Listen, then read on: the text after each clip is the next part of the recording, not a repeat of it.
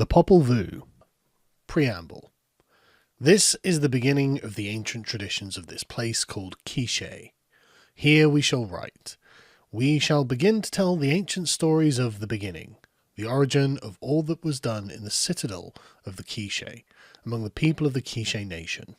Here we shall gather the manifestation, the declaration, the account of the sowing and the dawning, by the framer and the shaper, she who has borne children, and he who has begotten sons, as they are called, with the Hunahpu possum, and Hunahpu coyote, great white peccary, and the coati, sovereign and Quetzal serpent, heart of the lake and heart of the sea, creator of the green earth, creator of the blue sky, as they are called. These collectively are evoked and given expression as the midwife and the patriarch, whose names are Zipiakok and Zmukane, the protector, the shelterer, twice midwife and twice patriarch, as they are called in the Quiche traditions. They gave voice to all things and accomplished their purpose in purity of being and in truth. This account we shall now write under the law of God and Christianity.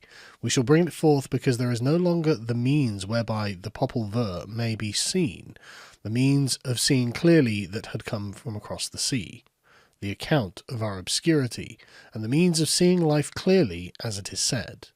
The original book exists that was written anciently, but its witnesses and those who ponder it hide their faces. Great is its performance, and its account of the completion and germination of all the sky and earth, its four corners and its four sides. All then was measured and staked out into four divisions, doubling over and stretching the measuring cords of the womb of the sky and the womb of the earth. Thus were established the four corners, the four sides, as it is said, by the framer and the shaper, the mother and the father of all life and all creation, the giver of breath and the giver of heart, they who give birth and give heart to the light everlasting, the child of light born of woman and the son of light born of man, they who are compassionate and wise in all things, all that exists in the sky and on the earth, in the lakes and in the sea. The primordial world. This is the account of when all is still, silent and placid.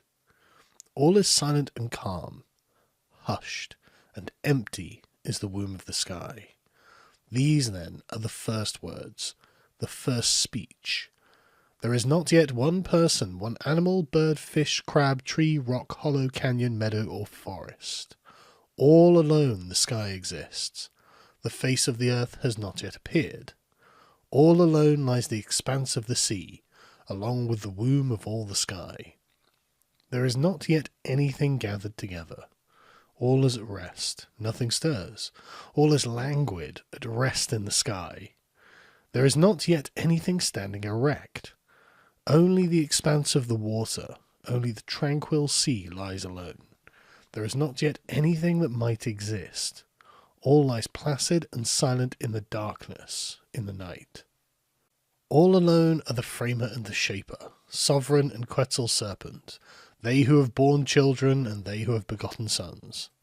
Luminous they are in the water, wrapped in Quetzal feathers and Cotinga feathers. Thus they are called Quetzal serpent. In their essence they are great sages, great possessors of knowledge. Thus surely there is the sky. There is also the heart of the sky, which is said to be the name of the god. The creation of the earth. Then came his word. Heart of sky arrived here with sovereign and Quetzal serpent in the darkness, in the night. He spoke with sovereign and Quetzal serpent. They talked together then. They thought and they pondered. They reached an accord, bringing together their words and their thoughts. Then they gave birth, heartening one another. Beneath the light they gave birth to humanity. Then they arranged for the germination and creation of the trees and the bushes, and the germination of all life and creation, in the darkness and in the night, by Heart of Sky, who is called Huracan. First is Thunderbolt Huracan, second is Youngest Thunderbolt, and third is Sudden Thunderbolt. These three together are Heart of Sky. Then they came together with Sovereign and Quetzal Serpent. Together they conceived light and life. How shall it be sown? When shall there be a dawn for anyone? Who shall be a provider? Who shall be a sustainer? Then be it so. You are conceived. May the water be taken away, emptied out, so that the plate of the earth may be created. May it be gathered and become level. Then may it be sown. Then may dawn the sky and the earth. There can be no worship, no reverence given by what we have framed and what we have shaped until humanity has been created, until people have been made, they said. Then the earth was created by them. Merely their word brought about the creation of it. In order to create the earth, they said, "Earth," and immediately it was created. Just like a cloud, like a mist, was the creation and formation of it. Then they called forth the mountains from the water. Straightway the great mountains came to be. It was merely their spirit essence, their miraculous power, that brought about the conception of the mountains and the valleys. Straightway were created cypress groves and pine forests to cover the face of the earth. Thus Quetzal Serpent rejoiced. "It is good that you have come, Heart of Sky, you, Huracan, and you as well, youngest Thunderbolt and sudden Thunderbolt. That which we have framed and shaped shall turn out very well," they said. First the earth was created, the mountains and the valleys. The waterways were divided, their branches coursing among the mountains. Thus the waters were divided, revealing the great mountains. For thus was the creation of the earth, created then by Heart of Sky and Heart of Earth, as they are called. They were the first to conceive it. The sky was set apart. The earth was also set apart within the waters. Thus was conceived the successful completion of the work, when they thought and when they pondered. The creation of the animals. Then were conceived the animals of the mountains, the guardians of the forest, and all that populate the mountains, the deer and the birds, the puma and the jaguar, the serpent and the rattlesnake, the pit viper, and the guardian of the bushes. She who has borne children, and he who has begotten sons, then asked, "Shall it be merely solitary, merely silent, beneath the trees and the bushes?" "It is well that there shall be guardians for them," they said. Thus they considered and spoke together, and immediately were created the deer and the birds. Having done this, they then provided homes for the deer and the birds. "You, deer, will sleep among the courses of rivers and in the canyons. Here you will be in the meadows and in the orchards. In the forests you shall multiply. You will walk on all fours, and thus you will be able to stand," they were told. They then established the homes of the birds, both great and small. "You birds will make your homes and your houses in the tops of trees and in the tops of bushes. There you will multiply and increase in numbers, in the branches of trees and the bushes," the deer and the birds were told. When this had been done, all of them received their places to sleep and their places to rest. Homes were provided for the animals of the earth by she who has borne children and he who has begotten sons. Thus all was completed for the deer and the birds. The fall of the animals. Then it was said to the deer and the birds by the framer and the shaper, she who has borne children and he who has begotten sons, "Speak, call. Don't moan or cry out. Speak to one another, each according to your kind, according to your group," they were told, the deers, the birds, the pumas, the jaguars, and the serpents. "Speak therefore our names. Worship us, for we are your mother and your father. Say this, therefore, Huracan, youngest Thunderbolt, son Thunderbolt, Heart of Sky and Heart of Earth, framer and shaper, she who has borne children and he who has begotten sons. Speak, call upon us, worship us," they were told. But they did not succeed. They did not speak like people. They only squawked and chattered and roared. Their speech was unrecognizable, for each cried out in a different way. When they heard this, the framer and the shaper said, "Their speech did not turn out well." And again they said to one another, "They were not able to speak our names. We are their framer and their shaper. This is not good," said she who has borne children and he who has begotten sons to each other. They were therefore told, "You shall be replaced because you are not successful. You could not speak. We have therefore changed our word. Your food and your sustenance, your sleeping places and your places to rest, that which belong to you, shall be in the canyons and the forests. Nevertheless, because you have not been able to worship us or call upon us, there will yet be someone else who may be a worshipper. We shall now make one who will give honour. Your calling will merely be to have your flesh eaten. Thus be it so. This must be your service, they were told. Thus were commanded the animals, both small and great, that were upon the face of the earth. Then they wanted to test again their fate. They wanted to make another attempt. They wanted to try again to arrange for those who could worship them. The speech of the animals could not be understood, because of the way that they were made. They were not successful. Therefore their flesh was brought low. They were made to serve. The animals that were on the face of the earth were eaten and killed. The creation of the mud person. Thus there was another attempt to frame and shape man by the framer and the shaper, by she who has borne children, and he who has begotten sons. Let us try again before the first sowing, before dawn approaches. Let us make a provider, a sustainer for us. How shall we then be called upon, so that we are remembered upon the face of the earth? We have already made a first attempt with what we have framed and what we have shaped, but we were not successful in being worshipped or revered by them. Thus let us try again to make one who will honour us, who will respect us, one who will be a provider and a sustainer, they said. Then was the framing, the making of it. Of earth and mud was its flesh composed, but they saw that it was still not good. It merely came undone and crumbled. It merely became sodden and mushy. It merely fell apart and dissolved.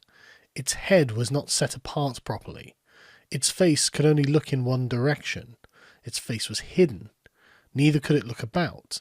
At first it spoke, but without knowledge. Straight away it would merely dissolve in water, for it was not strong. Then said the framer and the shaper, "We have made a mistake. Thus let this be merely a mistake. It cannot walk, neither can it multiply. Then let it be so. Let it be merely left behind as a thing of no importance," they said. Therefore they undid it. They toppled what they had framed, what they had shaped. Then they said again, "How then will we truly make that which may succeed and bear fruit, that will worship us and that will call upon us?" they asked.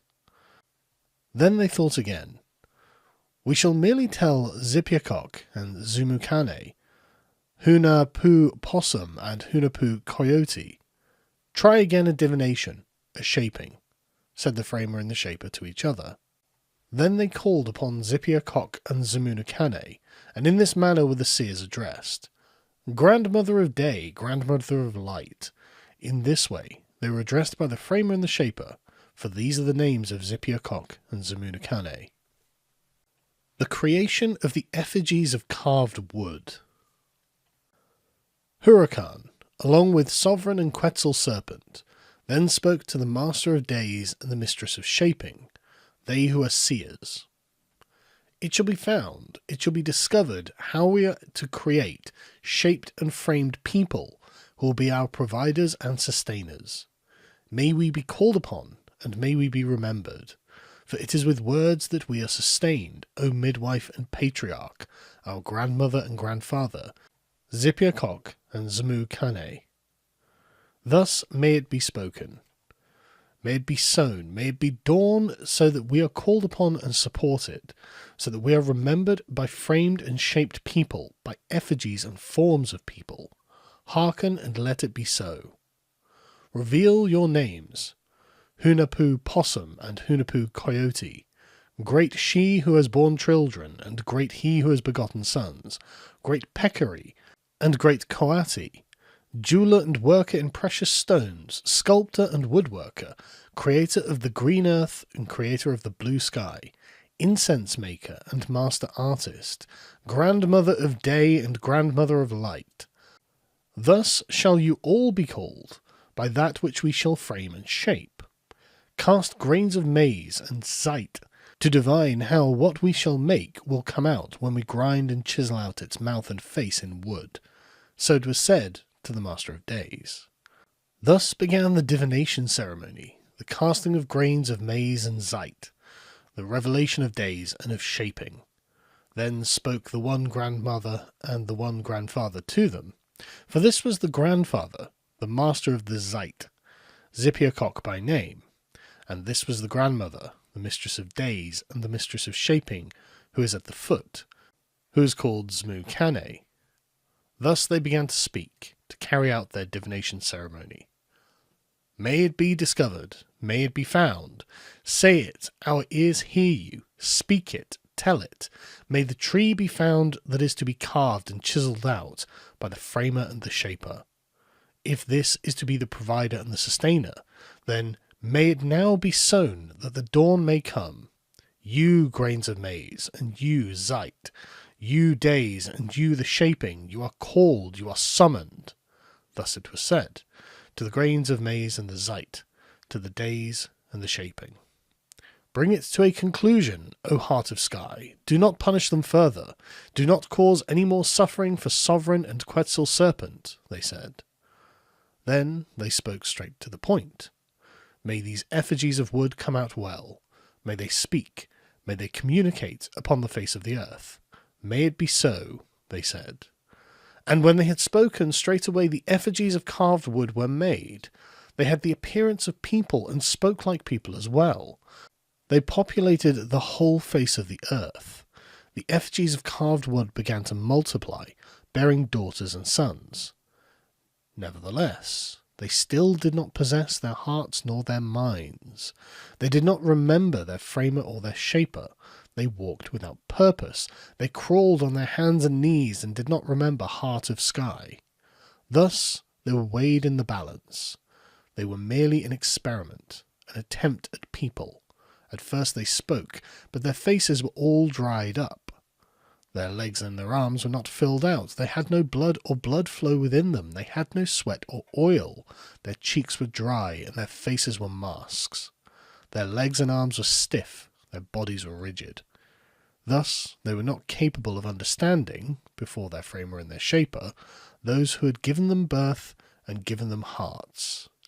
They were the first numerous people who have lived here upon the face of the earth. The fall of the effigies of carved wood. Then came the end of the effigies carved of wood, for they were ruined, crushed, and killed. A flood was planned by Heart of Sky that came down upon the heads of the effigies of carved wood. The body of man had been carved of zite wood by the framer and the shaper. The body of woman consisted of reeds, according to the desires of the framer and the shaper, but they were not capable of understanding and did not speak before their framer and their shaper, their makers and their creators. Thus they were killed in the flood. There came a great resin down from the sky. There came the ones called chiselers of faces, who gouged out their eyes. There came death knives, which cut off their heads.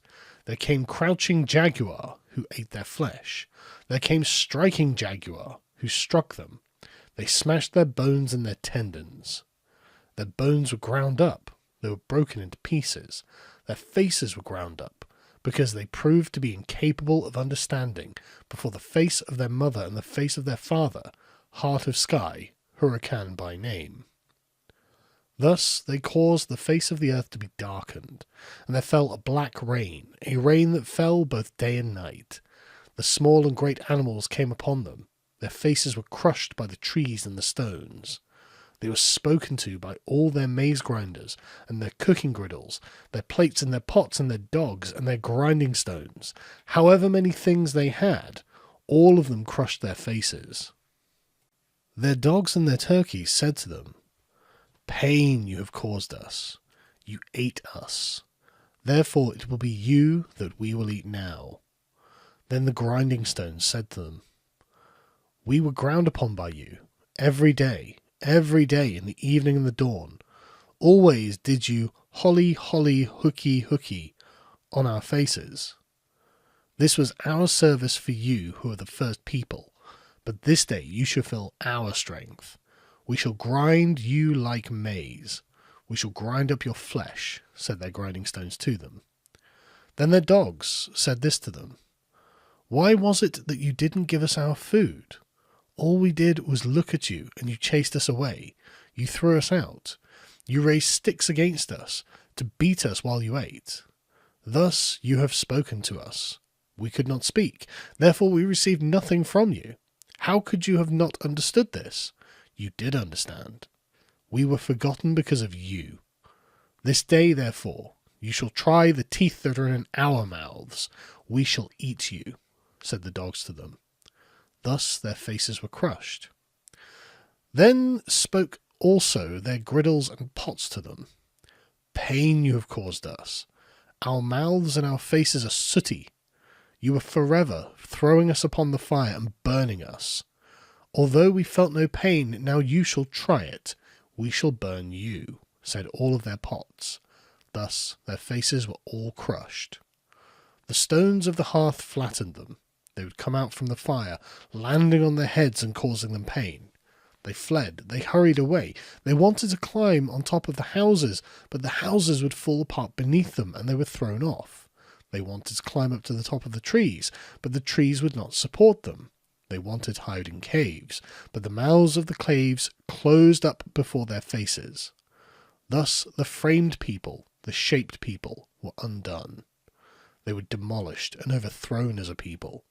The mouths and the faces of all of them were ruined and crushed. It is said that the spider monkeys that are in the forest today are the descendants of these people. This was their heritage because their flesh was merely wood when it was created by the framer and the shaper. Therefore the spider monkeys appear like people, descendants of one generation of framed and shaped people, but they were only effigies carved of wood. The pride of 7 macaw before the dawn. While the face of the earth was only a little brightened, before there was a sun, there was one who puffed himself up, named 7 macaw. There was a sky and an earth, but the faces of the sun and the moon were dim. He therefore declared himself to be the bright sign for those who had drowned in the flood. He was like an enchanted person in his essence. I am great. I dwell above the heads of the people who have been framed and shaped. I am their sun. I am also their light, and I am also their moon. Then be it so. Great is my brightness. By the brilliance of my silver and gold, I light the walkways and the pathways of the people. My eyes sparkle with glittering blue-green jewels. My teeth are well as jade stones, as brilliant as the face of the sky.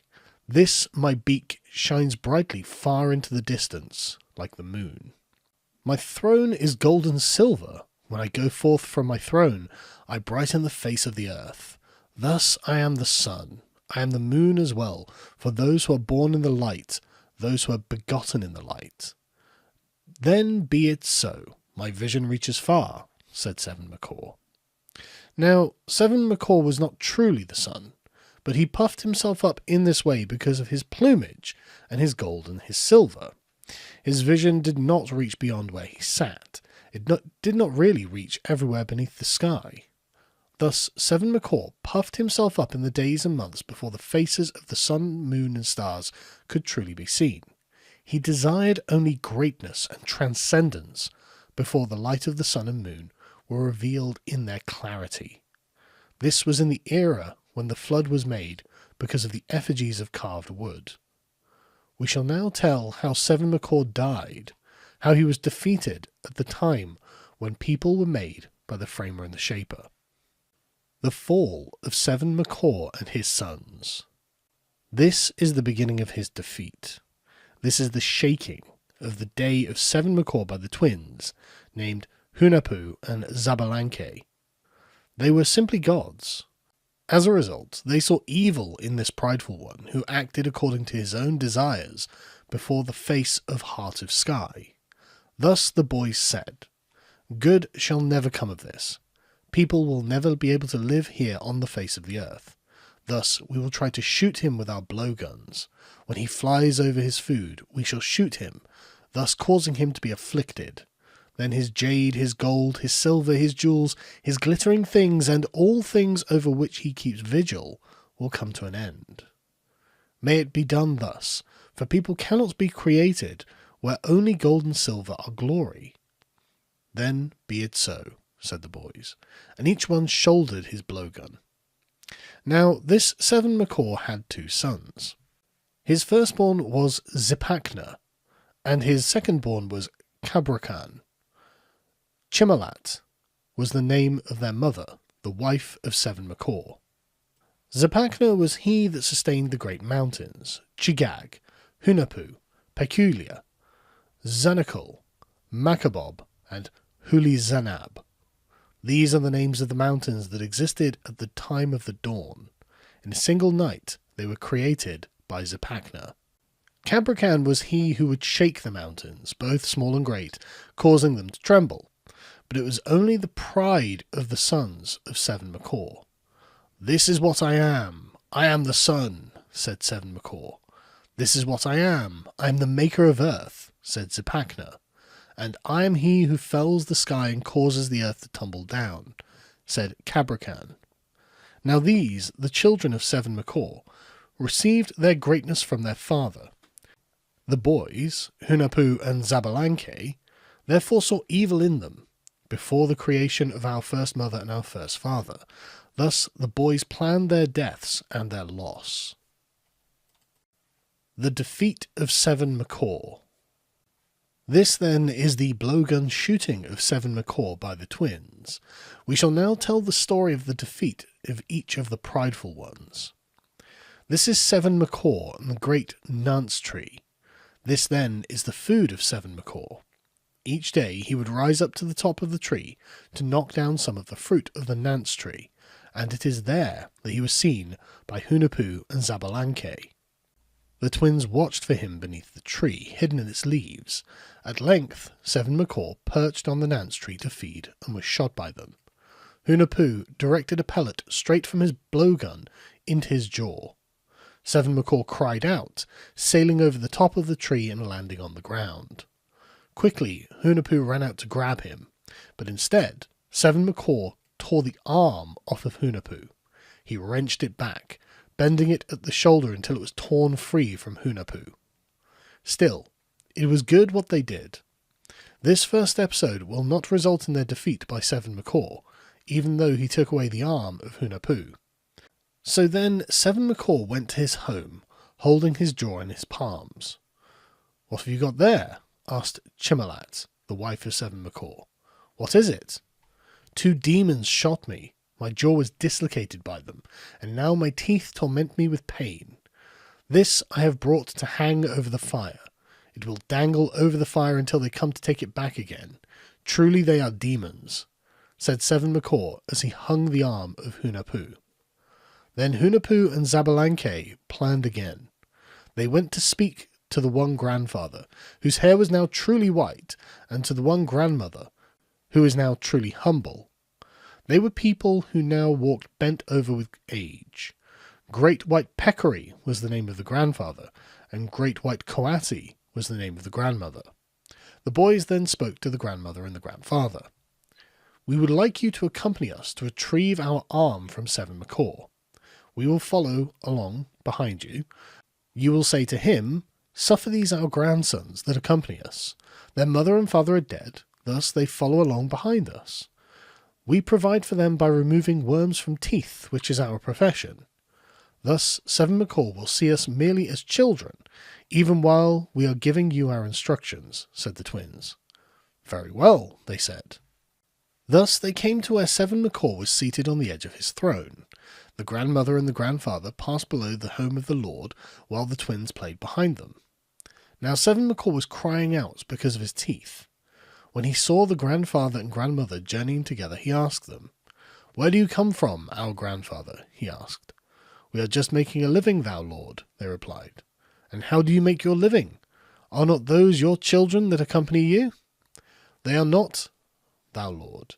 They are our grandsons, but surely we take pity on them and give them a portion. We give them our scraps, thou Lord," said the grandmother and the grandfather. The lord was by then nearly finished off because of the pain in his teeth. Therefore it was with great effort that he spoke again. "I beg of you, take pity on me. What medicines would you make? With what medicines would you cure?" asked the lord. "We would merely remove worms from teeth, cure eye ailments, and set bones, thou lord," they replied. "Very well. Cure then my teeth, for truly they ache constantly, and I can no longer bear it. I cannot sleep because of them, and the same goes for my eyes. The 2 demons shot me with a blowgun, and since then I have not been able to eat because of it. Thus take pity on me, for my jaw and my teeth cause me anguish." "Very well, thou lord. It is a worm that causes the pain. We will merely replace them. Thy teeth will have to come out." "It is perhaps not a good thing that my teeth come out, for it is only because of them that I am lord. My teeth, along with my eyes, are my finery." "We shall replace them with this ground bone." But, instead of ground bone, they were merely white grains of maize that were to be placed. "Very well then, take them out. Help me," he said therefore. So then the teeth of 7 Macaw were taken out, and as a substitute they placed mere white grains of maize, mere shiny white grains of maize, and immediately his face fell. No longer did he appear as a lord. At length all of the brilliant blue-green jewels in his mouth were removed. Then the eyes of 7 Macaw were treated. His eyes were plucked, thus completely removing the precious metal from them. He surely felt no pain, he just stared instead. Thus the basis for his pride was completely taken away, according to the plans of Hunahpu and Xbalanque. When, at length, 7 Macaw died, Hunahpu retrieved his arm.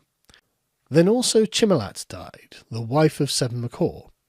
Thus the wealth of 7 Macaw was lost, for the healers took it away, the jewels, the precious stones, and all which had made him proud here upon the face of the earth. It was truly the enchanted grandmother and the enchanted grandfather that did it. Then the boys retrieved their arm and implanted it back into its socket, making it whole again. They had desired the death of 7 Macaw, and they were able to do it, for they saw pride as evil, and went to do these things according to the word of Heart of Sky. The deeds of Xbalanque and the 400 boys. These now are the deeds of Xbalanque, the firstborn son of 7 Macaw. "I am the maker of mountains," said Xbalanque. Now this Xbalanque was bathing on the banks of a river, where there passed by 400 boys, dragging a tree to be used as a supporting beam for their hut. These 400 were walking along, having cut down a great tree for a lintel. Xbalanque therefore came to the 400 boys and asked them, "What are you doing, boys?" "It's just this tree. We cannot lift it to our shoulders to carry it." "I will carry it on my shoulders. Where does it go?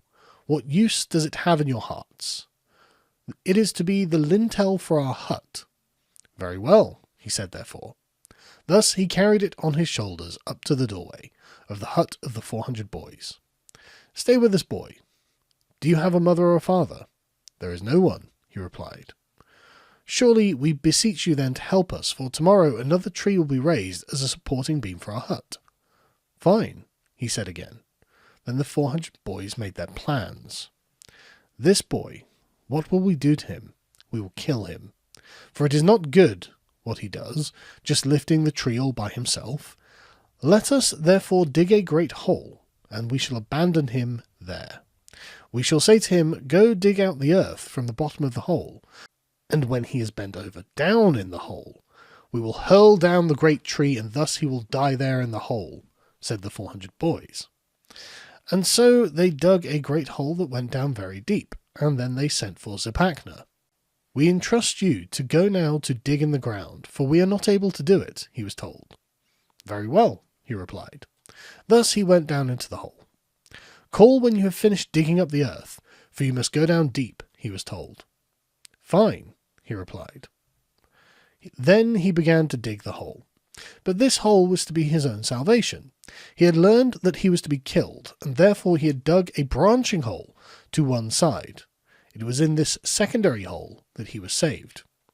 "How far are you into it?" he was asked by the 400 boys. "I am digging it quickly." When I shall call up to you there, then the digging will have been successfully completed, called Zipacna from the hole. But he did not dig his own tomb there, at the bottom of the hole. Rather, he dug the means for his own salvation. Therefore, when Zipacna called up, he had already saved himself there inside the hole. Come and take the earth away, the dirt that I have dug up from the hole. Truly, deep I have dug down. Can you not hear my call? Your voices just echo away, as if you were a long way off when I hear them, said Zipacna from his hole. Thus he was already sheltered when he called up from inside the hole. The boys then dragged over the great tree and hurled it down the hole. He is no more, he does not speak. When he cries out, we will know that he shall be dead, they whispered to one another. For they each hid their purpose when they hurled down the tree. So when he spoke, he cried out with a loud voice. He called out one more word when they dropped down the tree. Aha, we have succeeded. Truly good. We have done it to him. He died. What kind of omen would it have been if he had persisted in carrying out his deeds, his work? Then he might have become first among us, placing himself over us, even us the 400 boys, they said. And so they rejoiced. For 3 days we will merely make sweet drink. And when 3 days have passed, we shall drink to our dwelling, to our hut, even us the 400 boys, they said. Tomorrow and the next day we will see if ants don't come forth from the ground. Then our hearts will be comforted when we will drink our sweet drink, they said. But Zipacna heard this down there in the hole when they said this, and on the second day the ants assembled themselves. They walked about, they swarmed beneath the tree. Everywhere they carried in their teeth the hair as well as the nails of Zipacna. Now, when the boys saw this, they said to each other, The demon is finished. Look at the ants. They have gathered together. They have assembled here, and everywhere they carry his hair in their teeth. Surely they can be seen carrying his nails. We have done it at last, they said to each other. But Zipacna was still alive. He had merely cut the hair off his own head and gnawed off his own nails to give to the ants. Thus the 400 boys thought he had died. On the third day, they started on their sweet drink. All the boys became drunk. All 400 boys thus were drunk and didn't feel anything when Zipacna collapsed their hut down upon their heads. As a result, all of them were finished, struck down every one of them. Not even 1 or 2 of the 400 boys was saved. Such was the death of those 400 boys at the hands of Zipacna, the son of Seven Macaw. It is said that they became the constellation known as the Pleiades, but perhaps this is merely a fable. Now we will tell the story of the defeat of Zipacna by the twins, Hunahpu and Xbalanque. The defeat of Zipacna. This now is the overthrow and death of Zipacna. He was defeated by the twins, Hunahpu and Xbalanque, whose hearts were offended by the deaths of the 400 boys at the hands of Zipacna. Now this Zipacna would spend each day wandering in search of his food, only fish and crabs, which he looked for in the rivers. By night, however, he would carry mountains on his back. Thus Hunahpu and Xbalanque transformed for him a great crab. For this purpose, they used a bromelia flower, the kind of bromeliad that may be picked in the forests, to make the open claws. For its shell and backside, they used a hollowed-out stone. This shell they placed at the bottom of a cave below a great mountain. Miuan was the name of this mountain where he was defeated. When the boys came, they found Zipacna by the river. "Where are you going, boy?" they asked Zipacna. "I'm not going anywhere. I'm just searching for my food," replied Zipacna. "What is your food?" "Only fish and crabs, but I haven't found any yet. It's been 2 days since I have eaten, and now I cannot bear the hunger," said Zipacna to Hunahpu and Xbalanque. "There is a crab below the canyon. It's truly a great crab. Why don't you try your luck with it?" asked Hunahpu and Xbalanque. "Perhaps you will be able to eat it. It merely bit us when we tried to catch it, so we are afraid of it, but he will not go away, and you could catch it." "Take pity on me. Guide me there, boys," said Zipacna. "We do not want to. Just go along yourself. There is no way that you will get lost if you just follow the course of the river until you reach the base of the great mountain. It will be there, situated below the canyon. Just go along over there, said Hunahpu and Xbalanque. Please take pity on me. I will never find it, boys. You go first as my guides. I know where there are many birds that you could shoot with your blowguns, said Xbalanque. He humbled himself before them, promising to reward them. He wept before them. Perhaps you will not be able to catch it, then you would return like we did. Because not only were we not able to eat it, but it would straightway bite us. We went in there head first on our stomachs, but became frightened. A little later, we went in lying on our backs, but we couldn't find it again. Thus, it would be good if you went in lying on your back, he was told. Very well, replied Xbalanque. Thus they left, accompanied by Xbalanque. At length they arrived below the canyon where the crab was placed, its surface bright red there at the base of the canyon. This was their deception. Oh, that's good, rejoiced Xbalanque. He wanted to put it straight into his mouth because he was truly famished and he wanted to eat it. He wanted to go in head first on his stomach, but the crab climbed high up and Xbalanque came back out. Didn't you get it? He was asked. No, it climbed high up and after a while I couldn't find it again. Perhaps it would be good, then, if I went in again lying on my back, he said therefore. Then he went back in again, lying on his back. He went all the way in until only his kneecaps showed outside. Thus he was completely swallowed up. The mountain then settled down onto his chest, so he could not turn over again. Xbalanque became stone. Thus was the defeat of Xbalanque at the hands of the boys, Hunahpu and Xbalanque. Such is the ancient account of the first son of Seven Macaw, the maker of mountains, as he was called, who was defeated beneath the mountain called Mayan. It was merely enchantment by which this second prideful one was defeated. Now we shall tell the tale of another. The defeat of Xbalanque. The third prideful one was the second son of Seven Macaw, Xbalanque by name. I am the wrecker of mountains, said he. It was simply because of Hunahpu and Xbalanque that Xbalanque was defeated. Then Huracan, the youngest Thunderbolt and sudden Thunderbolt, spoke to Hunahpu and Xbalanque, saying, According to my word, the second son of Seven Macaw must also be defeated, for it is not good what they have done upon the earth. They surpass the sun in greatness and importance, and this is not as it should be. Thus, lure him away to the east, where the sun rises, said Huracan to the twins. Very well, thou lord, it has always been thus, that we do not approve of him. For he is not lifted up where thou art, thou heart of sky, the boys replied, when they received the word of Huracan. Now this Xbalanque occupied himself as a wrecker of mountains. He would simply tap his foot a little on the surface of the earth, and straightway mountains, both small and great, would tumble down. Then he was met by the twins. Where are you going, boy? They asked Xbalanque. I'm not going anywhere. I'm merely the fellow of mountains.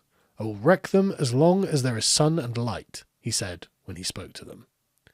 Then Xbalanque spoke again to Hunahpu and Xbalanque. Where have you come from? I do not know your faces. What are your names? Asked Xbalanque. We have no names.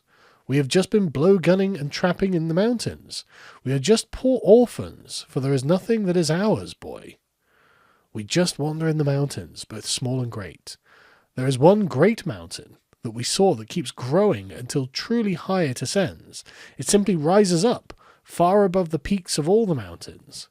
We could not catch even one or two birds before its face. Is it really true that you fell all the mountains, boy? Asked Hunahpu and Xbalanque of Xbalanque. Is it true that you saw this mountain of which you speak? Where is it? You shall surely see that I will fell it. Where did you see it? There it is in the east, where the sun rises, said Hunahpu and Xbalanque. Good. You lead the way, the twins were told. No, you just take the middle place between us, one on your left and one on your right hand. We have our blowguns, and if there are any birds, we will shoot them, they said. They rejoiced that they could practice their shooting, but there were no clay pellets in their blowguns. When they shot them, they merely blew at the birds. Thus Xbalanque was amazed. Then the boys used a twist drill to make their fire, upon which they roasted the birds. They covered the skin of one of the birds with quicklime until it was coated with white earth. We will give this to him when he becomes ravenous with hunger. When he savours the aroma of our birds, he will be defeated. We will put earth on its skin.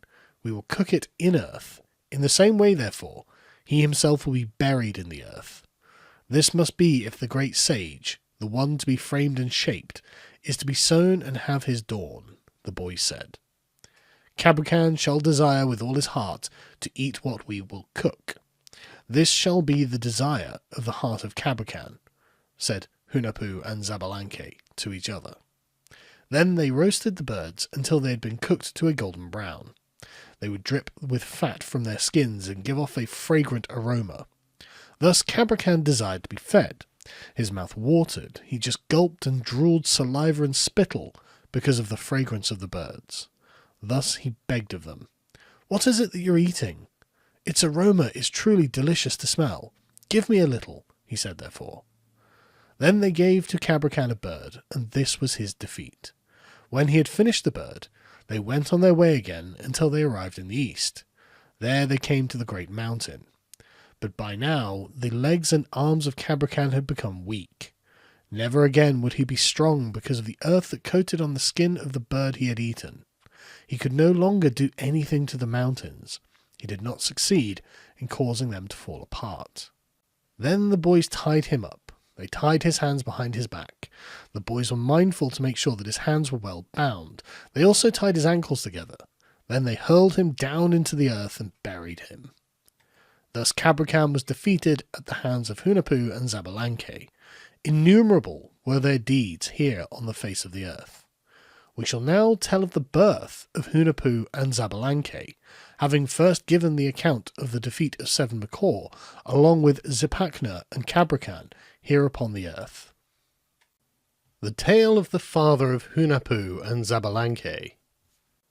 We shall now name the father of Hunahpu and Xbalanque. We shall retell it. We shall merely repeat the tale, the account of the engendering of Hunahpu and Xbalanque, but we shall tell only the half of it, the smallest part of the tale of their father. The deeds of one Hunahpu and seven Hunahpu above Xibalba. This, therefore, is the account of they whose names are one Hunahpu and seven Hunahpu, for thus they are called. It was in the darkness, in the night, when one Hunahpu and seven Hunahpu were born to Zipiacock and Zmucanay. Now this one Hunahpu had two children, both sons. One Bats was the name of his firstborn, and one Chuan was the name of his secondborn. The name of their mother was Zbaquialo. Thus she was called the wife of one Hunahpu. But seven Hunahpu had no wife. He was merely a companion, merely secondary. By his nature he was like a servant to one Hunahpu. They were great thinkers, for great was their knowledge. They were seers here upon the face of the earth. They were good by their nature and in their birth as well. They revealed their talents to one Bats and one Chuan, the sons of one Hunahpu. Thus one Bats and one Chuan became flautists and singers, writers and sculptors, jade workers and precious metalsmiths. As for one Hunahpu and seven Hunahpu, they would merely play dice and ball every day. The four of them would pair off to oppose each other.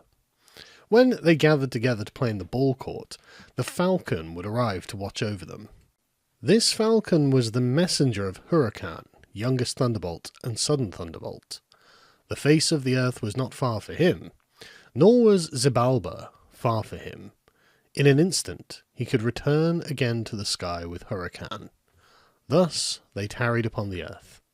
By then the mother of one Bats and one Chuan had died. Now it was on the path leading to Xibalba where they played ball. Thus the lords of Xibalba, one Death and seven Death, heard them. What is happening on the surface of the earth? Are they just stomping about and shouting, "May they be summoned here therefore. They shall come to play ball and we shall defeat them. They have simply failed to honour us. They have neither honour nor respect. Certainly they act arrogantly here over our heads, said therefore all those of Xibalba. Then they whose names were 1 death and 7 death gathered all their thoughts. These therefore were the great judges, all of them lords.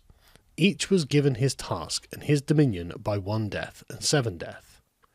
These are the lords named Flying Scab and Gathered Blood.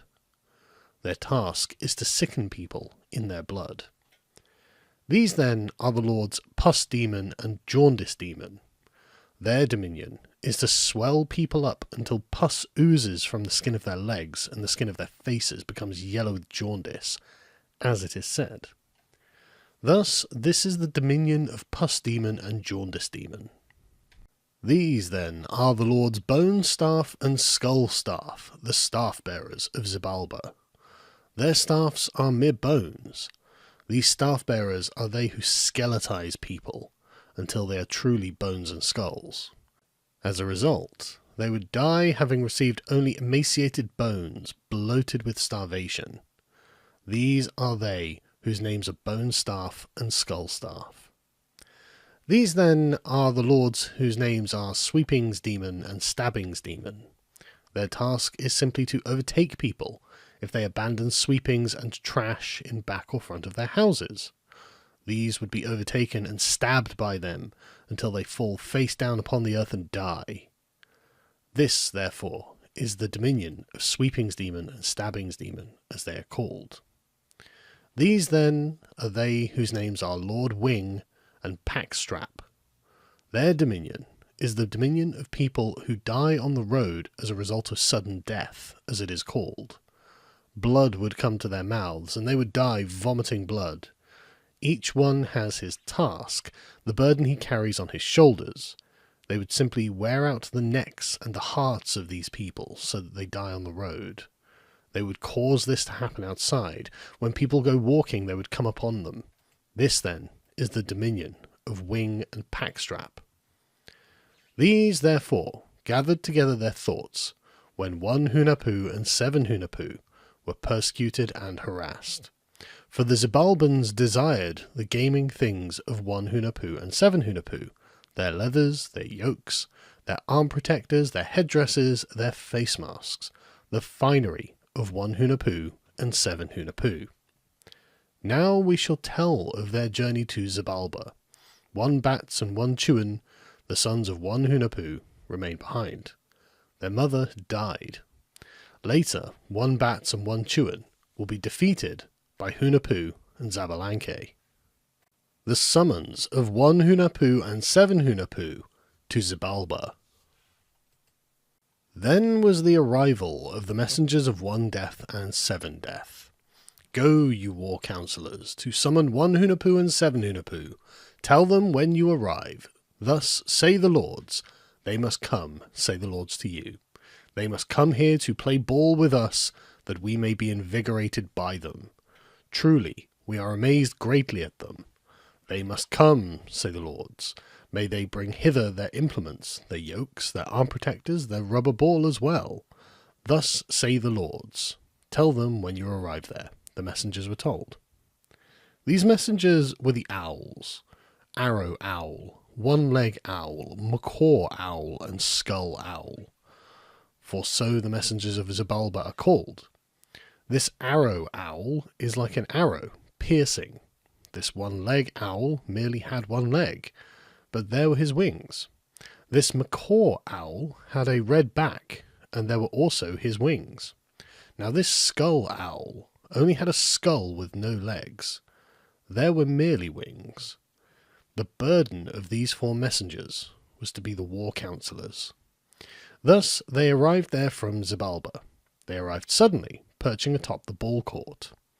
1 Hunahpu and 7 Hunahpu were playing ball at the court that was called Honour and Respect at Karcher when they came.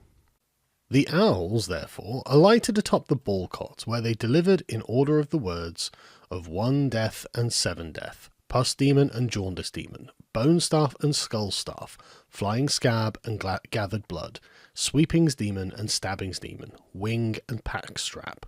For these are the names of all the lords. Thus the owls repeated their words. Are these not the words of the Lord's 1 death and 7 death? Those are the words that they said, replied the owls. We shall surely be your companions. You shall bring all the gaming things, say the lords. Very well. But wait for us while we leave instructions behind with our mother, they said.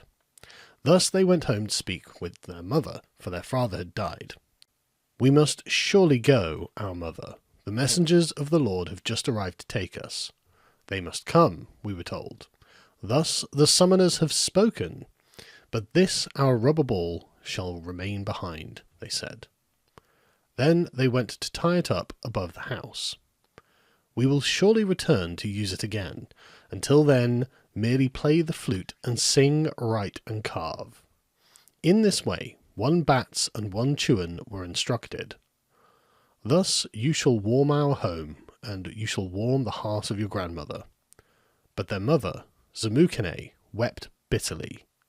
We must go, but we will not die. Do not grieve, said 1 Hunahpu and 7 Hunahpu, as they left. The descent of 1 Hunahpu and 7 Hunahpu into Xibalba. Then went 1 Hunahpu and 7 Hunahpu, guided by the messengers as they descended along the path to Xibalba. They went down steep steps until they came out again upon the banks of turbulent river canyons. Trembling Canyon and Murmuring Canyon were the names of the canyons that they passed through. They also passed through turbulent rivers. They passed through Scorpion River, where there were innumerable scorpions, but they were not stung. Then they arrived at Blood River. They were able to pass through it, because they did not drink from it. Then they arrived at Pus River, which was nothing but a river of pus. Neither were they defeated here, but simply passed through it as well. At length they arrived at a crossroads, and it was here, at the 4 crossing roads, that they were defeated. One was Red Road, and the other was Black Road. White Road was one, while another was Yellow Roads. Thus there were 4 roads. Now this the Black Road said, Me, take me, for I am the Lord's road. Thus spoke the road. But it was there that they were defeated. They started then on the road to Xibalba. At last they arrived at the council place of the lords of Xibalba, and there again they were defeated. They who were seated first in order were mere effigies of carved wood, adorned by the Xibalbans. It was these, then, that they greeted. Mourning 1 death, they said to the first effigy. Mourning 7 death, they said again to the carved wood. Thus they did not prevail. Instead, the lords of Xibalba roared with laughter. They merely roared with laughter, all the lords, because they had completely prevailed. In their hearts, they had defeated 1 Hunahpu and 7 Hunahpu. And, after they laughed, 1 death and 7 death spoke. It is good that you have come. Tomorrow you shall put to use your yokes and your arm protectors, they were told. Sit down on our bench, they were told. But the bench that they were offered was nothing but a very hot stone, and they were burned when they sat on it. Truly they spun around on top of it, neither did they find relief. Truly they leapt up when their seats were burned. Thus the Xibalbans laughed again. They laughed until their insides hurt, their chests became cramped with laughter. All the lords of Xibalba grabbed themselves and rolled around in their laughter. Now just go to the house. Someone will come to deliver your torch and your cigars there at the sleeping place, they were told. Thus they arrived in the house of darkness, but there was nothing but darkness inside that house. Then the Xibalbans gathered their thoughts. Tomorrow we will merely sacrifice them. They only have to make a mistake, and straight away they will die by the means of our gaming things that we use to play ball, said the Xibalbans to each other. For their ball was merely a round blade. White Dagger was the name of the ball of Xibalba. Their ball was sharp. Shattered bones pierced through the ball of Xibalba. Thus 1 Hunahpu and 7 Hunahpu entered into the house of darkness. At length one came to give them their torch, which was already lit. It had been sent by 1 death and 7 death, along with cigars for each of them, which had also already been lit. These then were sent by the lords to 1 Hunahpu and 7 Hunahpu. They were seated cross-legged there in the darkness when the courier arrived to give them their torch and cigars. The torch was brightly burning when it arrived, and with it were lit each of the cigars. These are to be returned at dawn. They are not to be used up. Instead, they are to be collected again intact. Thus say the lords to you, they were told. Therefore they were defeated, for they used up the torch as well as the cigars that had been given to them. Xibalba is crowded with trials, for there are many kinds of trials there. First of these is the House of Darkness, where nothing but darkness exists within. The second is named Shivering House, for its interior is thick with frost. A howling wind clatters there, an icy wind whistles through its interior. The third is named Jaguar House, where there are nothing but jaguars inside. They bare their teeth, crowding one another, gnashing and snapping their teeth together. They are captive jaguars within the house. The fourth trial is named Bat House, for there are none but bats inside. In this house they squeak. They shriek as they fly about in the house, for they are captive bats and cannot come out. The fifth, then, is named Blade House, for there are only blades inside, row upon row of alternating blades that would clash and clatter there in the house. Thus there are many trials in Xibalba. 1 Hunahpu and 7 Hunahpu did not enter into them. These are merely the names of each of the houses of trial. Thus 1 Hunahpu and 7 Hunahpu came out and appeared before 1 death and 7 death. "Where are my cigars and my torch that were given to you last night?" they were asked. "We finished them off, O Lord." "Very well then, now your day is at an end. You are to die." Thus they were lost. They were broken as well. "Here your faces shall be hidden, for you are to be sacrificed," said 1 death and 7 death. Then they were sacrificed and buried. It was at the place named Crushing Ball Court that they were buried. The head of 1 Hunahpu was cut off, while the rest of his body was buried with his younger brother. "Place the head in the midst of the tree that is planted by the road," said 1 death and 7 death. Now, when they went to place his head in the midst of the tree bore fruit. The tree had never borne fruit until the head of 1 Hunahpu was placed within it. This was the tree we now call the calabash. It is said to be the head of 1 Hunahpu.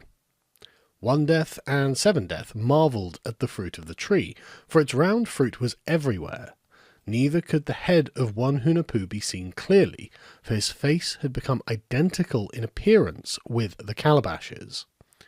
This was seen by all Xibalba when they came to look at it.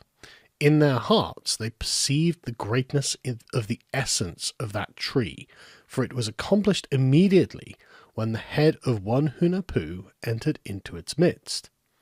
Thus the Xibalbans spoke to one another. "Let no one cut the fruit, nor enter beneath the tree," they said. Thus they restricted themselves. All the Xibalbans restrained themselves, for the head of 1 Hunahpu was no longer clear, having become identical with the fruit of the tree, whose name is the calabash. Great is the account of it. Now a maiden heard of it. Thus we shall now tell you of her arrival here.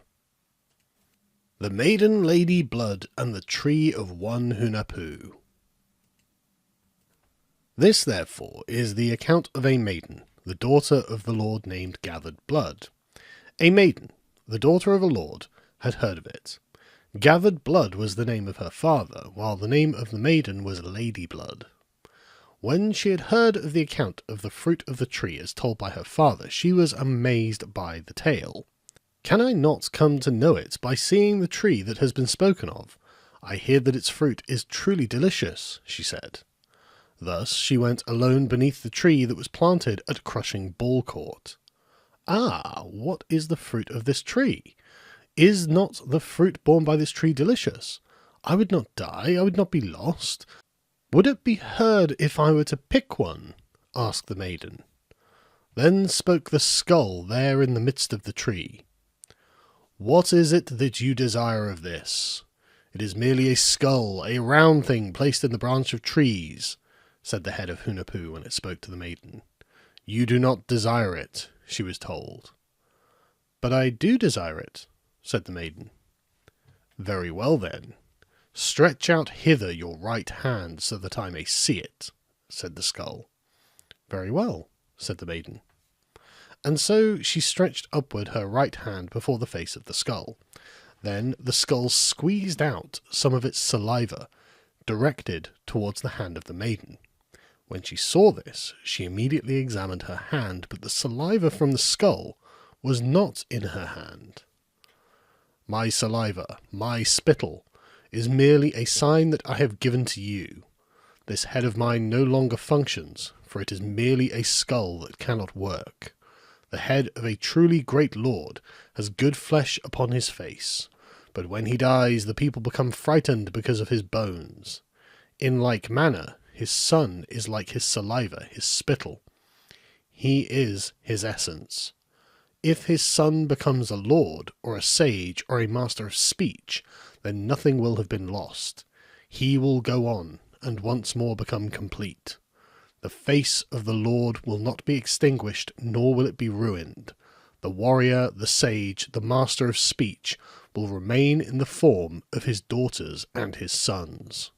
Thus may it be so, as I have done to you. Climb, therefore, up to the face of the earth. You will not die, for you have entered into a promise. Thus be it so," said the skull of 1 Hunahpu and 7 Hunahpu. Now in this they merely carried out the thoughts and words of Huracan, youngest Thunderbolt, and Sudden Thunderbolt. Thus the maiden returned again to her home, having been given many instructions. Straightway her children were created in her womb by the mere saliva. Thus was the creation of Hunahpu and Xbalanque. Now when the maiden had arrived at her home and 6 moons were completed, she was noticed by her father, Gathered Blood by name. The Ascent of Lady Blood from Xibalba. Then the maiden was discovered by her father, for he saw that she was now with child. Thus all the lords, 1 Death and 7 Death, along with Gathered Blood, gathered their thoughts. "This my daughter is with child, O Lord. It is merely the result of her fornication," said Gathered Blood when he met with the lords. "Very well then. Question her about this, and when she doesn't tell, she will be sacrificed. She will go far away to be sacrificed." "Very well, ye lords," he replied. Therefore he questioned his daughter. "Who is responsible for the child that is in your womb, my daughter?" he asked. "I have no child, my father," she replied. "I have not known the face of any man." "Very well then. Is it true that you are a fornicator?" "Sacrifice her, you war counsellors," the 4 owls were told. "Then bring back her heart inside a bowl, so that the lords may examine it this day."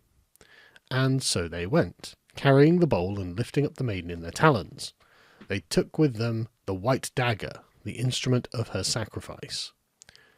"You will not succeed in killing me, you messengers, for this that is in my womb was merely created and is not the result of fornication. Rather, it is the result of my admiration for the head of 1 Hunahpu, which is at Crushing Ball Court. Thus do not sacrifice me, you messengers," said the maiden when she spoke. "But what shall we give as a substitute for your heart? We were told by your father, bring hither her heart, so that the lords may examine it and be satisfied with its form. Bring hither the bowl quickly, and place her heart inside it. Were we not told this? Therefore, what will we put in the bowl? For, above all else, we do not want you to die," said the messengers. "Very well, the heart will not be theirs. At the same time, your homes will no longer be here. No longer will you lure people by force to their deaths. Only the true fornicator will be subjected to 1 Death and 7 Death. Mere croton tree sap will be theirs henceforth. Thus be it so. It will be this, that you shall burn before their faces. It will not be this, the heart, that you will burn before their faces. Thus be it so. Take what the tree produces, said the maiden. Then the red secretions of the tree were collected in a bowl. There it was congealed and became round. The red tree, therefore, oozed forth the substitute for her heart. The sap of the red tree was thus like blood when it came out. It was the substitute for her blood. Thus she collected the sap, the secretion of the red tree. Its surface became like the bright red blood in the bowl when the maiden cut open the tree, called the sacrifice red tree. She named this blood, and the blood croton it is still called. There on the face of the earth you will be esteemed, for it is become yours, she said to the owls. Very well then, you maiden. We shall go upward to hide you, but first we shall give the substitute for your heart before the faces of the lords, said the messengers. And so they arrived before the faces of the lords, who were all awaiting them expectantly. Was it not successful? Asked one Death. It was successful, O lords. This is surely her heart here in the bottom of the bowl. Very well. I would see it, therefore, said one Death. Then he lifted it up with his fingers, dripping with blood from its surface. It was bright red with blood. Stir well the face of the fire, and place it over the fire, said one Death. Then they dried it over the fire, while the Xbalans savoured its fragrance. They all rose up to lean over it, for truly delicious was the smell of the blood to them. Now, while they were bent over, the owls went to guide the maiden up to the hole leading above the earth. Then the guides returned back down again. Thus the lords of Xbalba were defeated, for the maiden had tricked them all. Lady Blood and the Miracle of the Maize. This, therefore, is the mother of one Bats and one Chewin. Then arrived the woman, Lady Blood by name, who came to the mother of one Bats and one Chewin. Her children were still in her womb, however it wasn't long before the birth of Hunahpu and Xbalanque. So then the woman came to the grandmother. She said to the grandmother, I have come, thou lady, she said when she arrived there with the grandmother. I am thy daughter-in-law and thy child, thou lady. From where have you come? Do my children yet exist? Did they not die in Xbalba? Only these two are left as their sign and their word. One Bats and one Chewin are their names. If you see that you have come, go back the same way, the maiden was told by the grandmother. But it is true that I am thy daughter-in-law. These are surely his. These that I am carrying belong to one Hunahpu. One Hunahpu and 7 Hunahpu are alive. They are not dead. That which they have done is merely a manifestation of their light, thou mother-in-law. Thus you shall see it. You shall see his face in these that I am carrying, she told the grandmother.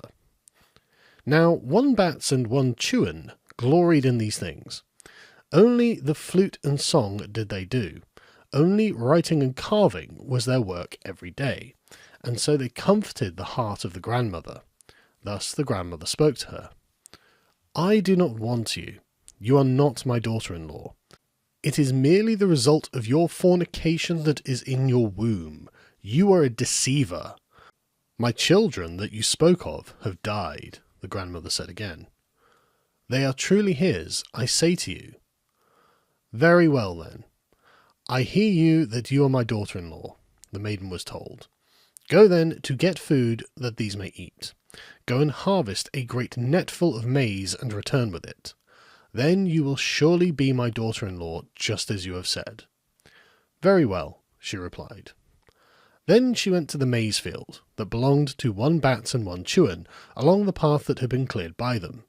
The maiden thus started out and arrived there at the maize field, but there was only a single ear of maize in the field. There was not even 1 or 2 or 3 more. Although there was maize there, it was but a single ear that had been produced. Then the heart of the maiden sank. See, I am a sinner, I am a debtor. Where shall I obtain the netful of food that is asked for? She asked. Thus she called upon the guardians of the food. Come arise, come stand up, Lady of the Day To, and Lady of the Day Canil, Lady Kako, Lady of the Day Z. You, the guardians of the food of one bats and one chewin, said the maiden. Then she took hold of the cornstalk, the corn silk atop the ear of the ripe maize, and pulled it upwards. She did not pick the ear of maize, but it multiplied there in the net until the great net overflowed. Then, when the maiden returned, the animals carried the net for her as she returned. But when she arrived and saw her grandmother, they gave back her pack frame, and she perspired as if she had carried it. Now, when the grandmother saw the food, the great netful, she said, "Where did you come by this food? From where was it stolen? I will surely go to see if you have finished off the maize plant and brought it all here," said the grandmother. Thus she went to see the maize plant, but there was still the single ear of maize on the maize plant, and it was clear where the net had been placed beneath it. The grandmother thus rushed back to her home and said to the maiden, "This is but a sign that you are in truth my daughter-in-law. I will surely watch your deeds, for they that are to be my grandchildren are enchanted already," the maiden was told. Hunahpu and Xbalanque in the house of the grandmother. Now we shall relate the tale of the birth of Hunahpu and Xbalanque. This, therefore, is the account of their birth that we shall tell. When the day arrived, the maiden Lady Blood gave birth. The grandmother did not see it when they were born, for these two arose suddenly. Hunahpu and Xbalanque were their names. They arose in the mountains, but when they were taken into the house they did not sleep. "Take them away and abandon them, for truly shrill are their mouths," said the grandmother. Thus they were placed on an ant-hill, and there they slept blissfully. Then they were taken out again and placed on a thorn bush. This was done by one bats and one chewin, for they would have had them die there on the ant-hill and on the thorn bush. They wanted this because of the treachery and jealousy of one bats and one chewin. Thus, at first, their younger brothers were not accepted in the house. They were not known. Therefore, they just grew up in the mountains. Now, one bats and one chewin were great flautists and singers. They had grown in greatness. They had passed through the great affliction and misfortune, and thus they had become great. They were sages. They were not only flautists and singers, but they had become writers and carvers.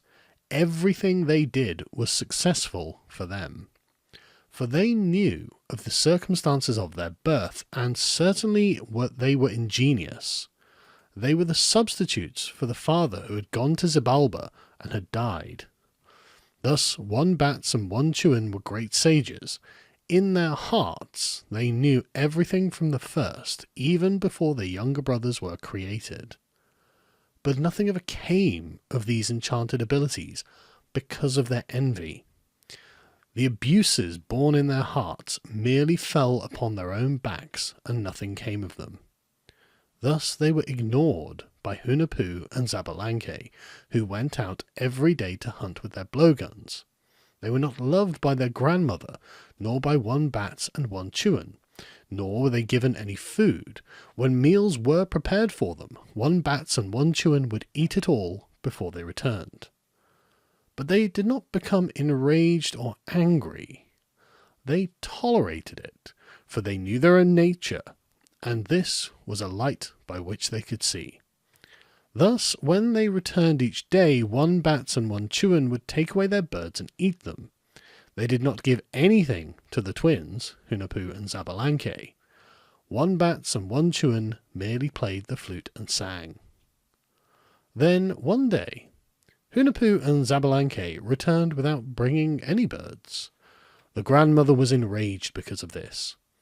"What is the reason that you have not brought any more birds?" Hunahpu and Xbalanque were asked. "This is why, our grandmother. Our birds are just stuck up in the top of a tree. There is no way to climb to the top of the tree to reach them. Therefore, we would like our older brothers to go with us and bring down the birds," they said. "Very well," said the older brothers. "We will go with you at dawn." Thus they were defeated. The two of them had planned for the defeat of one bats and one chewin. We shall merely overturn their nature. This is the essence of our words.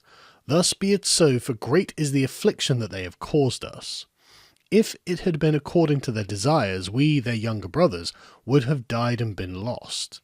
In their hearts, we are looked upon as slaves, as if we worked for them. Instead, we shall make of them an example, they said to one another. Thus they went there below the tree, whose name is Yellow Tree, in company with their older brothers. As they went, they began to shoot with their blowguns, for there were innumerable birds in the top of the tree, singing riotously. Their older brothers marvelled at this when they saw the birds, but not one of these birds that they saw fell down beneath the tree. Our birds do not fall down here. Just go and bring them down, they said to their older brothers. Very well, they said. And they climbed to the top of the tree, but the tree began to grow larger. It swelled in size. Thus, when they wanted to come back down, one bats and one chewin couldn't climb down from the top of the tree. Therefore they called down from the top of the tree. What can we say, our younger brothers? Take pity on us. This tree is truly frightening to see, our younger brothers. They called down from the top of the tree. Thus Hunahpu and Xbalanque called back to them. Loosen your loincloths and retie the long end below your bellies. Pull out the tail end behind you, then you will be able to walk freely, they were told by their younger brothers. Fine, they said. And so they pulled out the ends of their loincloths, and these immediately became tails. They appeared just like spider monkeys. Thus they went up to the tops of the trees, there in the small mountains and the great mountains. They went out into the forest, howling and chattering loudly in the branches of the trees. Thus was the defeat of one bats and one chewin at the hands of Hunahpu and Xbalanque. It was merely by their enchantments that it was done. Now, when they arrived home, they spoke with their grandmother and mother. Our grandmother, something has happened to our older brothers. Their faces have changed. They go about like animals now, they said. If you have done something to your older brothers, you will cause me misery and anguish. Let this not be what you have done to your older brothers, my grandsons, said the grandmother to Hunahpu and Xbalanque. They replied then to their grandmother, Do not grieve, our grandmother. You shall see again the faces of our older brothers. They will come back, but this is a test for you, our grandmother. Please do not laugh, for we will test their fate, they said. Thus they began to play the flute. They played Hunahpu's Spider Monkey on the flute. The Fall of One Bats and One Chewin. Then they began to sing, to play the flute and to play the drum. And when they had taken up their flute and their drum, the grandmother sat down with them as well. Thus they played the flute, calling them with the music. In song they called out their names, the music, whose name is Hunahpu's Spider Monkey. Then arrived one bats and one chewin, dancing as they came. But when the grandmother looked at them, she saw their ugly faces and laughed, for she could not contain her laughter. Therefore they immediately went away. Their faces could not be seen any more, for they had gone back into the forest. What now will you do, our grandmother? We shall try it 4 times in all. Only 3 more times shall we call them with flute music and song. But you must truly contain your laughter when we try it again, said Hunahpu and Xbalanque. Then they played the flute again, and again they came dancing in the middle of the house patio. Animatedly they did it, tempting their grandmother to laugh. Thus immediately the grandmother began to laugh again, for the faces of the spider monkeys were truly funny. They were paunchy and naked below their chests, and when they came she laughed a great deal, which made them depart again into the mountains. Surely what more can we do, our grandmother? This is the 3rd time we shall try it again, said Hunahpu and Xbalanque. Thus they played the flute again, and again they came dancing, but this time the grandmother was able to contain well her laughter. Therefore they scampered on the wall. Their mouths were very red, and their faces were foolish. Their mouths were puckered and bushy, their faces were silly, and they snorted at them. Now, when she saw this, the grandmother again burst out laughing. Never again were their faces seen because of the laughter of their grandmother. But this once more, our grandmother, we shall call upon them. Thus, for the 4th time, they played their flutes again, but this time they did not come back. Instead, they remained out in the forest. Thus they spoke to their grandmother. We tried, our grandmother, and at first they came back. We have tried to call them back again, but do not grieve. We are your grandsons and we are here. Just love our mother, O grandmother. Our older brothers will be remembered. Thus be it so. They were given names and also given titles. One Bats and one Chewin shall be called upon, said Hunahpu and Xbalanque. And since that time that they have been called upon by the flautists and the singers, the Ancient Ones also called upon them, they who were the writers and the carvers.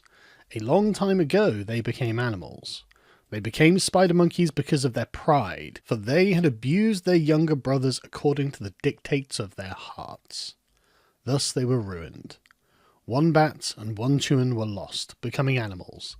Thus their community and their home is now among the flautists and the singers. For great were their accomplishments when they dwelt with their grandmother and their mother. Hunahpu and Xbalanque in the maize field. Then they began again to accomplish their deeds, to manifest themselves before the face of their grandmother and before the face of their mother. First they worked the maize field. We are going to farm the maize field, our grandmother and our mother, they said. We are the substitutes for our older brothers, said Hunahpu and Xbalanque. Thus, they took up their axes and their hoes, carrying them on their shoulders. Each of them also shouldered his blowgun and departed their home, having first left instructions with their grandmother to bring their food. At midday, come to give us our food, grandmother, they said. Very well then, my grandsons, said the grandmother. Then they arrived there to farm the maize field. They merely stuck the hoe into the ground, and it truly began to plough the earth. All by itself, the hoe did the ploughing for them. As for the axe, they just stuck it into the fork of a tree, and by its own strength it would fell it. Thus the one axe chopped and felled all the trees and bushes, feverishly working to cut down all the trees by itself. Now this, the hoe, would break up countless stalks and briars. Just the one hoe would clear countless mountains, both small and great, as it went. Then they gave instructions to an animal, Turtle Dove by name. Hunahpu and Xbalanque placed it atop a great stump and spoke to it. When you see our grandmother coming to bring our food, immediately cry out that she has arrived. Then we will take up the hoe and the axe. Very well, said the Turtle Dove. Thus they merely hunted with their blowguns. They didn't truly farm the maize, and when the Turtle Dove cried out, they came quickly, the one taking up the hoe while the other took up the axe. Then they would put field debris on their heads and rub dirt on their hands. The one would dirty his face as if he had truly farmed the maize field, while the other would scatter wood chips on his head as if he had been truly cutting down trees. In this way they were seen by the grandmother, and thus they were given to eat. They did not truly farm the maize, and so it was unmerited that she went to give them their food. And when they returned home, they would say, "We are truly tired, our grandmother." And they would rub and stretch their legs and arms in front of their grandmother to deceive her. But on the second day, they arrived at the maize field to find all the trees and bushes that had been raised up again. All the stalks and briars had again fastened themselves together. "Who is playing tricks on us?" they asked therefore. Now, it was all the animals, both great and small, that had done it. The puma and the jaguar, the deer and the rabbit, the fox and the coyote, the peccary and the coati, the small birds and the great birds. These had done it. In a single night they did it. Thus they began again to farm the maize. Again the earth was broken up, the trees were cut down. They gathered their thoughts over by the cut trees and the broken ground.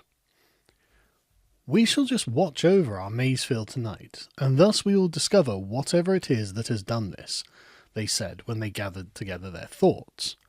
So when they returned to the house, they said, "Someone perhaps has been playing tricks on us, our grandmother. When we arrived a while ago at our maize field, we found that it had become a great field of grass and a great forest once again," they said to their grandmother and their mother. "Therefore we shall go back and watch over it by night, for it is not good what has been done to us," they said. Thus they concealed themselves. They went out again to cut down the trees, and they hid themselves there, taking cover. At length, all the animals gathered together, coming together as one. All small and great animals arrived in the very heart of the night, chattering as they came, and this was their speech. "Arise, trees! Arise, bushes!" they said when they came. Thus they congregated beneath the trees and the bushes, emerging where they could be seen before their faces. The first of these were the puma and the jaguar. The boys wanted to grab them, but they would not give themselves up. Then emerged the deer and the rabbit. They grabbed them by their tails, but these just broke off, leaving the tail of the deer behind in the hands, along with the tail of the rabbit. Thus, they still have shortened tails. Neither would these give themselves up, the fox or the coyote, the peccary or the coati. All the animals just passed on by in front of Hunahpu and Xbalanque. Thus their hearts were troubled because they weren't able to catch any of them. But one more came along behind all the rest. He scurried when he came, and they netted him. They snared the rat in a net. They caught him and squeezed him behind the head. According to their desire, they strangled him and burned his tail over a fire. Because they did this to the tail of the rat, their tails still do not have hair on them, and their eyes are the way they are because the boys, Hunahpu and Xbalanque, strangled him. "I must not die by your hands. Your task is not to be the maize farmers, but there is something that is yours," said the rat. "Where is that which is ours? Speak then," the boys said to the rat. "First will you let me go?" asked the rat. "My word is here in my belly. I will tell it to you, if you first give me a little food." "We will give you your food later, but tell us first," he was told. "Very well then. It is what belonged to your fathers, 1 Hunahpu and 7 Hunahpu by name, who died in Xibalba. They left behind their gaming things hanging above the house, their yokes, their arm protectors, their rubber ball as well. Your grandmother did not show these to you, for it was because of them that your fathers died." "Is it not true? Do you truly know this?" the boys asked the rat. Thus they rejoiced in their hearts when they heard from the rat the news about the rubber ball. This therefore was given to the rat as his food: grains of maize, squash seeds, chili peppers, beans, pataxte, and cocoa. "These then are yours. If anything has been swept out with the trash and has become exposed, then it is yours. You shall gnaw on it," said Hunahpu and Xbalanque to the rat. "Very well then, boys. But what will I say if your grandmother sees you?" he asked. "Don't be disheartened," they said to the rat. "We are here. We know what to say to our grandmother. We will lift you up onto the corner of the house to fetch them. Straight away you will go up to where the things are hanging. We will be able to see it in the rafters of the house, reflected in our sauce." Thus Hunahpu and Xbalanque gathered their thoughts and instructed him all night, and when it was truly midday, they arrived. Hunahpu and Xbalanque discover the gaming things. The rat they carried could not be seen clearly when they arrived. While one went into the house, the other went round the corner of the house and immediately lifted up the rat. Then they asked their mother for some food. "Just prepare for us a bite to eat," they said. "We desire chili sauce, our grandmother." Thus their bite was prepared, and a plate of sauce was placed before them. But this was just a trick they were playing on their grandmother and their mother. They drained the water jug dry. "We are truly thirsty. Bring us something to drink," they said to their grandmother. "All right," she replied. Thus she left, leaving them behind to eat. But it was not true that they were hungry. It was merely a deception so they could see the rat reflected in their chili sauce. There the rat was, behind the rubber ball where it hung above the house. This they saw reflected in their chili sauce. Then they sent forth a mosquito. The mosquito is an insect, similar to a small biting fly. It went to the river and pierced the front of the grandmother's jug. Thus the water that she had raised leaked out from the front of the jug. Try as she might, the face of the jug would not be sealed. "What is our grandmother doing? We are gasping for water. We are parched with thirst," they said to their mother. Thus they sent her away. Then the rat clawed at the ropes that held the rubber ball from the thatch roof above the house until it fell, along with the yokes, the arm protectors, and the leathers. They carried them away and hid them along the road leading to the ball court. Then they went back to where their grandmother was at the river, and they found their grandmother and mother busily trying to seal the face of the jug. Thus they arrived at the river, each carrying his blowgun. "What have you been doing? Our hearts become weary, so we came, they said. Look at the front of my jug. It cannot be sealed off, replied their grandmother. Immediately then they sealed it, and together they returned once more, leading the way before their grandmother. Thus was the discovery of this rubber ball. The summons of Hunahpu and Xbalanque to Xibalba. And so they went rejoicing as ball players to the ball court. For a long time they played ball there alone, sweeping clear the ball court of their father. Then the lords of Xibalba heard it. Someone has begun to play again over our heads. Have they no shame stomping about up there? Did not 1 Hunahpu and 7 Hunahpu die when they desired to puff themselves up before us? Go then to summon them here once again, said 1 Death and 7 Death, along with all the lords. Summon them here, they said to their messengers. Tell them they must come, say the lords. Here we shall play ball with them. In 7 days we shall play, say the lords. Tell them this when you arrive there, the messengers were told. Thus they came along the great cleared pathway, the road that led to the home of the boys. The messengers pursued them into the home of the grandmother, but the boys were still playing ball when the messengers of Xibalba arrived. The lords say they must surely come, said the messengers of Xibalba. Then the messengers of Xibalba set the date.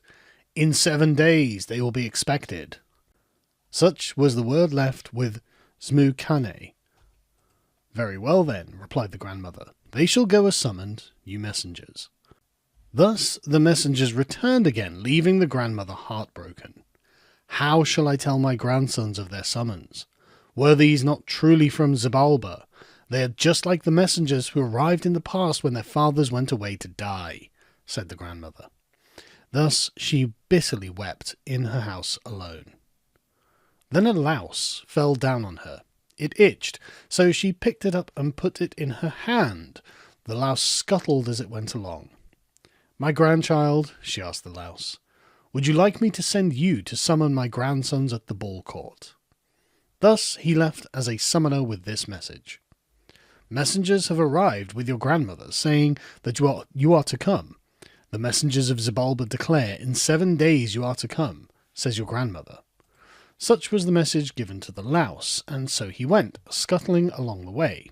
Now, sitting in the road was a youthful toad by the name of Tamazel. Where are you going? Asked the toad of the louse. I am going to give the boys a message that is in my belly, said the louse to Tamazel. Very well then, but I see that you are not going very fast, the toad said to the louse. Wouldn't you like me to swallow you? Then you would see how fast I could go, and we would get there very quickly. Very well, said the louse to the toad. Thus he was licked up by the toad, who went hopping along his way, but he did not go fast. Presently he was met by a great snake, whose name was White Life. Where are you going, boy Tamazel? Asked White Life. I am a messenger with a message in my belly, said the toad to the snake. But I see you aren't going very fast. Perhaps I would arrive there the more quickly, said the snake to the toad. Go right ahead, he was told. Thus the toad was swallowed up by White Life. The snake then received his food, and they still swallow toads today. Now this snake went quickly along his way. Then again the snake was met by a falcon, a great bird, and the snake was swallowed by the falcon. And he arrived atop the ball court. Thus the hawk received his food, and so that he still eats snakes in the mountains. When the falcon arrived, he alighted atop the edge of the ball court, while Hunahpu and Xbalanque were rejoicing and playing ball. Then the falcon cried out, "Wacko! Wacko!" was the cry of the falcon. What is that which is crying out? To our blowguns, they said. Hunahpu and Xbalanque received the summons to Xibalba. So then they shot the falcon. The pellet from the blowgun buried itself straight into his eye, knocking him down. Thus he fell, and they went out to grab him and question him. "Why have you come?" they asked the falcon. "I have a message in my belly, but surely you must first cure my eye, and then I will tell it," said the falcon. "Very well then," they replied. So they took off a little of the surface of their rubber ball and put it in the face of the falcon. This they called sliced rubber. Immediately he was cured by them, making good again the sight of the falcon. "Tell it then," they said to the falcon. Thus he vomited the great snake. "Speak," they said again to the snake. "All right," he replied, and so he vomited the toad. "What is your errand? Speak," the toad was told. "My message is here in my belly," again said the toad. But then he tried to throw up, but he did not vomit. His mouth just drooled. He tried, but nothing did he vomit.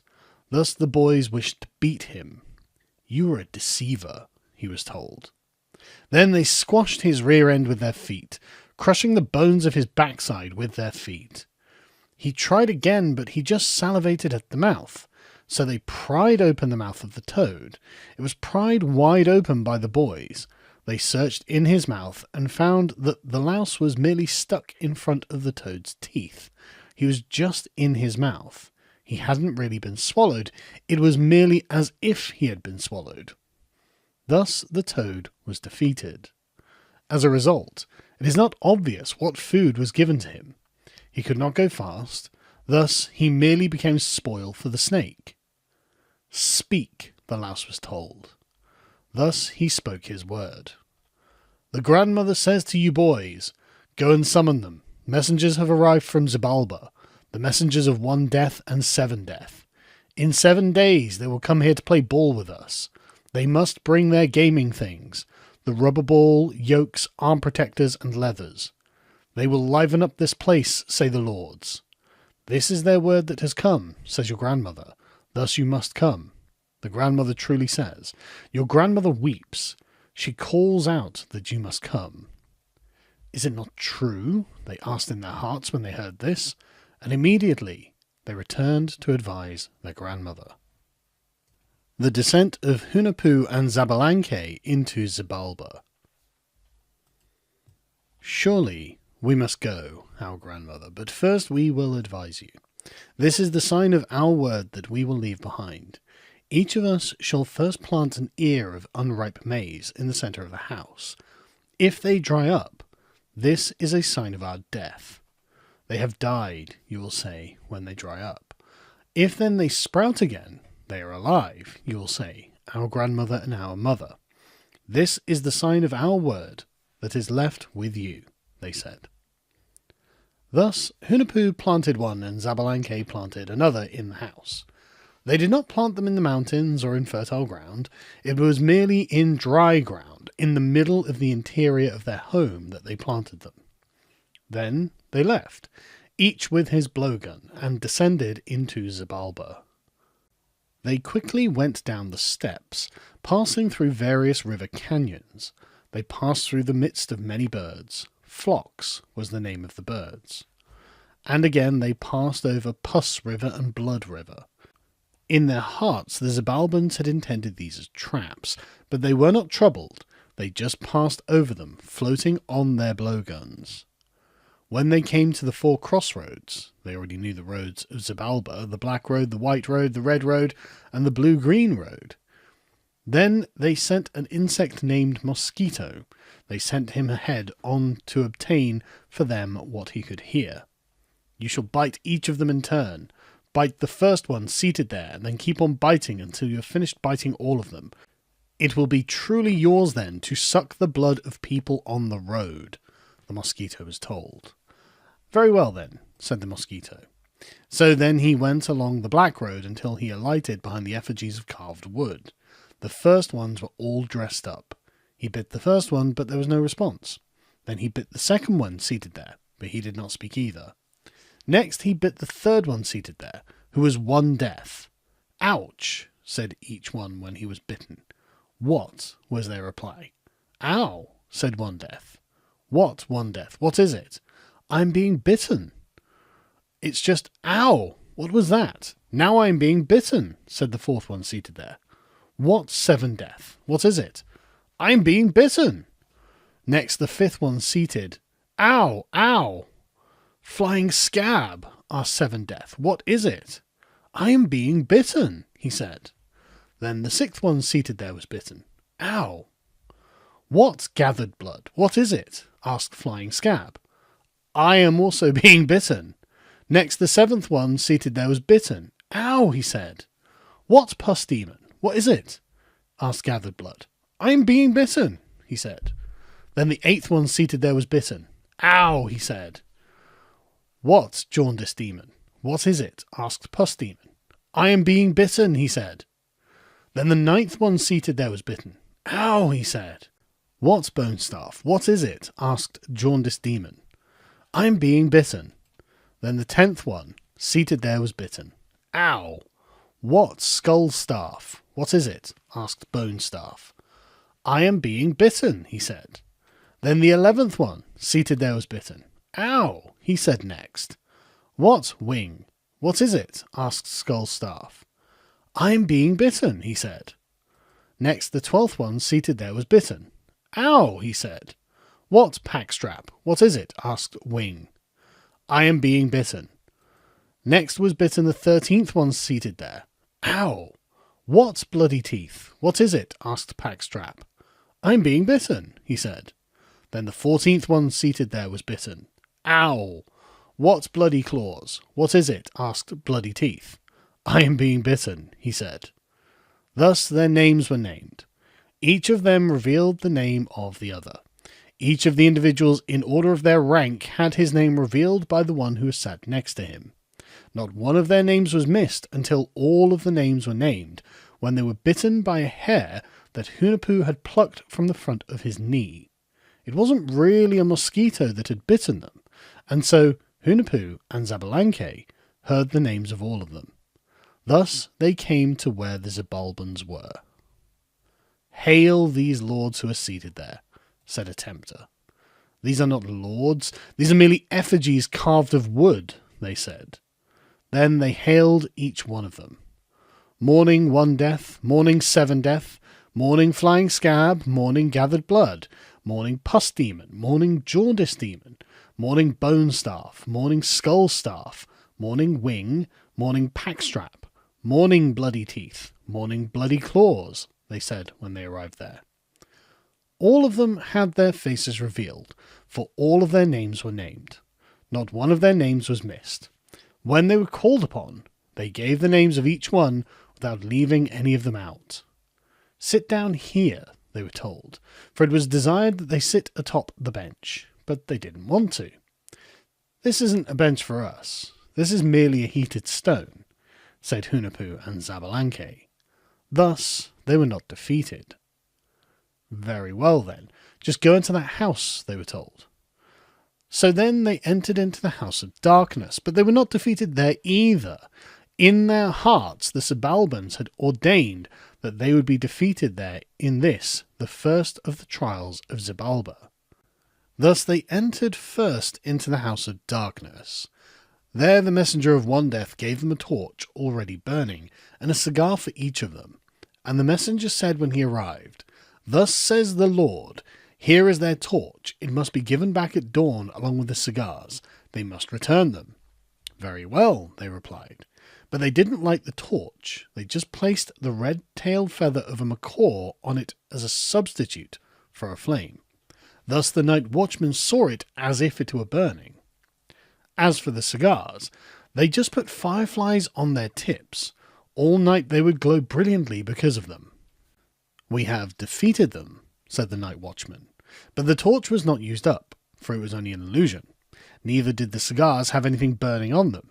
It was merely an illusion as well. Thus they returned them whole to the lords. What becomes of them? Where did they come from? Who begat them? Who gave them birth? Truly our hearts are troubled, for it is not good what they are doing to us.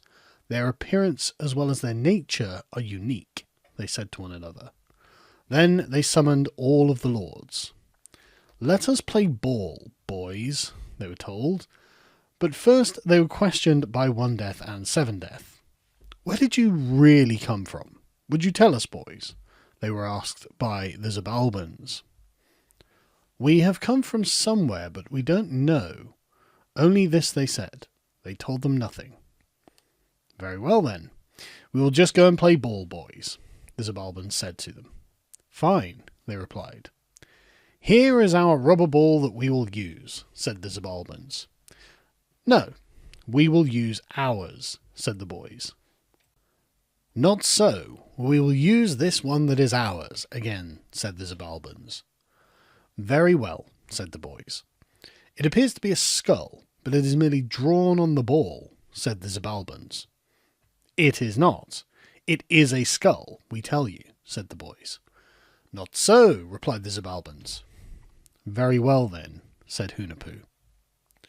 Thus the Xbalanque threw down their rubber ball, which landed before the yoke of Hunahpu.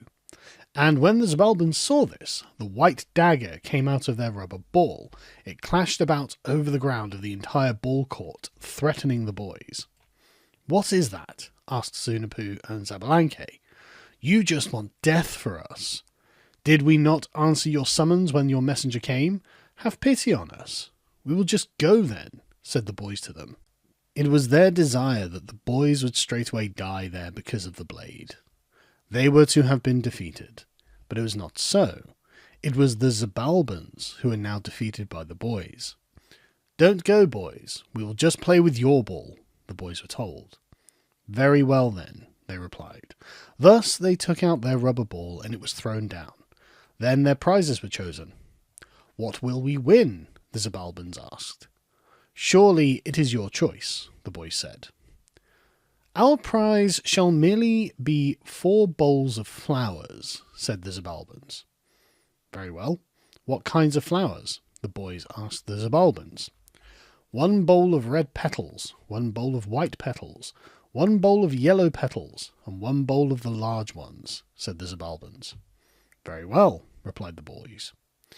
So then the ball was dropped into play. They were equal in strength, but the boys made many plays with the ball, for they played with all their hearts. At last the boys gave themselves up to be defeated, and the Xbalanque thus rejoiced at their defeat. We have done well. We have already defeated them at the first attempt, said the Xbalanque. Where shall they go to get the flowers? They asked in their hearts. You will give us the flowers as our prize early in the morning, the boys, Hunahpu and Xbalanque, were told by the Xbalanque. Very well. We will play ball again early in the morning, they said. Then they made their plans together. Thus the boys entered into Blade House, the second trial of Xbalanque. Here it was desired that they would be sliced apart by the blades. They were to have died quickly in their hearts, but they did not die. They spoke to the blades, instructing them in this way. Yours shall be the flesh of animals, they said to the blades. Thus they stopped moving. As one, they all lowered the points of their blades. And while they were passing the night in Blade House, they called out to all the ants. Cutting ants, conquering ants, come, go and get flower blossoms as prizes for the lords. Very well, they said. Then the ants went to get the flowers from the garden of 1 Death and 7 Death. Now the Xbalanque had previously instructed the guardians of their flowers. Look after our flowers with all vigilance. Do not allow them to be stolen. For by these we have defeated the boys. What if they are able to obtain these as our prize? Thus do not sleep all night. Very well, they said.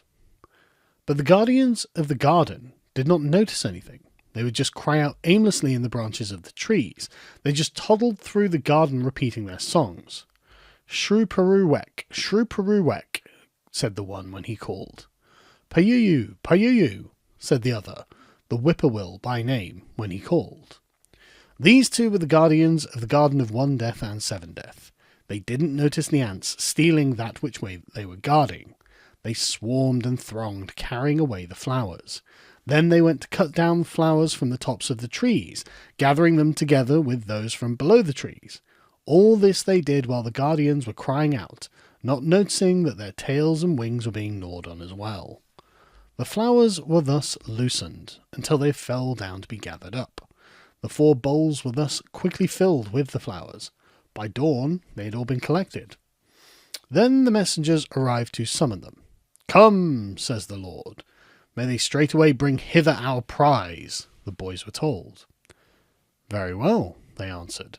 for they had collected the flowers into the 4 bowls. Thus they went, arriving before the lords.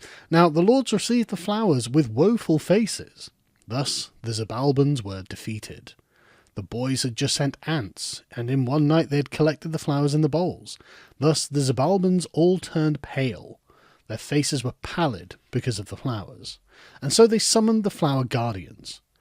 "For what reason have you allowed our flowers to be stolen? These flowers that you see are ours," the guardians were told. "We notice nothing, O lords, but our tails have surely suffered for it," they replied. Then their mouths were split open, as punishment for allowing that which they were guarding to be stolen. Thus 1 death and 7 death were defeated by Hunahpu and Xbalanque. And this is the reason why the mouths of whippoorwills gape wide open to this day. Then the ball was dropped into play again, but the game was even. And when they had finished playing ball, they planned together once more. "At dawn again," said the Xbalanques.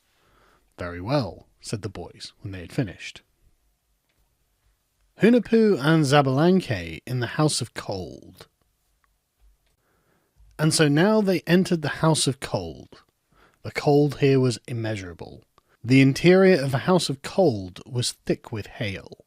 But straight away the boys caused the cold to dissipate. They did it in. They ruined and destroyed the cold. Thus they did not die, but rather were alive when it dawned again. The Xbalanques had wanted them to die there, but this was not to be. Instead, they were just fine when the dawn came. So then their guardians came again to summon them. "What is this? Haven't they died?" asked the lords of Xbalanque. And again they marvelled at the deeds of the boys, Hunahpu and Xbalanque. Hunahpu and Xbalanque in the House of Jaguars. Next, they entered into Jaguar House, which was crowded inside with jaguars. "Do not eat us. We will give you what is yours," the jaguars were told. Then they scattered bones before the beast, who voraciously crunched them. The hearts of the night watchmen found this sweet, saying, "They are finished. They have given themselves up. They have eaten their hearts, and now these are their skeletons that are being gnawed upon." But they didn't die. They were just fine when they came out again from Jaguar House. "What kind of people are these? Where have they come from?" asked all the Xbalanques. Hunahpu and Xbalanque in the House of Fire. Next, they went into the fire, for there was a house of fire. There was nothing but fire inside, but they were not burned. They were to have been roasted and set aflame. Instead, they were just fine when the dawn came. It had been desired that they would straightway die when they passed through there, but it was not so. Thus, all the Xbalanques lost heart as a result. Hunahpu and Xbalanque in the House of Bats. Next, they were put inside Bat House, which only had bats inside. It was House of Death Bats. These were great beasts with snouts like blades that they used as murderous weapons. When they arrived there, they were to be finished off. They had to crawl inside their blowguns to sleep, so they would not be eaten there in this house. Nevertheless, it was because of a single death bat that they gave themselves up in defeat. It came swooping down, but this was merely a way to manifest themselves when it occurred. Thus they pleaded for wisdom all that night, as the bats made a din with their flapping wings. "Kinglists, kinglists," they said all night long. At length things quietened a little, and the bats became motionless. Thus one of the boys crawled to the end of his blowgun. Xbalanque said, "Hunahpu, do you see the dawn yet?" "I will go and see for certain if it has happened," he replied. Hunahpu truly wanted to look out of the mouth of his blowgun to see the dawn, but when he did so, his head was cut off by the death bat, leaving the greater part of his body behind. "What? Hasn't it dawned yet?" asked Xbalanque, but Hunahpu did not move. "What's going on? Hunahpu wouldn't have left. What then has he done?" But nothing moved. Only the rustling of wings was heard. Thus Xbalanque was ashamed. "Alas, We have given in already, he said. At the word of 1 death and 7 death, the head was placed atop the ball court. Thus all the Xbalanques rejoiced because of the head of Hunahpu. Then Xbalanque summoned all of the animals, the coati and the peccary, all the animals both small and great, while it was still dark, early in the morning. Then he entreated them for their food. I send each of you to bring the food that belongs to you, said Xbalanque to them. Very well, they said. Then they all went to obtain what was theirs. When they returned, there were many. One brought back rotten things, another brought leaves, another brought stones, and yet another brought dirt. Thus the animals, both small and great, each brought their various foods. Now, after many had come, the coati arrived last of all, bringing a chilacayote squash. She came rolling it along with her nose. This was to be transformed into the head of Hunahpu. Immediately its eyes were carved upon it. Numerous sages came down from the sky. For Heart of Sky, he who is Huracan, appeared here. He arrived here in Bat House. But the face wasn't completed successfully in time. Only its beautiful covering had appeared. It only had the ability to speak by the time the horizon of the sky began to redden, for it was about to dawn. Blacken it with soot, old man, the possum was told. Fine, replied the grandfather, and he blackened the sky with soot until it was dark again. 4 times the grandfather blackened it with soot.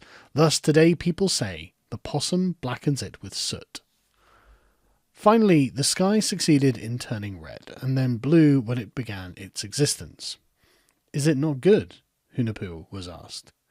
Yes, it is good, he replied, for his head was well supported. It had become just like a true head. Then they planned a deception. They took counsel together. Don't play ball. Just look threatening. I will surely be the one to accomplish it, said Xbalanque to him. Then he instructed a rabbit. Be there at the head of the ball court, in the tomato patch, the rabbit was told by Xbalanque, and when the rubber ball comes your way, hop away until I accomplish my task, the rabbit was told. Thus he was given his instructions there in the night. And when it dawned, the both of them were well.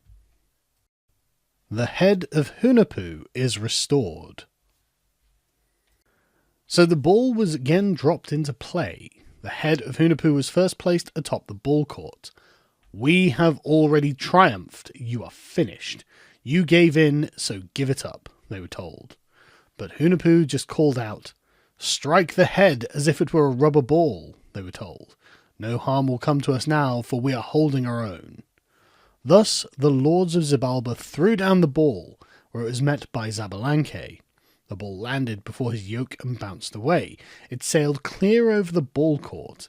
It just bounced once, then twice, landing in the tomatoes. Then the rabbit came out, hopping along.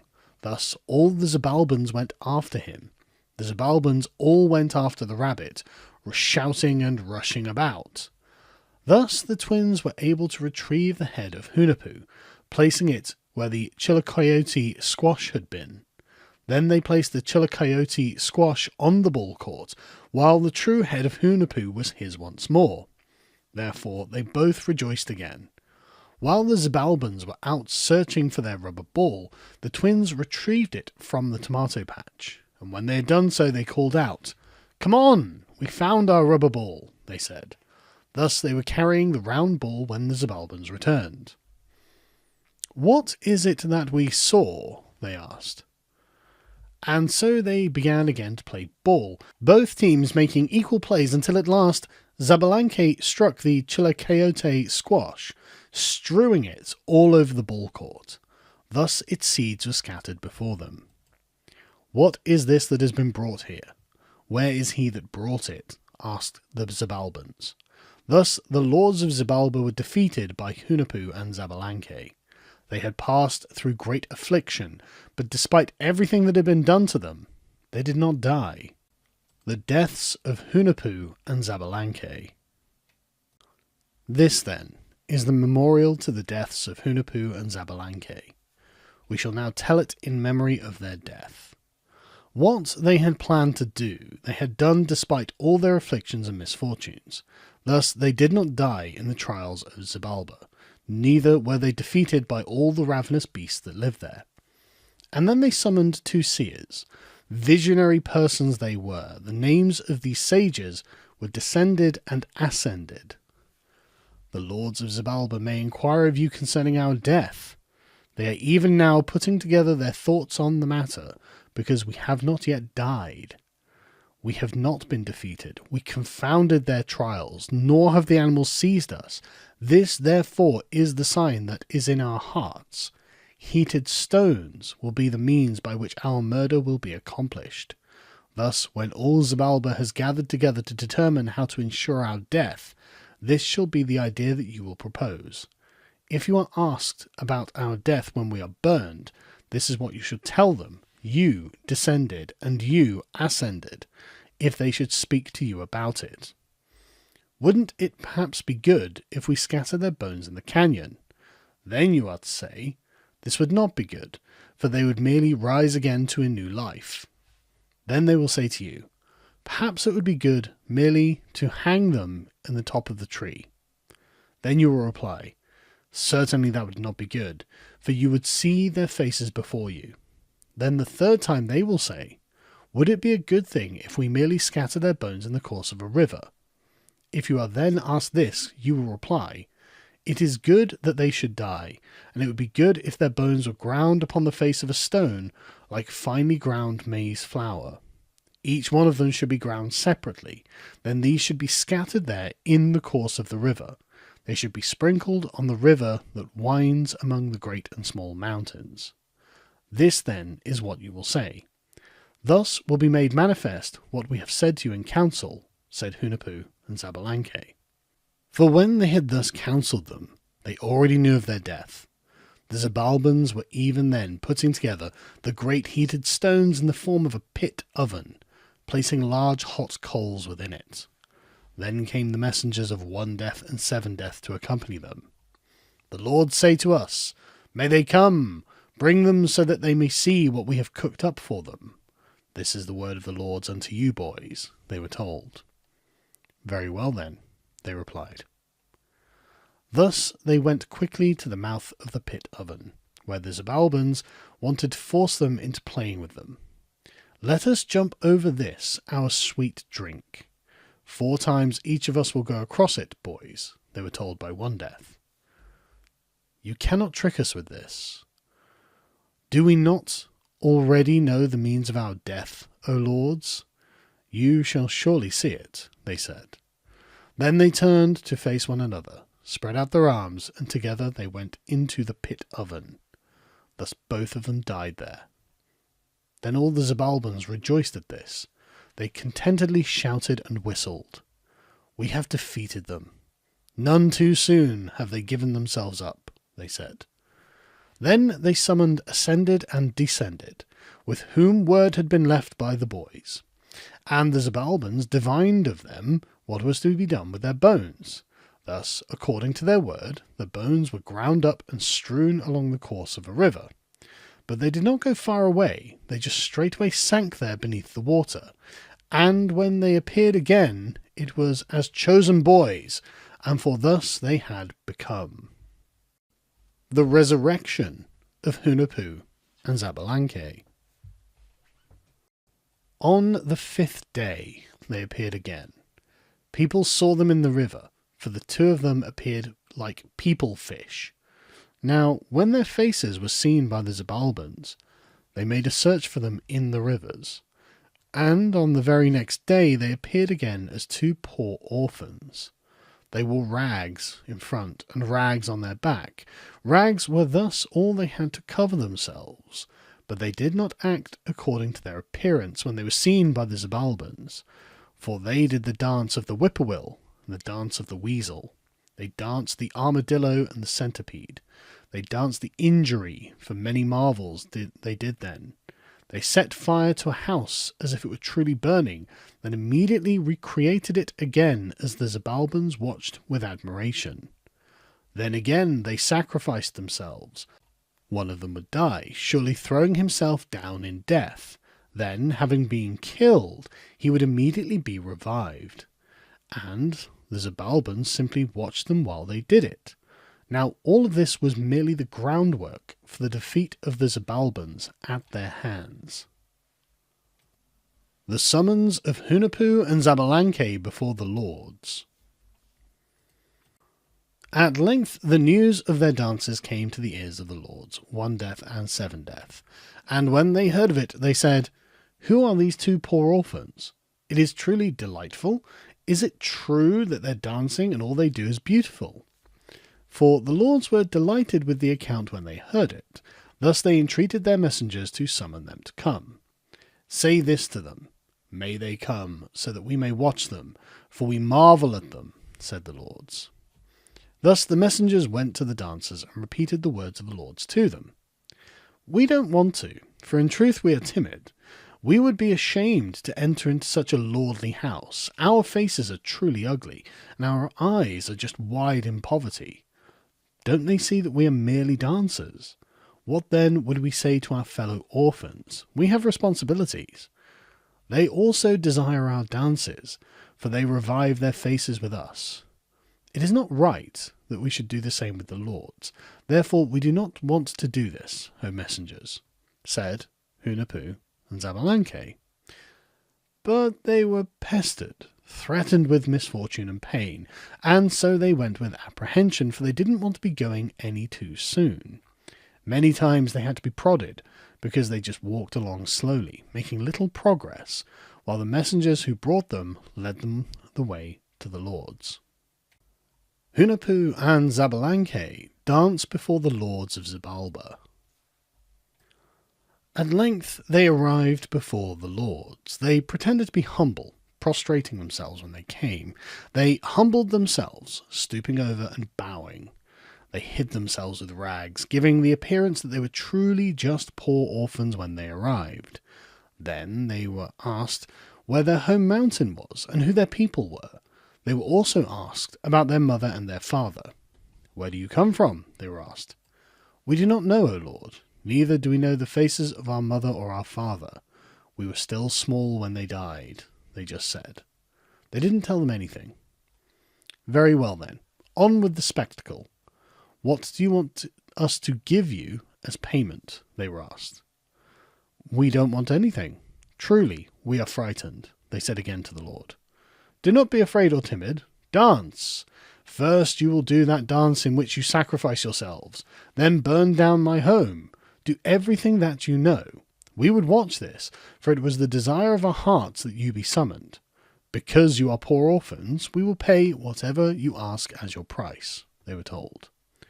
They began with their songs and dances, and all the Xbalans came until the place was overflowing with spectators. They danced everything. They danced the weasel, they danced the whippoorwill, they danced the armadillo. Then the Lord spoke to them. "Sacrifice my dog, then revive him again," they were told. "All right," they replied. So they sacrificed his dog, and then they revived him once more. The dog was truly happy when they revived him. He vigorously wagged his tail when they brought him back to life. Then the Lord spoke to them again. "Surely now you must burn my home," they were told. So then they burned the home of the Lord. The house was overflowing with all the lords, yet none were burned. Immediately it was restored again. Thus the home of 1 Death was not lost after all. All the lords marvelled, therefore, and greatly rejoiced at their dances. The Lord thus spoke to them again. "Now kill a person, sacrifice him, but not so that he really dies," they were told. "Very well," they said. So they grabbed a person and sacrificed him. They extracted the heart of one of them and placed it before the lords. Now 1 Death and 7 Death marvelled at this, for immediately that person was revived again by them. When he had been revived, his heart greatly rejoiced, and again the lords marvelled at it. "Now sacrifice yourselves. We would see this. Truly it is the desire of our hearts that you dance," said again the lords. "Very well then, O Lord," they replied. So then they sacrificed themselves. Hunahpu was sacrificed by Xbalanque. Each of his legs and arms was severed, his head was cut off and placed far away, his heart was dug out and placed on a leaf. Now all these lords of Xibalba were drunk at the sight, as Xbalanque went on dancing. "Arise," he said, and immediately he was brought back to life again. Now the lords rejoiced greatly. One Death and Seven Death rejoiced as if they were the ones doing it. They were so involved that it was as if they themselves were dancing. The defeat of the lords of Xibalba.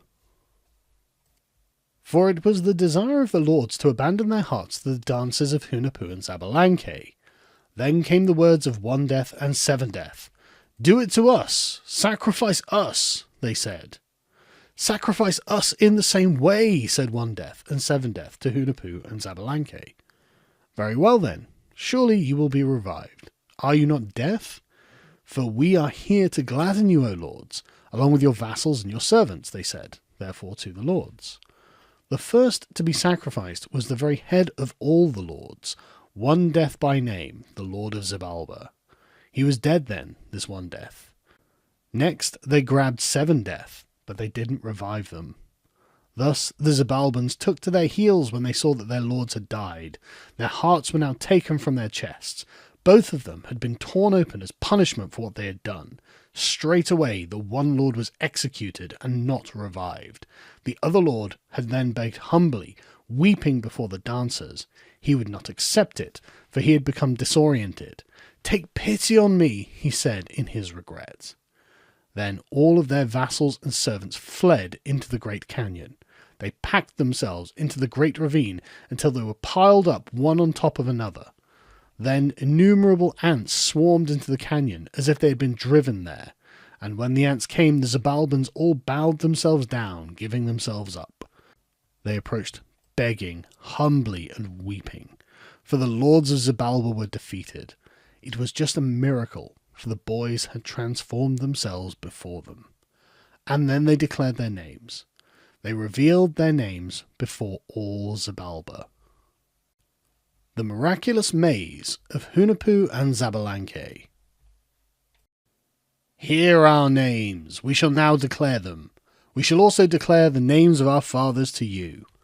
We are they whose names are Hunahpu and Xbalanque.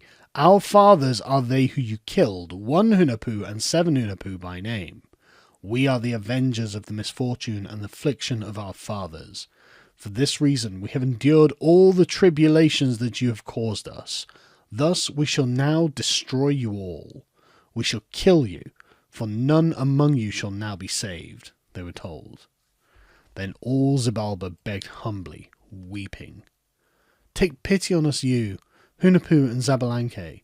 Truly we have wronged your fathers that you have named, they who are buried at Crushing Ball Court," they said. "Very well.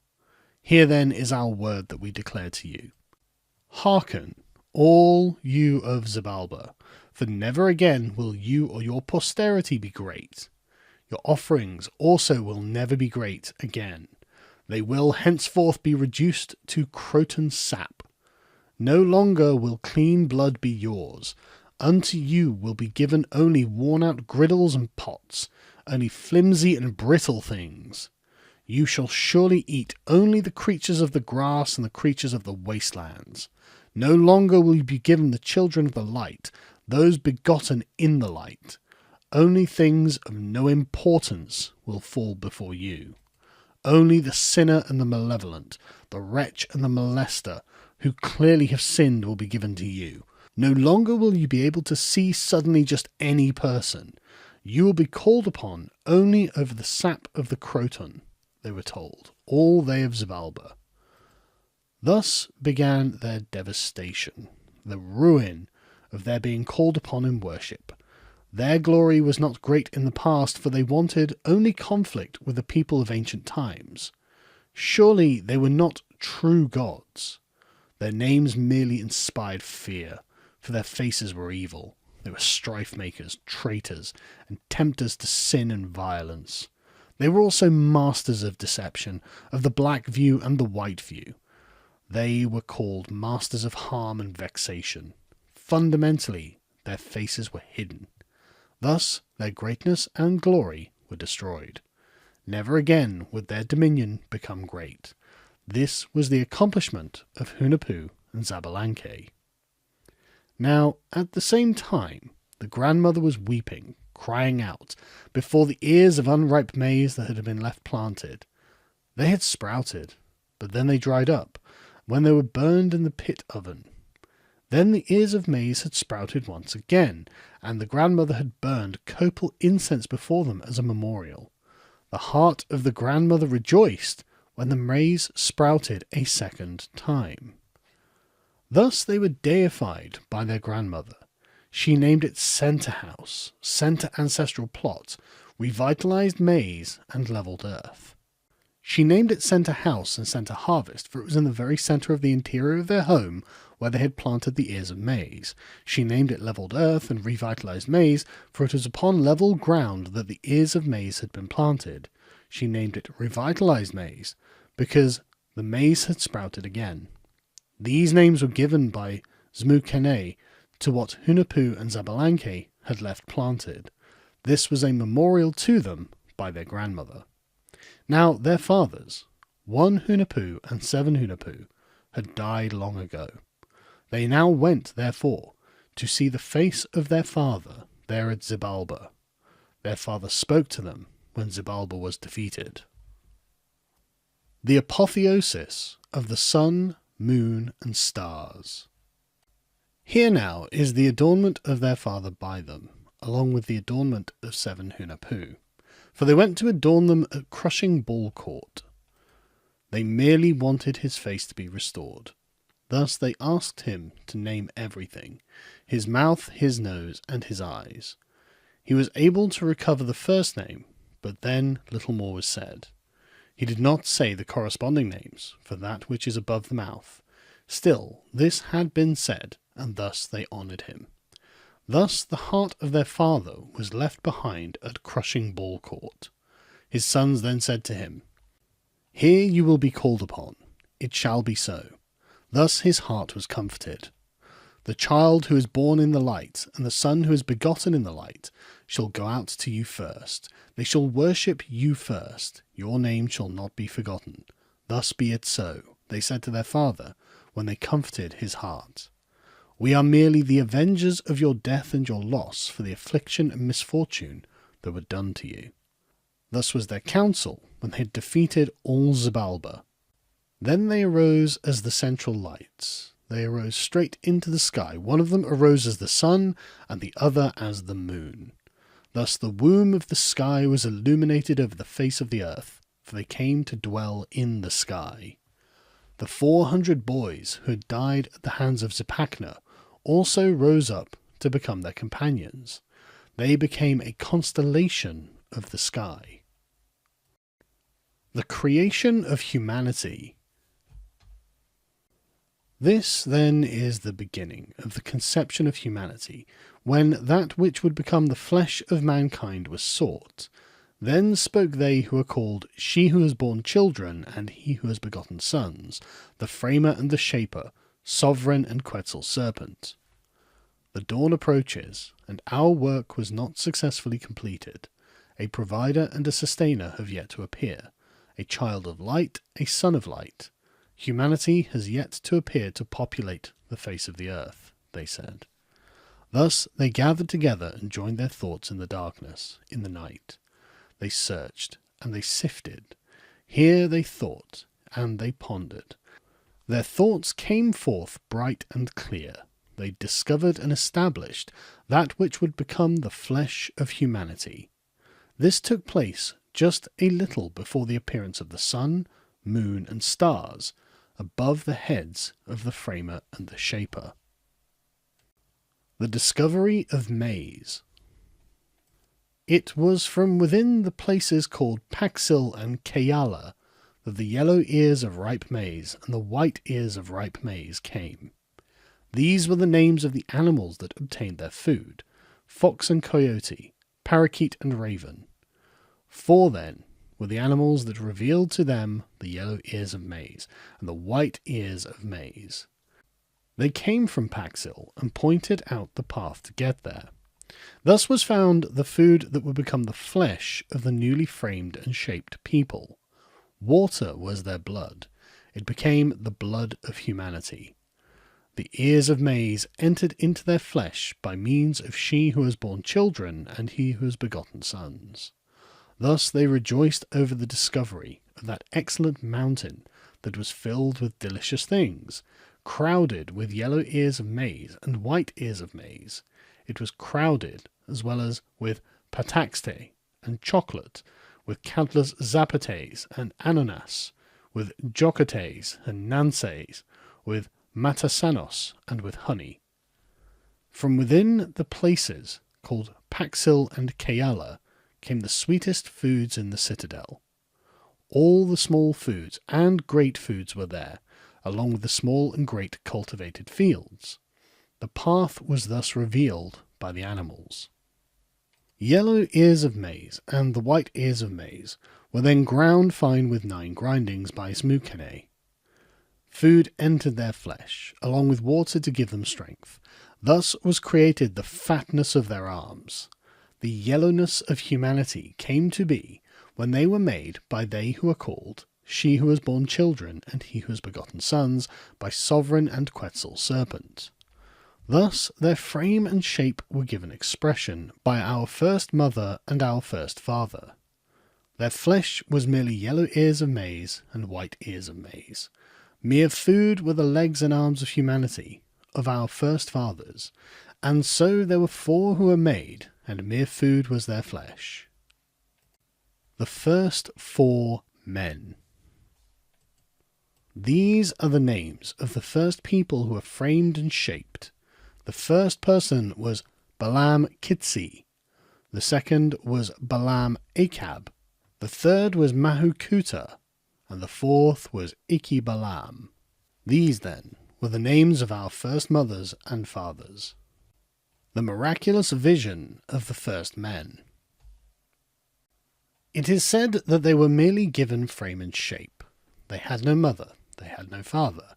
They were merely lone men, as we would say. No woman gave them birth, nor were they begotten by the framer or the shaper, by she who has borne children or he who has begotten sons. Their frame and shape were merely brought about by the miraculous power and the spirit essence of the framer and the shaper, of she who has borne children and he who has begotten sons, of sovereign and Quetzal serpent. Thus their countenances appeared like people.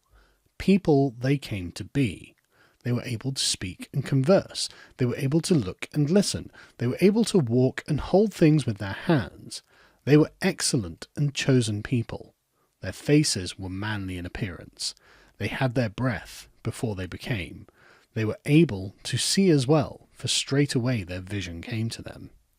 Perfect was their sight, and perfect was their knowledge of everything beneath the sky. If they gazed about them, looking intently, they beheld that which was in the sky and that which was upon the earth. Instantly they were able to behold everything. They did not have to walk to see all that existed beneath the sky. They merely saw it from wherever they were. Thus their knowledge became full. Their vision passed beyond the trees and the rocks, beyond the lakes and the seas, beyond the mountains and the valleys. Truly they were very esteemed people, these Balam Kitse, Balam Akab, Balam Mahukuta, and Iki Balam. The gratitude of the first men. Then the framer and shaper asked them, "What is the nature of your existence? Do you know it? Do you not look and listen? Are not your speech and your walk good? Behold now, therefore, and see that which is beneath the sky. Are not the mountains clear? Do you not see the valleys? Try it then," they were told. Thus their vision of everything beneath the sky was completed, and they gave thanks to the framer and the shaper. "Truly, we thank you doubly, triply, that we were created, that we were given our mouths and our faces, that we are able to speak and to listen, that we are able to ponder and to move about. We know much, for we have learned that which is far and near. We have seen the great and the small, all that exists in the sky and on the earth. We thank you, therefore, that we were created, that we were given frame and shape. We became because of you, our grandmother, and you, our grandfather, they said, when they gave thanks for their frame and shape. Their knowledge of everything that they saw was complete. The four corners and the four sides, that which is within the sky and that which is within the earth. But this did not sound good to the framer and the shaper.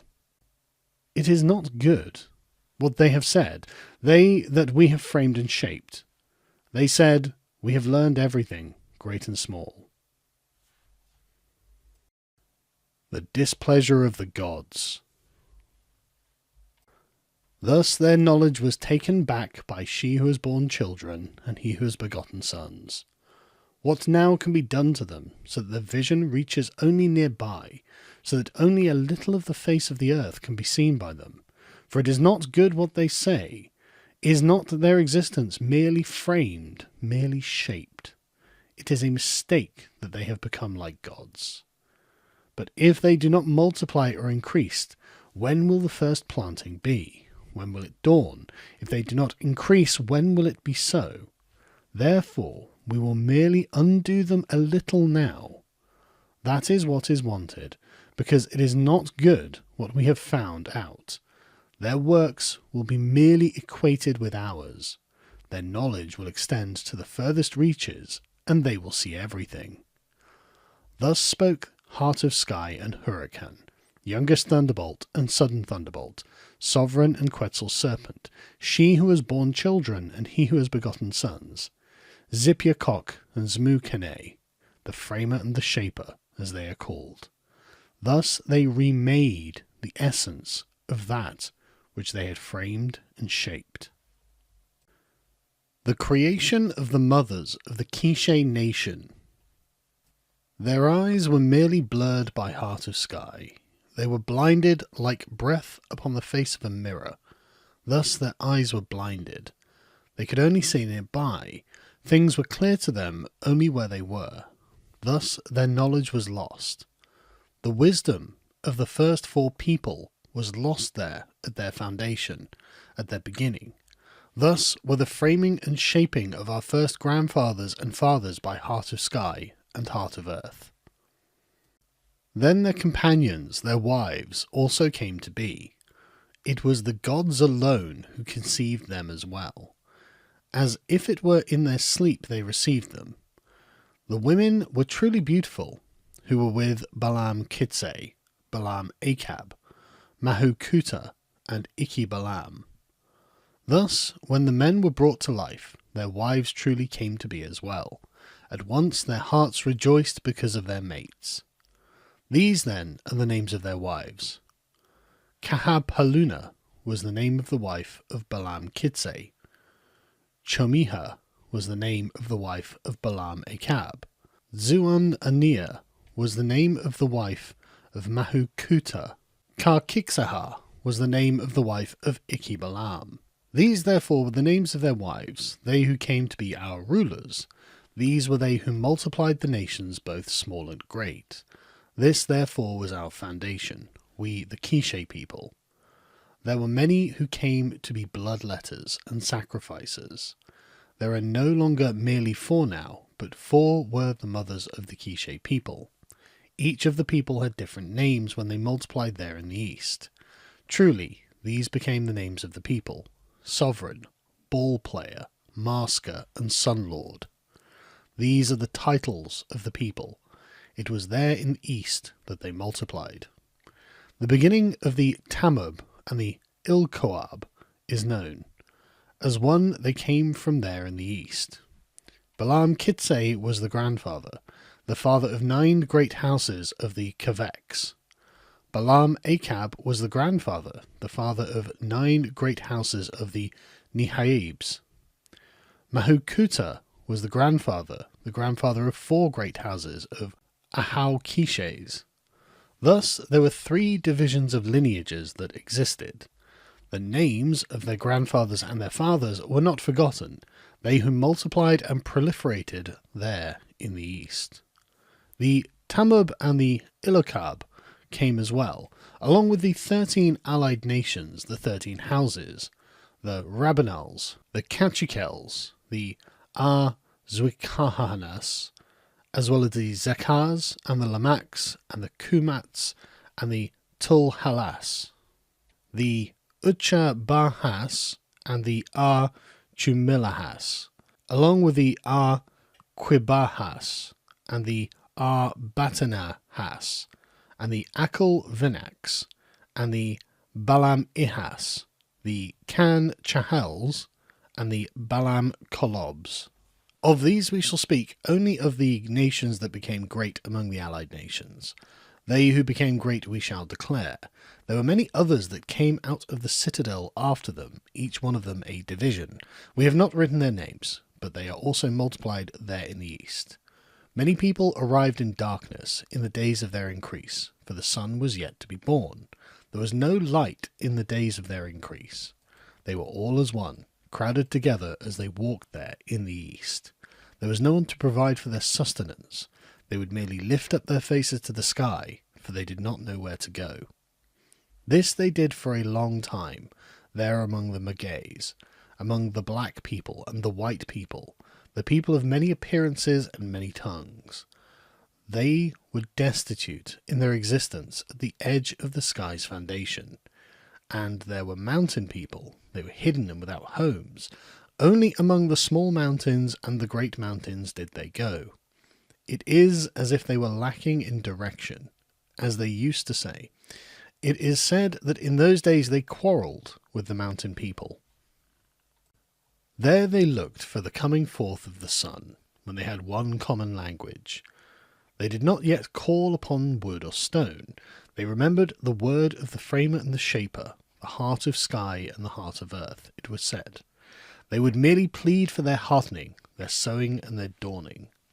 These were people of esteemed words, of esteem, of honour and of respect. They would lift up their faces to the sky as they pleaded for their daughters and their sons. Alas, you framer and you shaper, behold us, hear us. Do not abandon us, do not allow us to be overthrown. You are the God in the sky and on the earth. You, heart of sky, heart of earth, may our sign, our word, be given for as long as there is sun and light. Then may it be sown, may it dawn. May there be true life-giving roads and pathways. Give us steadfast light, that our nation may be made steadfast. May the light be favourable, that our nation may be favoured. May our lives be favoured, so that all creation may be favoured as well. Give this to us, you, Huracan, youngest Thunderbolt and Sudden Thunderbolt, youngest Nanovac, Sudden Nanovac, Falcon and Hunahpu, Sovereign and Quetzal Serpent, she who has borne children and he who has begotten sons, Zipiacock and Zmu Kane, grandmother of day and grandmother of light. Then may it be sown, then may it dawn, they said. Then they fasted and cried out in prayer. They fixed their eyes firmly on the dawn, looking there to the east. They watched closely for the morning star, the great star that gives its light at the birth of the sun. They looked to the womb of the sky and the womb of the earth, to the pathways of framed and shaped people. Then spoke Balam Kitse, Balam Achab, Mahukuta, and Ichi-Balam. We shall surely await the dawn, they said. They were great sages and wise men, bloodletters and honourers, as they are called. There did not exist then wood or stone to watch over our first mothers and fathers. They were therefore weary in their hearts as they awaited the dawn. There were many nations then. There were the Yaqui people, the bloodletters and sacrificers. Let us go and search, to look for one who may protect us. We may find one before whom we may speak, for here we only feign existence, and there is not a guardian for us. Said, therefore, Balam Kitse, Balam Achab, Mahukuta, and Ichi-Balam. They heard news of a citadel, and there they went. The arrival at Tulan. This, then, is the name of the mountain that they went to. Balam Kitse, Balam Achab, Mahukuta, and Ichi-Balam, along with the Tamub and the Ilokab, arrived at Tulan, Zuyuva. 7 caves and 7 canyons was the name of the citadel. There they arrived to obtain their gods. The progenitors receive their gods. They arrived there at Tulan, all of them. Innumerable people they were when they arrived. They walked in crowds when the gods came out to them in succession. First among them were Balam Kitse, Balam Akab, Mahukuta, and Ikibalam, who rejoiced. "We have found that for which we have searched," they said. The god named Tohil went out first, carried in his pack frame by Balam Kitse. Then went out the god named Uilix, carried by Balam Akab. Next was Hakavitz, the name of the god received by Mahukuta. Nikakar Takar was the name of the god received by Ikibalam. Together with the Quiche people, the Tamub also received Tohil. This is the name of the god received by the grandfathers and fathers of the Tamub, as these lords are known today. The third, then, were the Ilhokab. Tohil was also the name of the god received by the grandfathers and the fathers of the Ilhokab, as these lords are known today. The progenitors leave Tulan. Thus was the naming of the 3 Quiches, but in this they freed themselves because it was the same god's name, Tohil Quiche, for all of them. It was Tohil for the Tamub as well as for the Ilhokab. There was only one name for God among them. Therefore, the 3 groups of Quiches were not divided. 3 were they who were truly great in their nature: Tohil, Oilix, and Hakavitz. Then all the nations entered therein, the Rabanils, the Kakchikels, and the Ziquanahas, along with the Yaqui people, as they are called today. It was there that the languages of the nations were changed. Their languages came to be different. They did not hear each other clearly when they came from Tulan. Thus they split apart. They came in crowds from the east. They were alike in hides that they wore as coverings, for their dress was very poor. They had nothing of their own, but they were enchanted people in their essence when they came from Tulan Zuyva, the 7 caves and the 7 canyons, as they are called in the ancient accounts. They did not have fire, only Tohil. This was the god of the nations when fire was first created. It was not clear how it was created, for the fire was already burning when Balam Kitse and Balam Akab saw it. "Alas! Fire has not come to be ours. We shall die of cold," they said. Then Tohil spoke. "Do not mourn. The fire shall be yours again should you lose it. I have spoken." Tohil said to them, "Are you not truly God? You are our provider and strengthener. You are our God," they said when they gave thanks. And Tohil replied, "Very well, I am truly your God. Then be it so. I am your Lord. Then be it so." The blood letters and sacrifices were told by Tohil. This, therefore, was the glory of the nations, and they rejoiced because of their fire.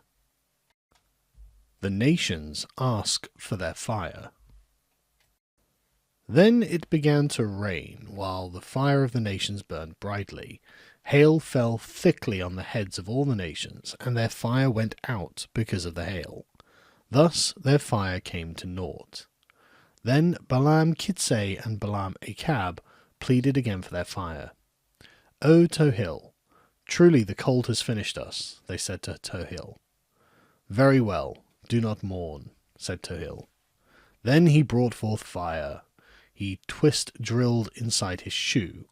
Thus Balam Kitse, Balam Akab, Mahukuta, and Ikibalam rejoiced as they warmed themselves. But the fire of the nations was extinguished, and cold had nearly finished them. Thus they claimed to plead for fire from Balam Kitse, Balam Akab, Mahukuta, and Ikibalam. They could no longer bear it because of the cold and the hail. They shuddered and trembled. There was no life in them because of the shivering of their legs and arms. Neither could they hold on to anything when they arrived. Truly, we are not ashamed to come before you to ask for just a little bit of your fire, they said when they arrived. But they were not welcomed, and the nations cursed in their hearts. For now the language of Balaam Kitsay, Balaam Achab, Mahukuta, and Xbalanque was different. Alas, is our language now abandoned? What have we done? We are lost. Where were we deceived? We had but one language when we came from Tohil. We had but one origin and creation. It is not good what we have done, said all the nations beneath the trees and beneath the bushes. Then a person revealed himself before Balaam Kitsay, Balaam Achab, Mahukuta, and Xbalanque. This messenger from Xbalanque said to them, Truly, Tohil is your God. He is your provider. He is also the substitute and remembrance of your framer and your shaper. Do not give, therefore, fire to the nations, unless they first give something to Tohil in return. It is not to you that they shall give. Rather, your desire must be to go before Tohil. Ask him what they shall give in return for the fire, said the person from Xbalanque. He had wings like the wings of a bat. I am a messenger from your framer and your shaper, said the person from Xbalanque. Thus they rejoiced. Tohil, Oilix, and Hakavitz became great in their hearts when the person from Xbalanque spoke to them. Then suddenly he disappeared before their faces, although he was not destroyed. Then the nations arrived. The cold had nearly finished them. It was thick with hail, dark with storms, and with hoar frost. The cold was too much to be conceived. All the nations covered themselves up, bending over and crawling on their hands and knees because of the cold, when they arrived before Balaam Kitsay, Balaam Achab, Mahukuta, and Xbalanque. They were greatly troubled in their hearts. Sorrowful were their mouths and faces. The nations are deceived into offering themselves. Thus they arrived as thieves before the faces of Balaam Kitsay, Balaam Achab, Mahukuta, and Xbalanque. Truly, will you not take pity on us? We shall only ask for a small bit of your fire. Has it not been discovered? Has it not been found? Were we not of the same home? We were of the same mountain when you were framed and when you were shaped. Take pity, therefore, on us, they said. What then will you give to us if we were to take pity on you? They asked. Very well then, we will give precious metal to you, the nations replied. We do not want precious metal, said Balaam Kitsay and Balaam Achab. Then what do you truly want? We plead of you, said therefore the nations. Very well. We will first inquire of Tohil, then we shall tell you, they were told. Then they asked Tohil. What are the nations to give, O Tohil? Asked Balaam Kitsay, Balaam Achab, Mahukuta, and Xbalanque. They have come to ask for your fire. Very well then, this is what you will say. Do they not want to give the breast beneath their shoulders and armpits? Do they not desire in their hearts to embrace me, I, Tohil? If they do not want this, then I will not give to them their fire, said Tohil. You will say to them, it will have a beginning, but it will not be today that they will give the breast below their shoulders and their armpits, he says to you. This is what you will say. This is what Balaam Kitsay, Balaam Achab, Mahukuta, and Xbalanque were told. Thus they spoke the word of Tohil to the nations. Very well then, the breast shall be given. It is good that we are to embrace him, they replied. In this way they responded, accepting the word of Tohil. Thus they were never again to increase. Fine, they said straight away. Thus they received fire and were warmed. There was only one group that stole away the fire from within the smoke. This was the Zot Zilaha. Chamal Khan is the name of the god of the Kakchikels. His image was merely that of a bat. They passed by in the smoke, moving stealthily as they passed. Thus, when they arrived to take the fire, The Kakchakels did not ask for it. They did not give themselves up in defeat, as all the nations had done who were defeated.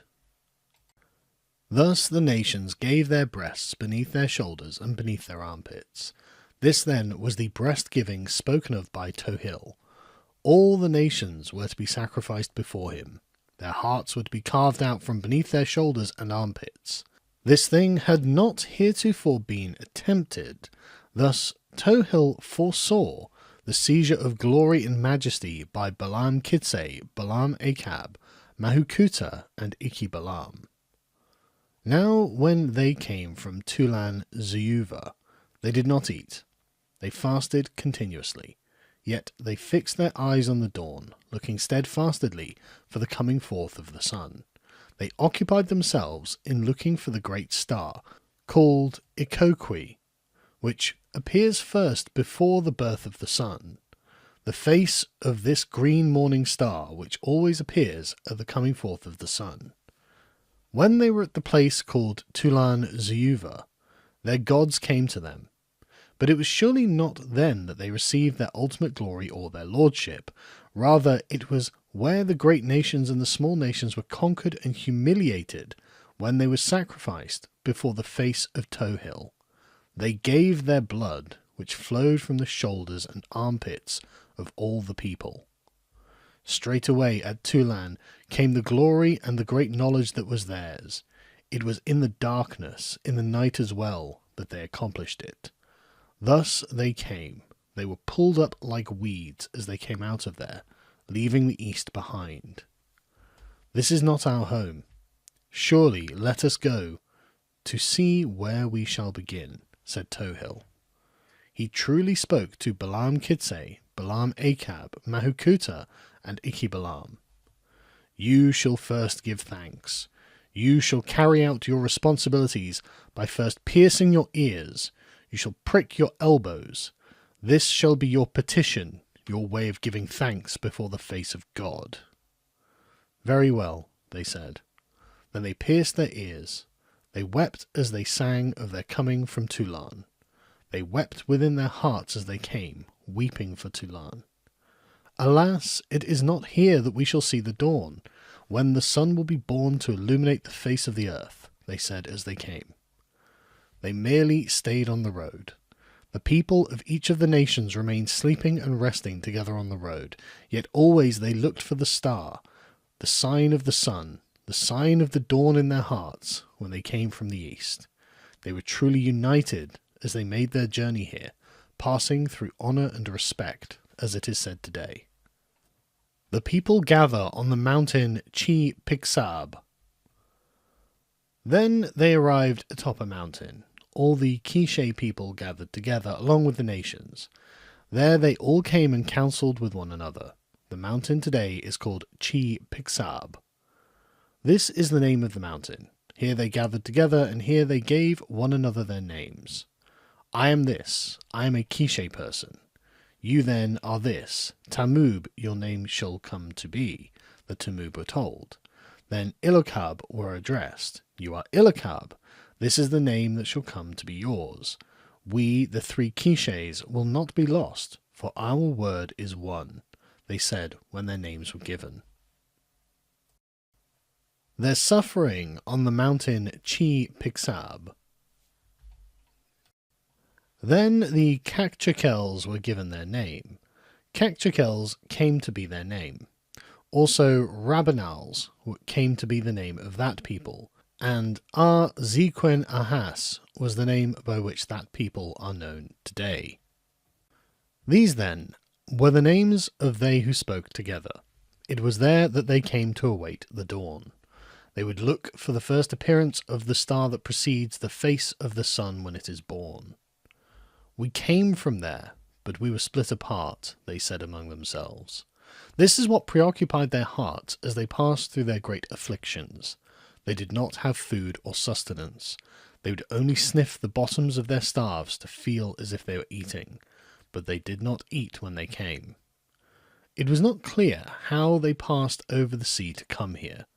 It was as if there were no sea that they had to pass over. They merely passed over on the tops of stones, for there were stones on the sand. Thus they named it Lined Up Stones, and Piled Up Sand was also its name. Over these they made their passages here from within the sea. The water divided itself, and through it they made their passage here.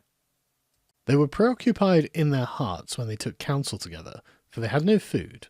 They would only drink a tole, made of maize grains, which they had borne to the top of the mountain named Chi Pixab. They had carried only Tohil, Uilix, and Hakavits. Thus Balaam Kitse observed a great fast along with his wife, named Kahapaluna. The same also did Balaam Achab with his wife, named Chomiha, along with Mahukuta, who observed a great fast with his wife, named Zenunia, and also Iki Balaam and Kaksix Aha, which was the name of his wife. Thus they fasted in the darkness, in the night.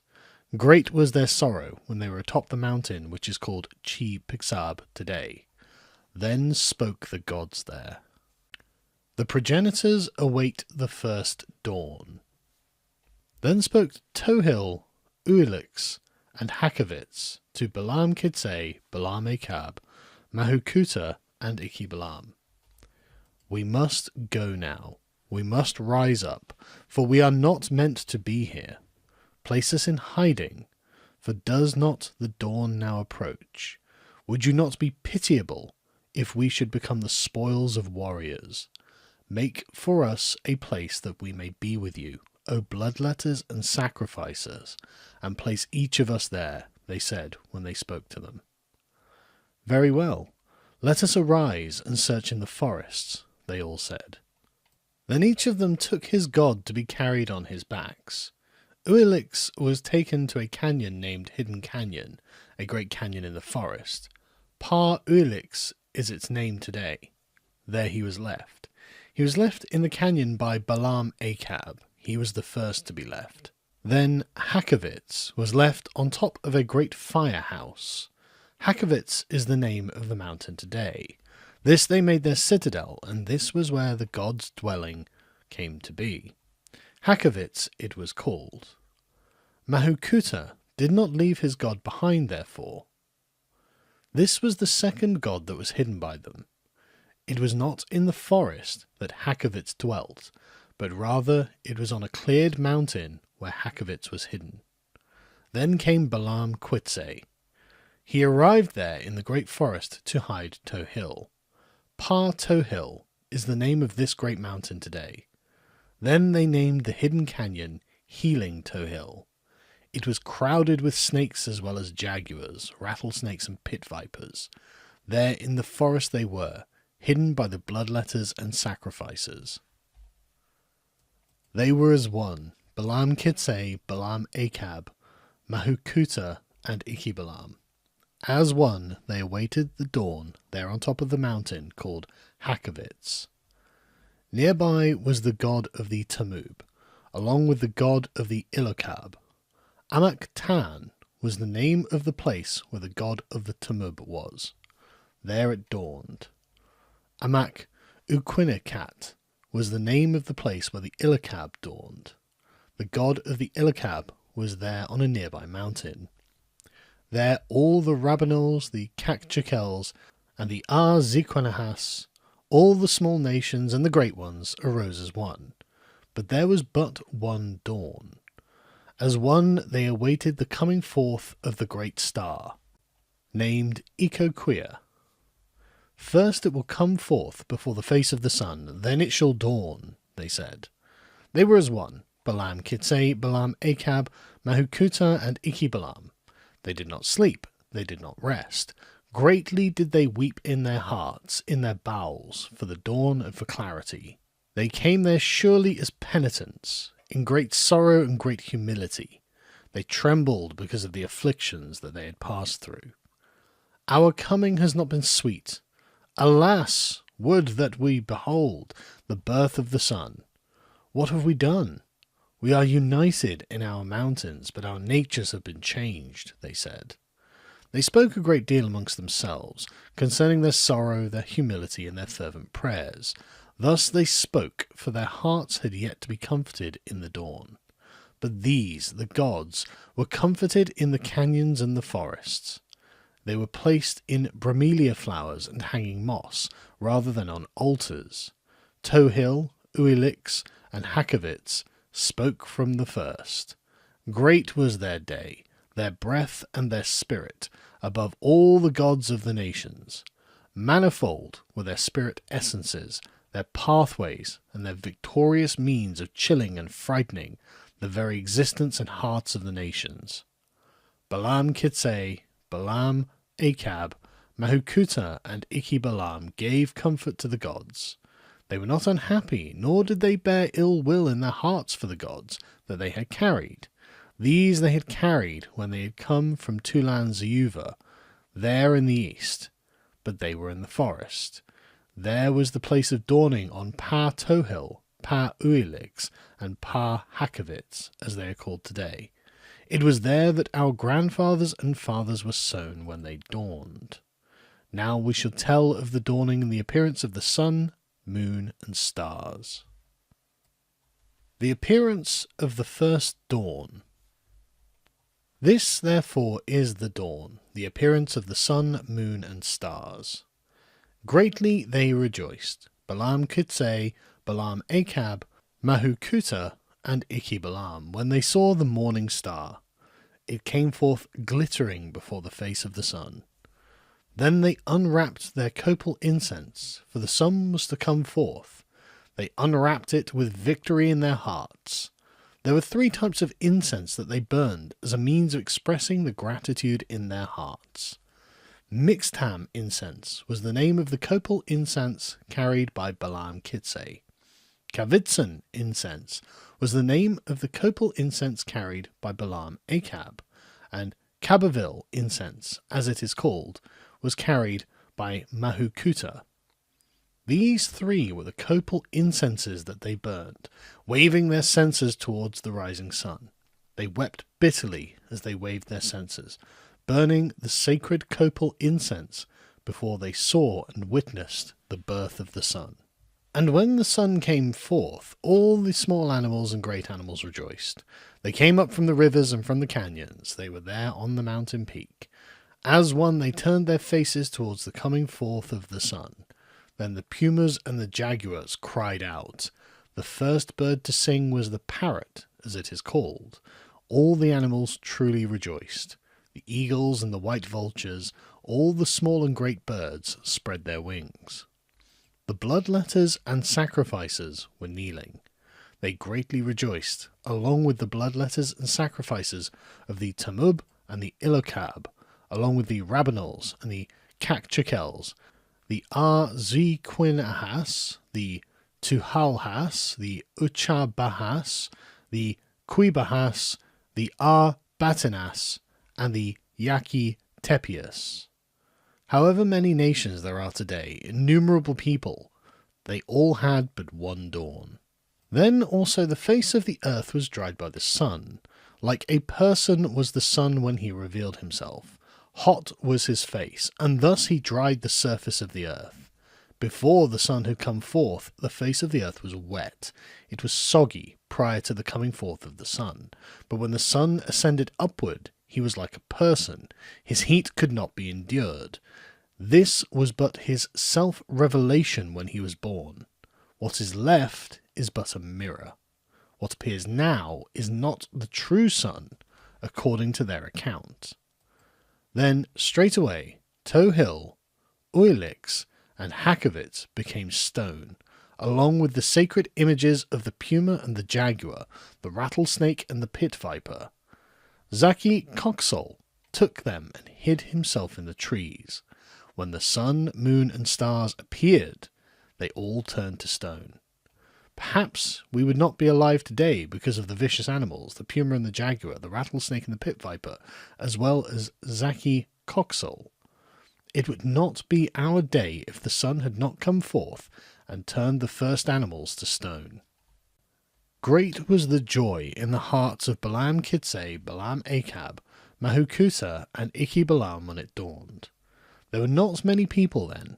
There were only a few on the top of the mountain of Hakovitz. There they dawned, and there they burned incense, waving their censers towards the coming forth of the sun. This was their mountain, their plain. There came they who are named Balaam Kitse, Balaam Achab, Mahukuta, and Ichibalam. There they multiplied on top of the mountain that was to become their citadel. There it was that the sun, moon, and stars truly appeared. Everything on the face of the earth and beneath the sky had its dawn and became clear. Thus began their song called Our Burial. Their hearts and bowels wept as they sang, and this is what they said in their song. Alas, we were lost. At Tulan we split ourselves apart. We left behind our older brothers and our younger brothers. Where did they see the sun? Where were they when it dawned? This they sang concerning the bloodletters and sacrifices of the Yaqui people. Tohil is the god of the Yaqui people, who they call Yolkuat Quetzalcoatl. We were separated there at Tulan Zueva. We left them to come here, but we were complete before we came here. This they said among themselves when they remembered their older brothers and their younger brothers, the Yaqui people. These dawned there in Mexico, as it is called today. Thus, surely a portion of them remained there in the east, they whose names are Tepiu and Oliman. We left them behind, they said. Thus they were greatly troubled in their hearts there on top of Hakovitz.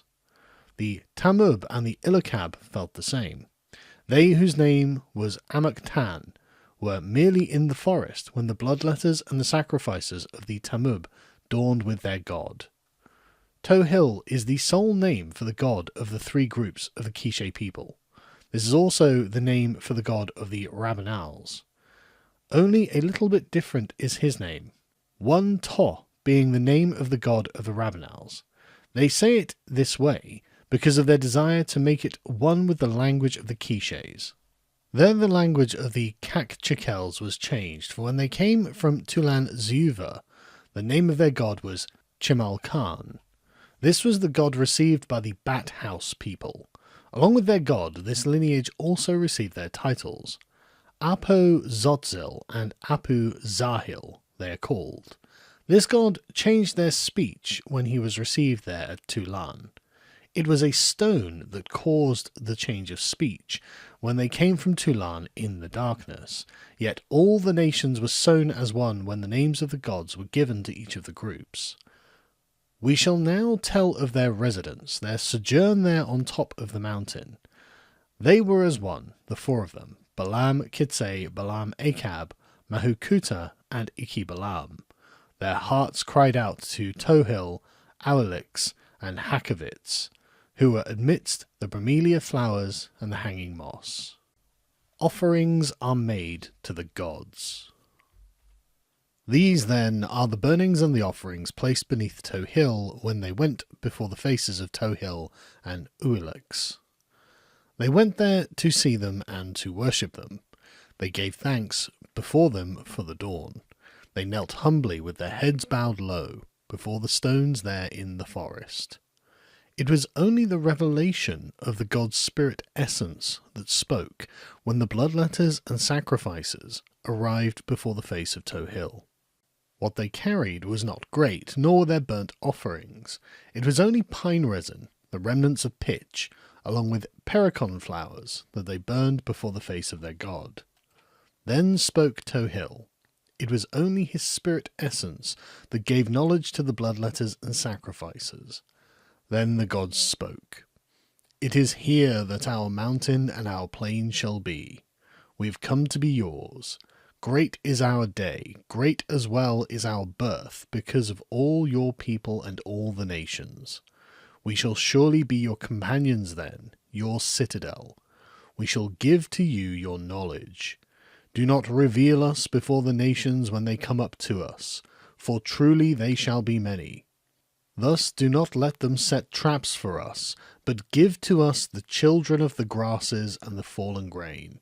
Bring to us a little of the blood of the female deer and the female bird. Take pity on us. Set the skins of the deer aside and watch over them. These shall be a means of concealing identity. The deer will become the means by which you shall deceive them. These will surely be our substitutes before the faces of the nations. When you are asked, "Where is Tohil?" it will be this deerskin bundle that you shall show them. But do not reveal yourselves. Do this now, and your existence shall become great. You shall conquer all the nations. They must bring to you their blood. Their flowing blood shall be brought before our faces. Let them come to us and embrace us. They are ours now, said Tohil, Xbalanque, and Hakavits. The gods would appear as boys when they were seen, when offerings were burned before their faces. Thus they began to seek out the offspring of birds and deer which were taken and offered by the bloodletters and the sacrifices. They would find the birds and the young deer, and go to place their blood in the mouths of the stones. Tohil and Xbalanque drank this therefore. It was the bloody drink of the gods. Straightway then the stones spoke when the bloodletters and the sacrifices came to give their burnt offerings.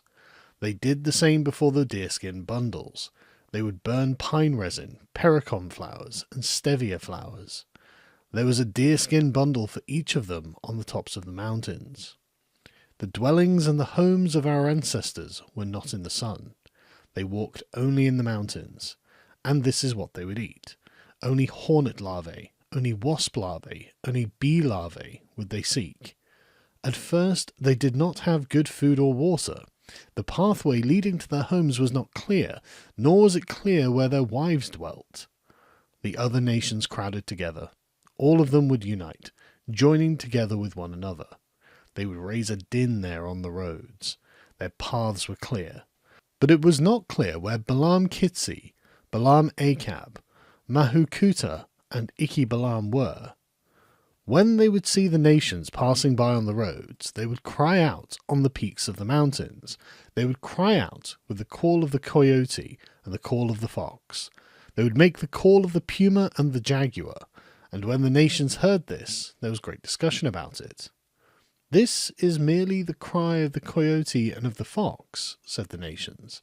"It is merely the puma and the jaguar," the nations said.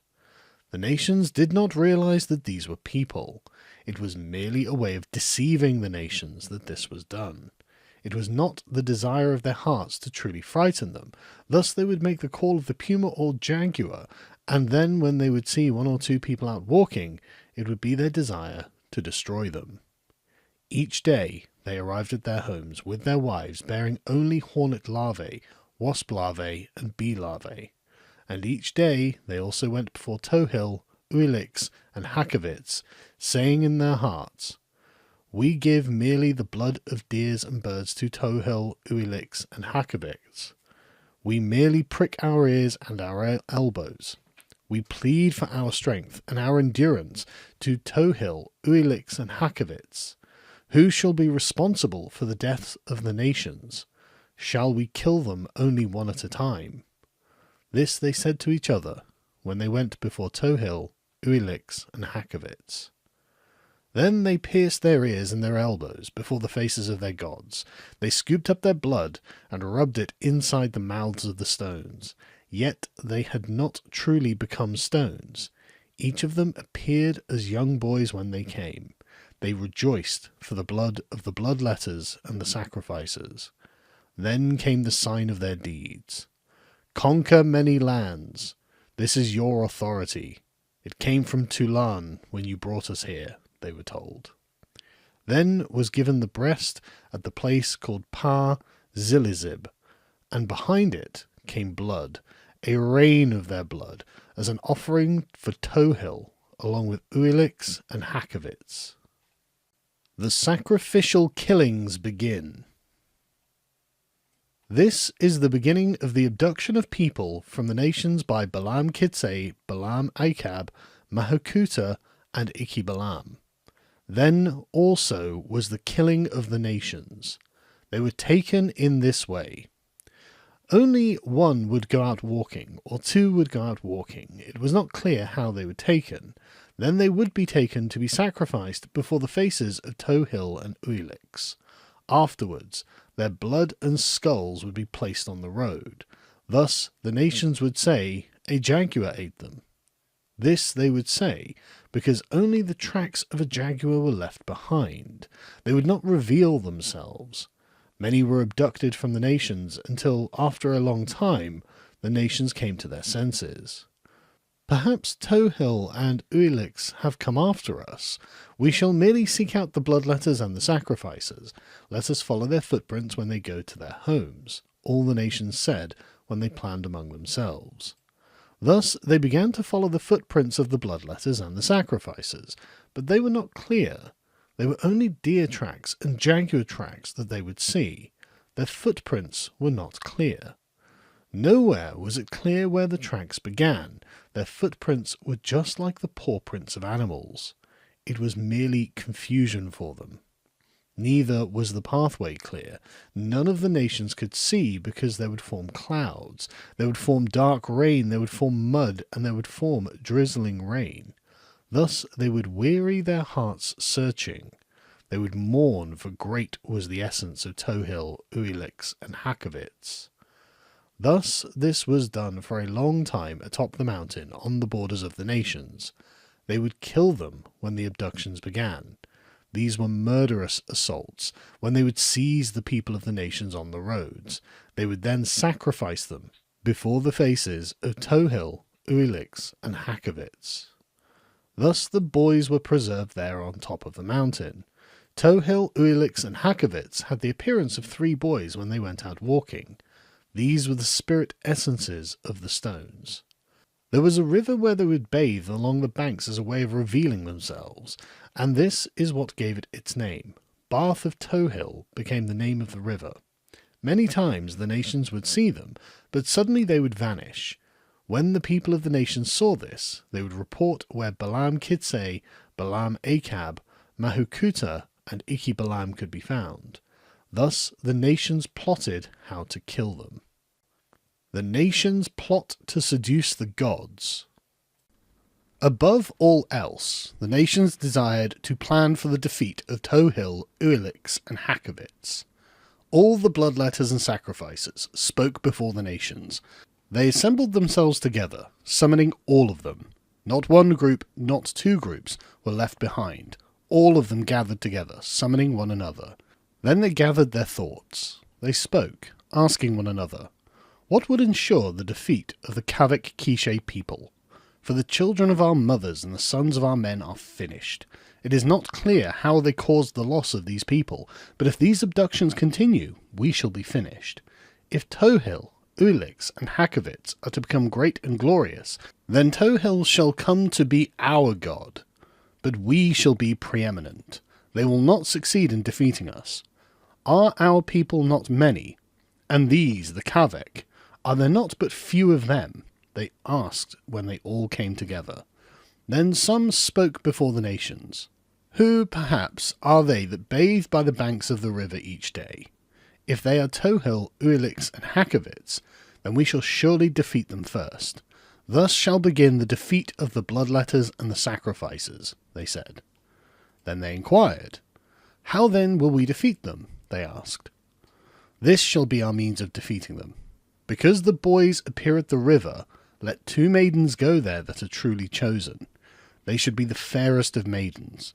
Thus may they be objects of desire for them, they said. Very well then, we shall search for 2 of the best maidens, they said.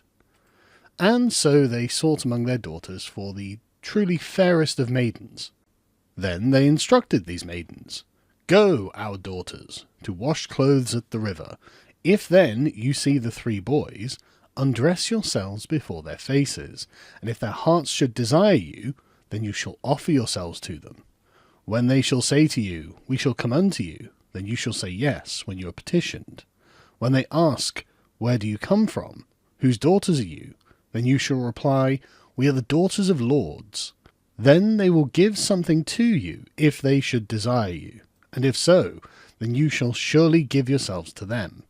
If you do not give yourselves to them, then we will kill you.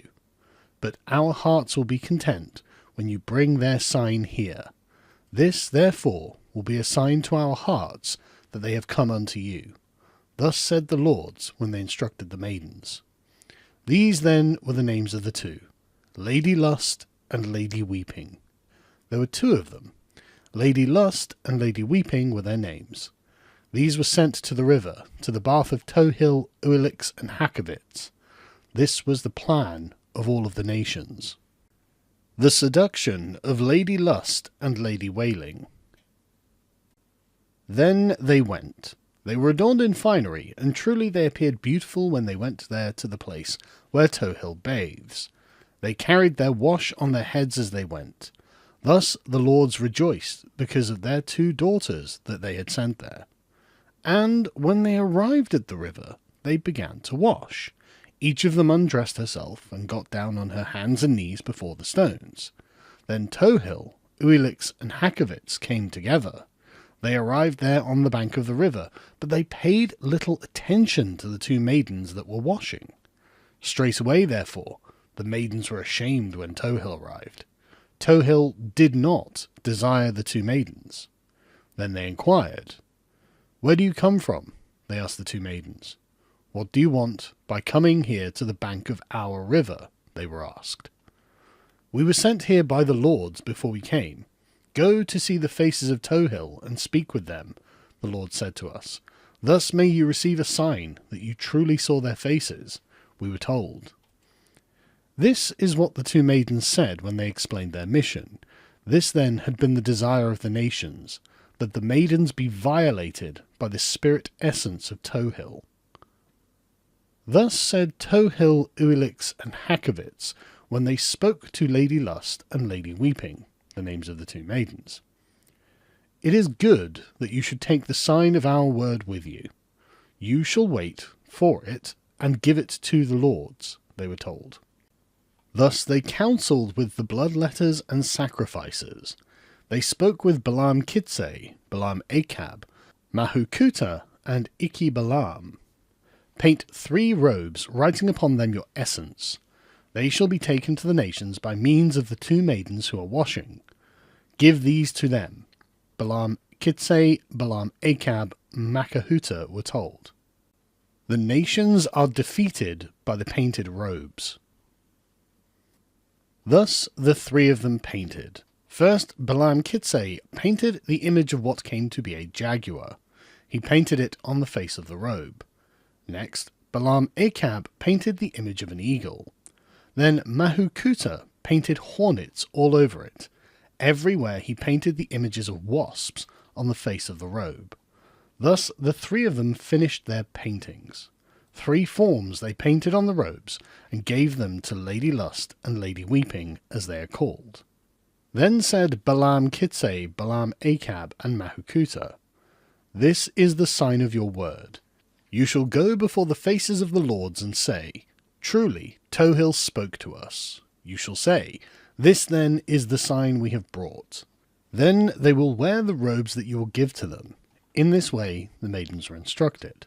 So then they returned, carrying the painted robes, and when they arrived straightway the lords rejoiced when they saw their faces and that which was draped across their arms. Thus the maidens were entreated. "Did you not see the face of Tohil?" they were asked. "We did see him," replied Lady Lust and Lady Weeping. "Very well then, where is the sign that you have brought? Is it not true?" the lords asked. For the lords felt it was the sign of their disgrace. Thus the maidens untied the painted robes. Everywhere there were jaguars, everywhere eagles, and everywhere hornets and wasps. The paintings inside the robes shone brightly. Thus they desired the faces of the robes and put them on about them. The image of the jaguar did nothing at first around the lord. Then another lord put on the second painted robe with the image of the eagle. The lord felt good inside of it. He turned about before them. He opened up his robe before them all. Then another lord put on the third painted robe with the hornets and wasps inside. And when he put it around him, he was stung by the hornets and wasps. He could not bear it. He could not endure the stinging insects.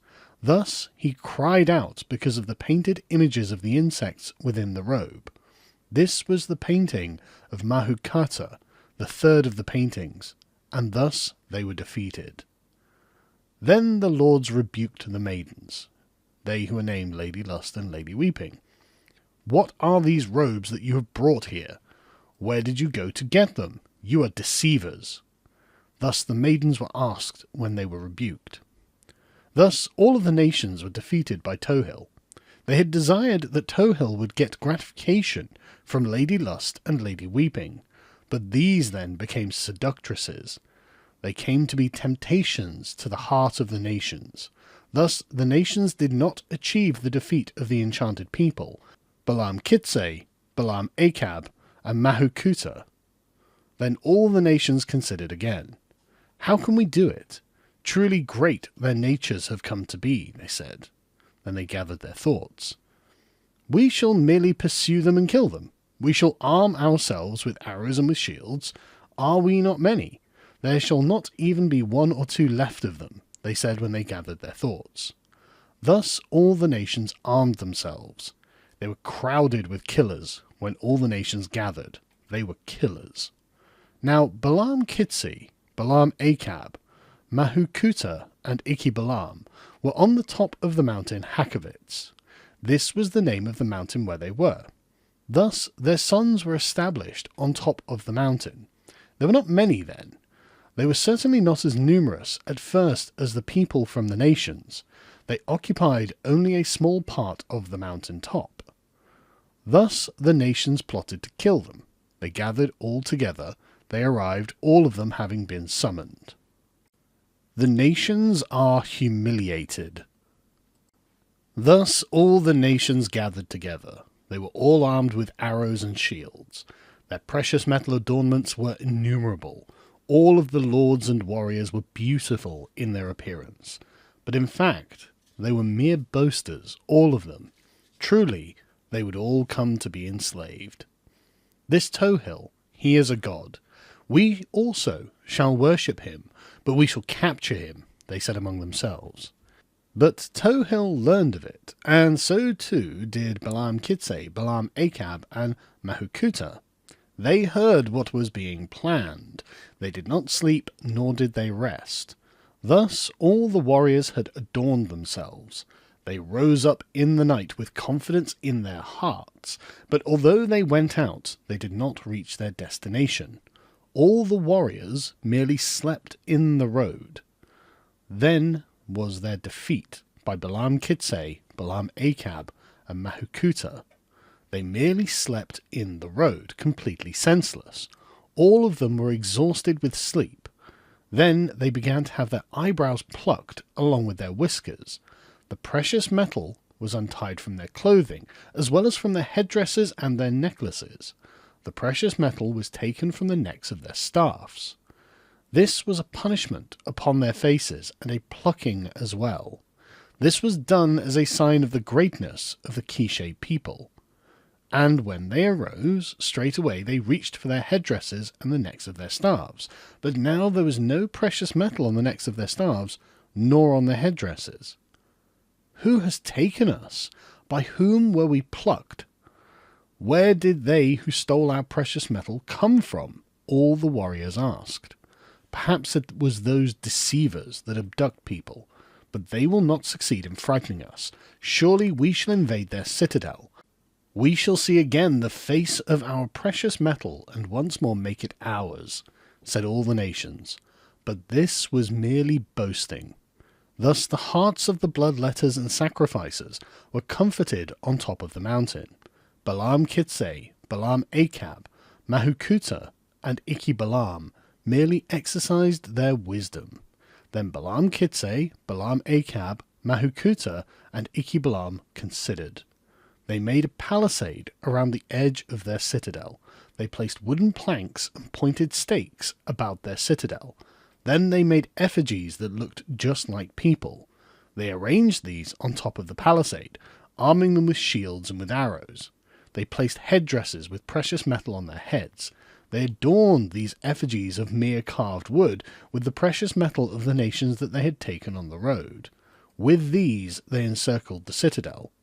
Then they also entreated Tohil with their thoughts. What if we should die? What if we are defeated? They asked. Thus their hearts wept before the face of Tohil. Do not mourn. I am. You shall use these against them. Do not fear. Thus he spoke to Balaam Kitsi, Balaam Achab, Mahukuta, and Xbalanque. And they were given the hornets and wasps. So they went out to gather them, and they returned bearing them. And they placed these inside 4 great gourds, which they positioned in 4 places around the edge of the citadel. The hornets and wasps were closed up within the great gourds. They used these as weapons against the nations. The citadel was being spied upon, watched and ambushed, scrutinized as a target by the messengers of the nations. There are not so many, they said. And then they saw the effigies of carved wood, which were motionless, carrying their arrows and shields. They appeared to be true people. Like killers they appeared to be when the nations saw them. All the nations rejoiced then, for they did not see many of them, but there were crowds of people from the nations. Their people had countless warriors, killers, and murderers that had come against Balaam Kitsi, Balaam Achab, and Mahukuta, who were on top of the mountain named Hakavitz. We shall now speak of this invasion. The nations are defeated. There they were, Balaam Kitsi, Balaam Achab, Mahukuta, and Xbalanque, united on top of the mountain with their wives and their children. Then came the warriors and the killers. There were not merely 16,000 or 24,000 from the nations that encircled the citadel. They yelled, armed with their arrows and shields. They would cry out, clamouring, hustling about, shouting their mockery and whistling. But the bloodletters and sacrifices went inside beneath their citadel, fearing nothing. They merely looked to the palisade at the edge of their citadel as they gathered together with their wives and children. Thus they were reassured, and the words of the nations were sweet to them. Then the warriors ascended a little way up the face of the mountain, but it was only a little way, for they did not reach the entrance to the citadel. Then they opened the 4 gourds that were in the citadel, and out flew the hornets and the wasps. They were like clouds of smoke when they came out of each of the gourds. The warriors were thus finished off because of the insects. They landed on their eyes and on their noses, on their mouths and on their legs and on their arms. Wherever they were, the hornets and wasps went to catch them. Wherever they were, these went to swarm around them. Everywhere there were hornets and wasps. They would swarm around them, stinging their eyes. There were great numbers of insects around each of the people. Thus they became disoriented because of the hornets and the wasps. Neither could they now grasp their arrows or their shields. They hunched over with their faces to their knees on the surface of the ground. They were scattered. They fell senseless before the face of the mountain. Then they were struck with arrows and chopped with axes, although they were only pieces of dry wood that Balaam Kitsi and Balaam Achab used on them. Their wives also came upon them as killers. Thus, only a portion of them were able to return. Only a few people from the nations were able to escape. At first they tried to flee, but when they were caught, they were finished off. Then they were killed. And it was not just a few of the people who died, and of those who did not die, the insects came upon them and tormented their hearts. They were no longer able to wage war. They did not take up their arrows or their shields again. Thus all the nations were humiliated and begged humbly before the faces of Balaam Kitsi, Balaam Achab, and Mahukuta. Pity us. Do not kill us, they said. Very well then. Certainly you shall become obedient. You shall be servants as long as there is sun and light, they were told. Thus was the defeat of all the nations because of our first mothers and our first fathers. It was done on the top of the mountain Hakavitz, as it is called today. This was the beginning. There they multiplied and became many. They had daughters and they had sons on top of Hakavitz. They rejoiced then, for they had defeated all the nations there on the top of the mountain. Thus they had done this. They had surely defeated the nations, indeed all the nations. Thus their hearts were reassured. They spoke to their sons as the time approached when they would die, for truly they desired to die. Now we shall tell of this also, of the deaths of they who are called Balaam Kitse, Balaam Achab, Mahukuta, and Xbalanque. The deaths of the 4 progenitors. They sensed their impending death and disappearance. Thus they gave instructions to their sons. They were not ill, nor did they groan from sickness, nor did they breathe with difficulty. Yet they left behind their word with their sons. These then are the names of the sons. Balaam Kitse had 2 sons. Ko-Kaeb was the name of the firstborn, and Ko-Kavib was the name of the secondborn. These were the sons of Balaam Kitse, the grandfather and father of the Kaviks. Balaam Achab of the Nehabes also had 2 sons. Ko-Akul was the name of the first son, and Ko-Akutek was the name of his second son. Mahukuta only had 1 son, whose name was Ko-Hau. These 3 had sons, but Xbalanque had no sons. These then were the names of their sons, who were true bloodletters and sacrificers. The 4 of them were united as they sang of the pain in their hearts. Their hearts wept within their song. Our burial was the name of the song that they sang, and these were the instructions that they gave to their sons. You, our sons, we shall go, but we shall also return again. Words of light and counsels of light we give to you. And then they spoke to their wives. You have come here from a faraway mountain, you our wives, they said. Then they were counselled. We go to our people. Our Lord dear is now established, mirrored in the sky.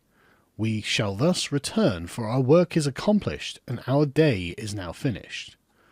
Remember us, do not forget us, do not sweep us away. You shall surely see your homes and your mountains where you will settle. Thus let it be so. Go, therefore, go to see the place from whence we came. This was the counsel they were given. Then they left behind the sign of the existence of Balaam Kitse. This is a token of my memory that I shall leave with you. This is your glory. These are my instructions, the result of what I have pondered, he said when he left behind the sign of his existence. Bundled glory, it was called. Its contents were not clear, for it was truly bundled. They did not unwrap it, nor was its stitching clear. No one had seen it when it was bundled. This then was their counsel when they disappeared there atop the mountain Hakovitz. They were not buried by their wives nor their children, neither was their disappearance clear when they vanished, but their counsel was clear. Thus the bundle came to be precious to them as a memorial to their father. Straightway they burned offerings before it as a memorial to their father. Thus the people were established by the lords, following this beginning by Balaam Kitse, the grandfather and father of the Kaviks. His sons, named Ko-Kaeb and Ko-Kavib, were not lost. Thus were the deaths of our 4 grandfathers and fathers when they disappeared, when they left their sons there atop the mountain Hakovitz. These sons tarried there, but the day of all the nations had fallen, and they were humiliated and lacking in power.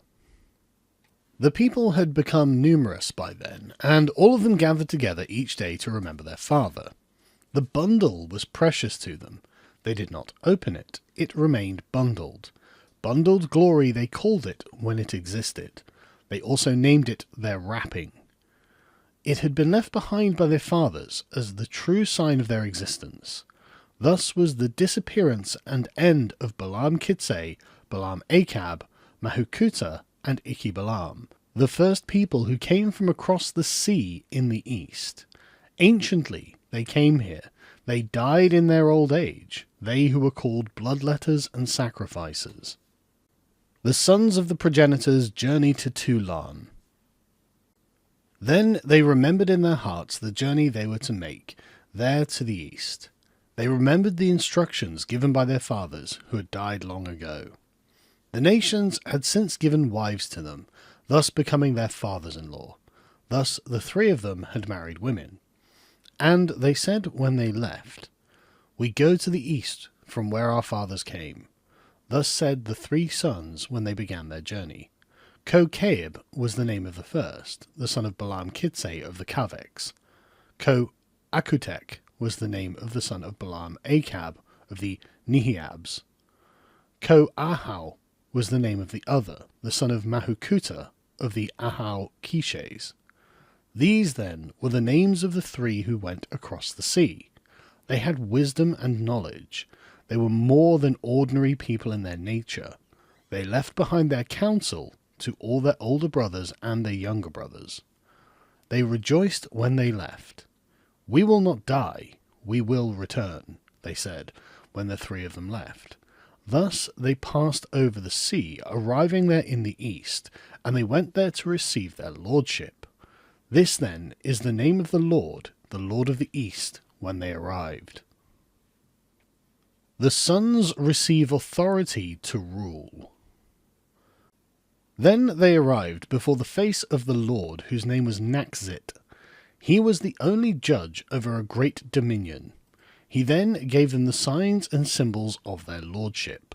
Thus they received the signs of office for the Arpop and the Arpop of the reception house. They received the signs of their glory and lordship that pertain to the offices of Arpop and Arpop of the reception house. These, then, are the names of the tokens of their glory and lordship: canopy and throne, bone flute and drum, shining black powder and yellow stone, puma paws and jaguar paws, head and hooves of the deer, armband and snail shell rattle, tobacco gourd and food bowl, macaw feathers and snowy egret feathers. All of these they brought when they returned. They also brought the writings of Toulon from the other side of the sea. These were the writings, as they were called, that contained the many things with which they had been invested. The migrations of the Quiches. And when they arrived there atop their citadel called Hakovitz, they gathered all the Tamub and Ilokab together. All the nations rejoiced when Ko-Caib, Ko-Akutek, and Ko-Ahau arrived. These alone received the lordship of the nations.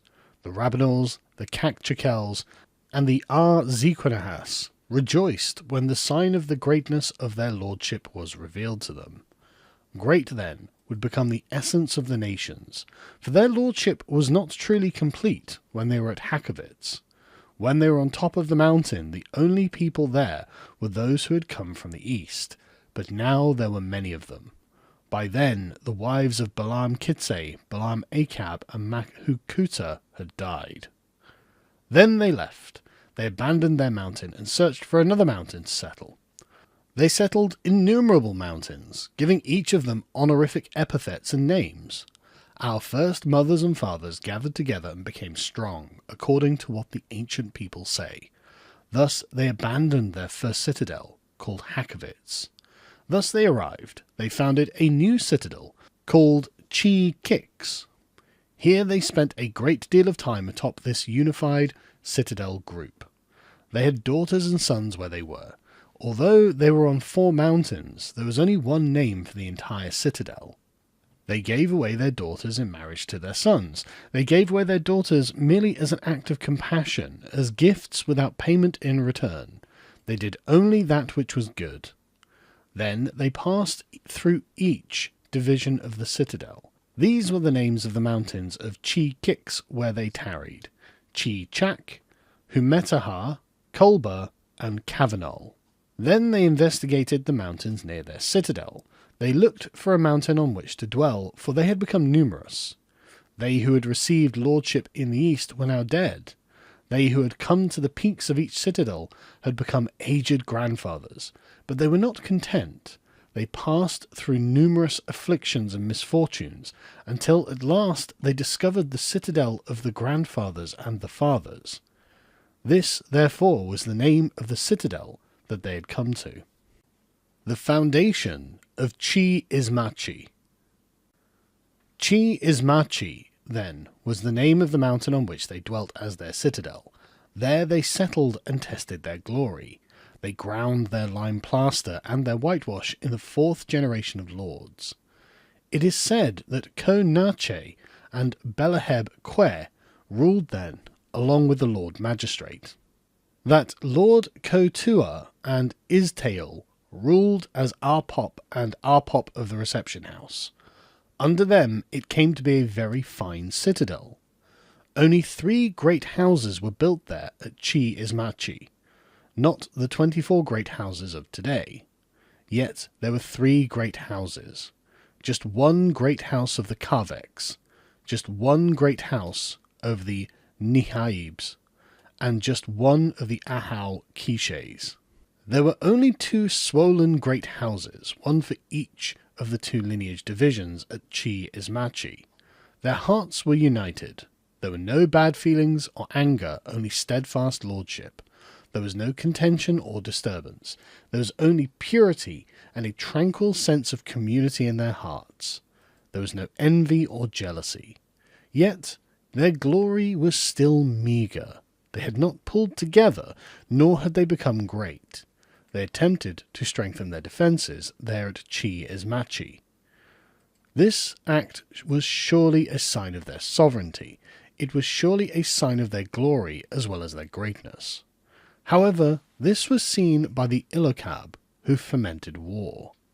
They desired that Lord Ko-Tua be murdered. They desired that there be but 1 lord over them. Thus the Ilokab wished to convince Lord Istael to murder him. But this plot against Lord Ko-Tua did not succeed. Their envy merely fell upon their own backs. This first attempt by the Ilokab to kill the Lord failed, yet it was the foundation of strife and the clamour for war. Thus the Ilokab made a first attempt at invading the citadel, coming as killers. It was their desire that the Quiches be destroyed. They wished to exercise lordship in their own hearts, but when they came to seize it they were captured and despoiled, and few of them were ever set free again.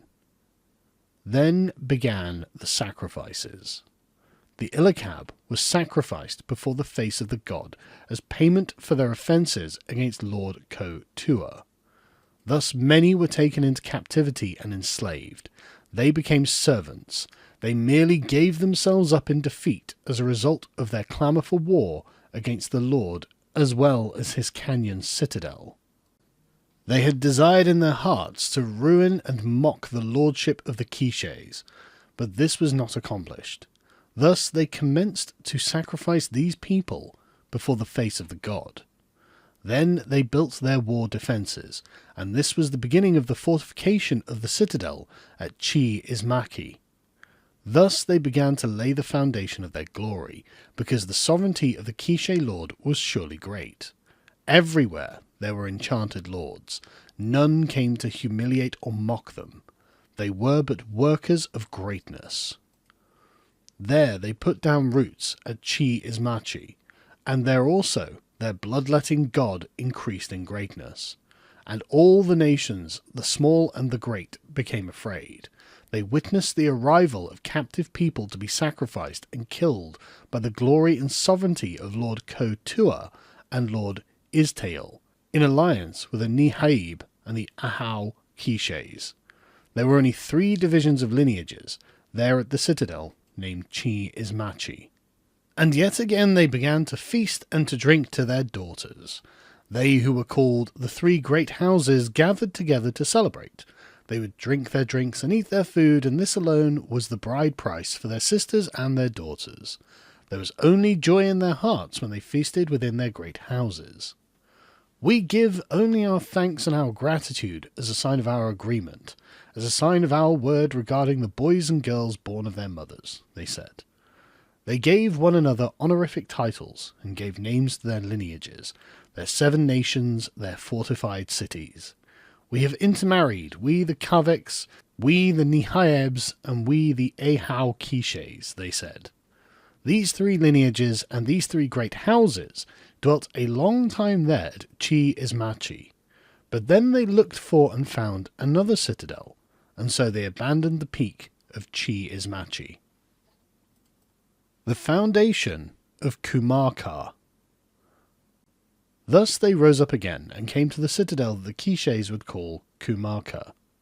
The lord Kotua, along with the Kukamats, and all the lords came there. There had been 5 moves and 5 generations of people since the beginning of the light, the beginning of the nations, the beginning of life and creation. There they built many homes. They also built houses for the gods at the centre, on the highest point of the citadel. Thus they came and began to be great in their lordship. They were many now, crowded together. They planned their great houses. They gathered together, and yet they were also divided, because there began to be contention. They began to envy each other regarding the bride price for their sisters and their daughters, for it was no longer merely food and drink that they demanded. This, then, was the root of their division. They turned on each other, desecrating the bones and skulls of the dead. They became infuriated with one another and split apart. Thus there came to be 9 lineage divisions because of this contention over the sisters and the daughters. Therefore, when lordship was conceived, 24 great houses came to be. When they arrived in ancient times at the top of their citadel, they completed 24 great houses there in the citadel of Kumarka. This citadel was blessed by the Lord Bishop after it was left abandoned. They were advanced in rank, differentiated by their benches and their cushions. They were set apart, each according to their glory. Each of the lords of the 9 lineages was distinguished by rank. 9 lords of the Kaveks, 9 lords of the Nihaibs, 4 lords of the Ahau Quiches, and 2 of the Ahau Zaquiks. Thus they came to be numerous. Many there were behind each of the lords. From the beginning they were the heads of numerous vassals and servants. Each of the lineages of the lords became crowded. We shall now give the titles of each of the lords and each of their great houses. The titles of the Kavek lords. These, then, are the titles of the lords over the Kaveks. The first lords are Pop and Pop of the Reception House, Tohil and Kukumats, Great Steward of the Kaveks, and Councillor of the Stacks, Emissary of the Deer House, Councillor in the Ball Court of Punishment, and Mother of the Reception House. These, then, are the lords over the Kaveks. There are 9 lords for each of the great houses, and these shall now be shown. The titles of the Nihaib lords. These, then, are the lords over the Nihaibs. The first lords are Lord Magistrate and Lord Herald, Magistrate of the Reception House and Great Reception House, Mother of the Reception House and Great Steward of the Nihaibs, Uilix, Yako Latam, Corner of the Reed Mat, Zak Latol, and Great Emissary of the Sprout Giver. 9, then, were the lords of the Nihaibs. The titles of the Ahau Quiche lords. These, then, are the titles of the lords of the Ahau Quiches: Herald Person and Lord Emissary, Great Lord Steward of the Ahau Quiches, and Lord Hakovitz. These are the 4 lords of the Ahau Quiches. These are the great houses. The titles of the Zaquik lords. There are also 2 lineages of Zaquik lords, Maize Flower House and Magistrate of the Zaquik. There is only 1 house for the 2 lords. The glory of the lords of Kumarka. Thus were established the 24 lords as well as the 24 great houses. Then their glory and their sovereignty were increased in Quiche. The grandeur and importance of the Quiches was glorified and made sovereign. Then, as well as the canyon citadel was whitewashed and plastered. The nations came there, the small and the great. Thus the Lord who made Quiche great has his name. Then were created the glory and their sovereignty. Then they created the homes of their gods, as well as the homes of their lords. But they themselves did not do it, nor did they work to build their homes or the homes of their gods. Instead, it was their vassals and their servants who had become numerous. They did not need to lure them, or to abduct them, or carry them off by force, for they truly belonged to each one of the lords. This place also came to be crowded with the lords' older brothers and younger brothers. The lords were ever solicitous, each of them receiving numerous petitions. They were truly beloved. Great was the authority of the lords. The birthdays of the lords were honoured and respected by their vassals and servants. Thus they multiplied there in the canyon citadel. Yet they were still not as many as those who fell under submission from among the nations. Even when war came upon their canyon and their citadel, they were glorified because of the spirit essence of their lords, Lord Cucumatz and Lord Ko-Tua. Cucumatz became a truly enchanted lord. In one transformation he would rise up into the sky, and in another transformation he would go down to Xibalba. In another transformation he would be a serpent, truly becoming a serpent. In another transformation he would make himself into an eagle, and in another transformation into a jaguar. Truly, his appearance would be that of an eagle and of a jaguar. Another transformation, he would become a pool of blood. Mere pooled blood he would become. Truly, he was an enchanted lord in his essence. Thus, all the lords were frightened before his face. Tales about him were quickly spread abroad, and all the lords of the nations heard of the nature of this enchanted lord. This, then, was the beginning of the increase of the Quiches. Lord Cucumatz founded the grandeur of his descendants. The faces of his grandchildren and his sons were not lost in his heart. He did not do this so that he would be the sole lord, but his nature was enchanted, and thus he toppled all the lords of the nations. He did this merely to reveal himself, yet because of it he became the head of the nations. The enchanted lord, named Cucumatz, was of the 4th generation of lords. He alone was both our Pop and our Pop of the reception house. He left behind his heritage for his descendants, for they became glorious and sovereigns as well. And then they begat sons, even their own sons, making them numerous. Thus were begotten Popul and Xbalanque. These exercised true lordship. They were the 5th generation of lords that came to be. They begat sons as well, each a generation of lords. The victories of Lord Kekab. These, then, are the names of the 6th generation of lords. There were 2 great and glorious lords. Kekab was the name of the first lord, and Khawizma was the name of the other. These accomplished a great many deeds. They made the Quiches great, for their essence was truly enchanted. They broke apart and shattered the canyons and citadels of the small nations and the great nations. Anciently, these citadels were close together. The mountain of the Kakchakels was where Chuvilla is today. The mountain of the Rabanals was Pa-Maka. The mountain of the Kauks was Zakabaha. The citadels, then, of the Zakulius were Chuvi Miquina, Zelahu, Chuva Zak, and Zolo Che. These all paid homage to Kekab. They had made war, but they were broken apart. The canyons and citadels of the Rabanals, the Kakchakels, and the Zakulius were shattered. All the nations collapsed and were split apart. Yet for a great while Kekab's warriors persisted. There were not then even 1 or 2 groups among the nations that did not bring their tribute. Their citadels fell, and they brought tribute before Kekab and Kazima. These lords invaded the lineages, who were bled and shot while bound to wooden posts. Their day came to nothing, nor did they ever have descendants. It was merely arrows that were the means of shattering the citadels.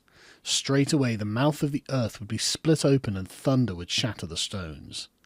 Thus the nations would suddenly become frightened and make offerings before the pine resin tree. This has become a sign for the citadels, for today there is a mountain of stones, only a few of which were not cut cleanly as if cut by an axe. It is there in the plain called Petatiab, where it may be clearly seen by all the people who pass by it. This is the sign of the war prowess of Kikab. He was not killed, nor was he defeated. He was truly a warrior, and he received tribute from all the nations. Then all of the lords planned, sending blockaders around the canyons and around the citadels, all the fallen citadels of the nations. The Quiches garrison the conquered regions. Thus the sentinels went forth as lookouts against enemy warriors. They became the lineage of watchmen, guardians of the mountains. If the nations come again, these will be the guardians, it was said. Then all the lords gathered their thoughts and sent out their orders.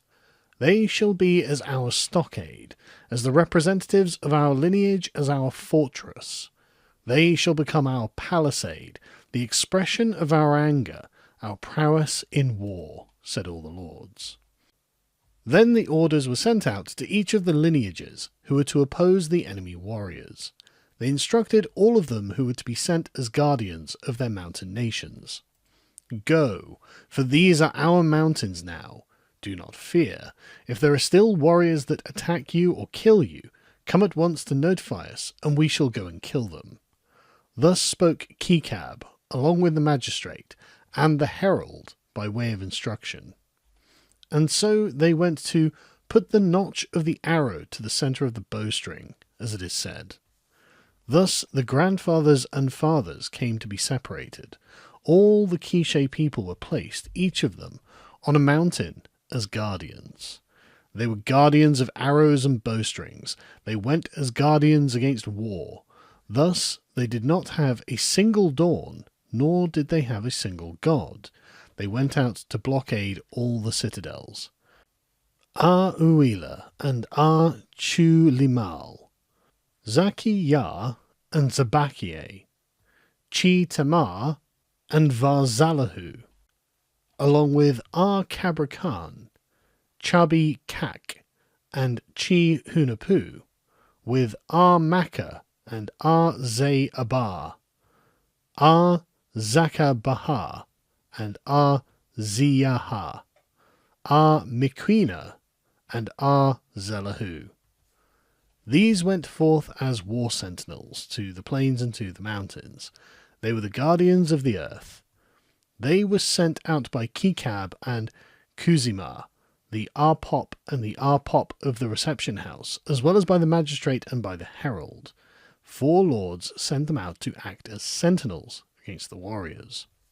Kikab and Kuzima were the names of the 2 lords over the Karvex.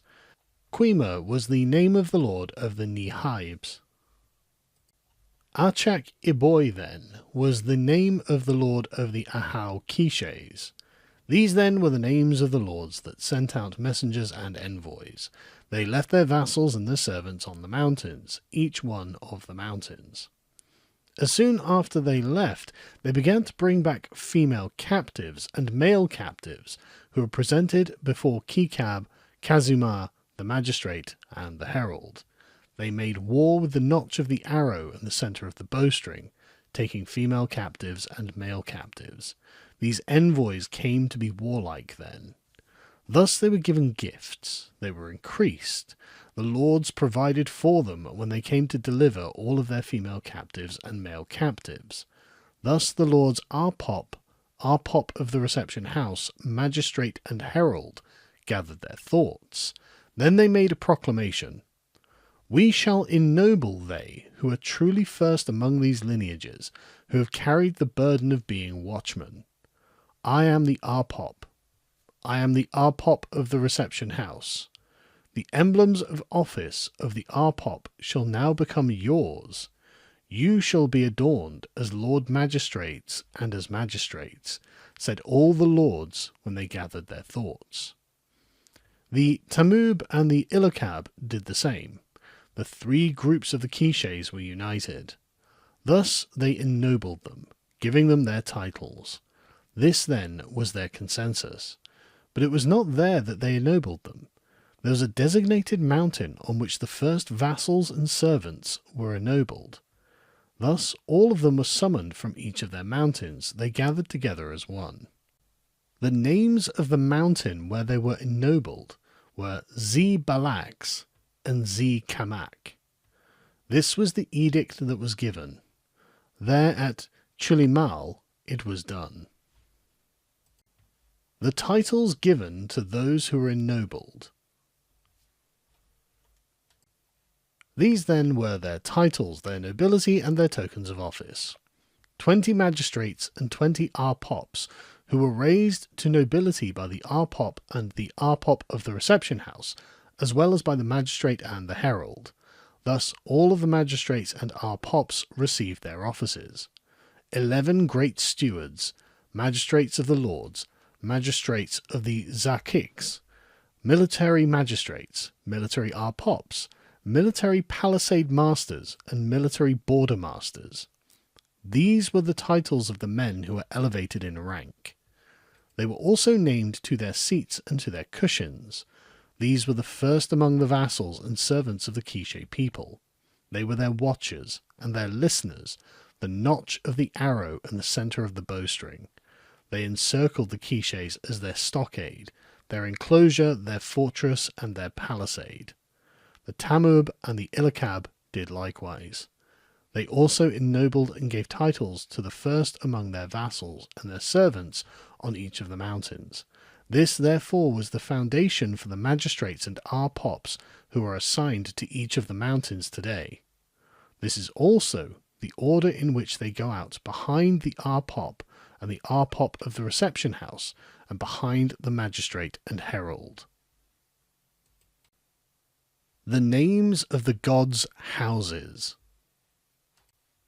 We shall now tell the names of the houses of the gods. These houses were simply named after the gods themselves. Great Temple of Tohil was the name of the temple that served as the house of Tohil of the Kaveks.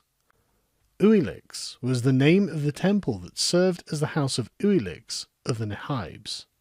And Hakovitz was the name of the temple that served as the house of the god of the Ahau Quiches. Maize Flower House may surely be seen. Sacrifice House is its other name. These were the great temples wherein were the stone gods. There all the lords of the Quiches worshipped. All the nations worshipped there as well. The nations would enter therein to burn offerings before Tohil first. Then they would worship the arpop and arpop of the reception house. They would come to give their quetzal feathers and their tribute before the lords. Each in turn they would give provisions and sustenance to the arpop and the arpop of the reception house, the great lords who had brought down their citadels. Kukumats and Kotuha were enchanted people and enchanted lords. Kikab and Kazuma were also enchanted lords. They knew if there would be war. It was clear before their faces. They saw if there would be death, if there would be hunger. They surely knew if there would be strife. There was an instrument of sight. There was a book. Popul was their name for it. But it was not only because of this that they were lords.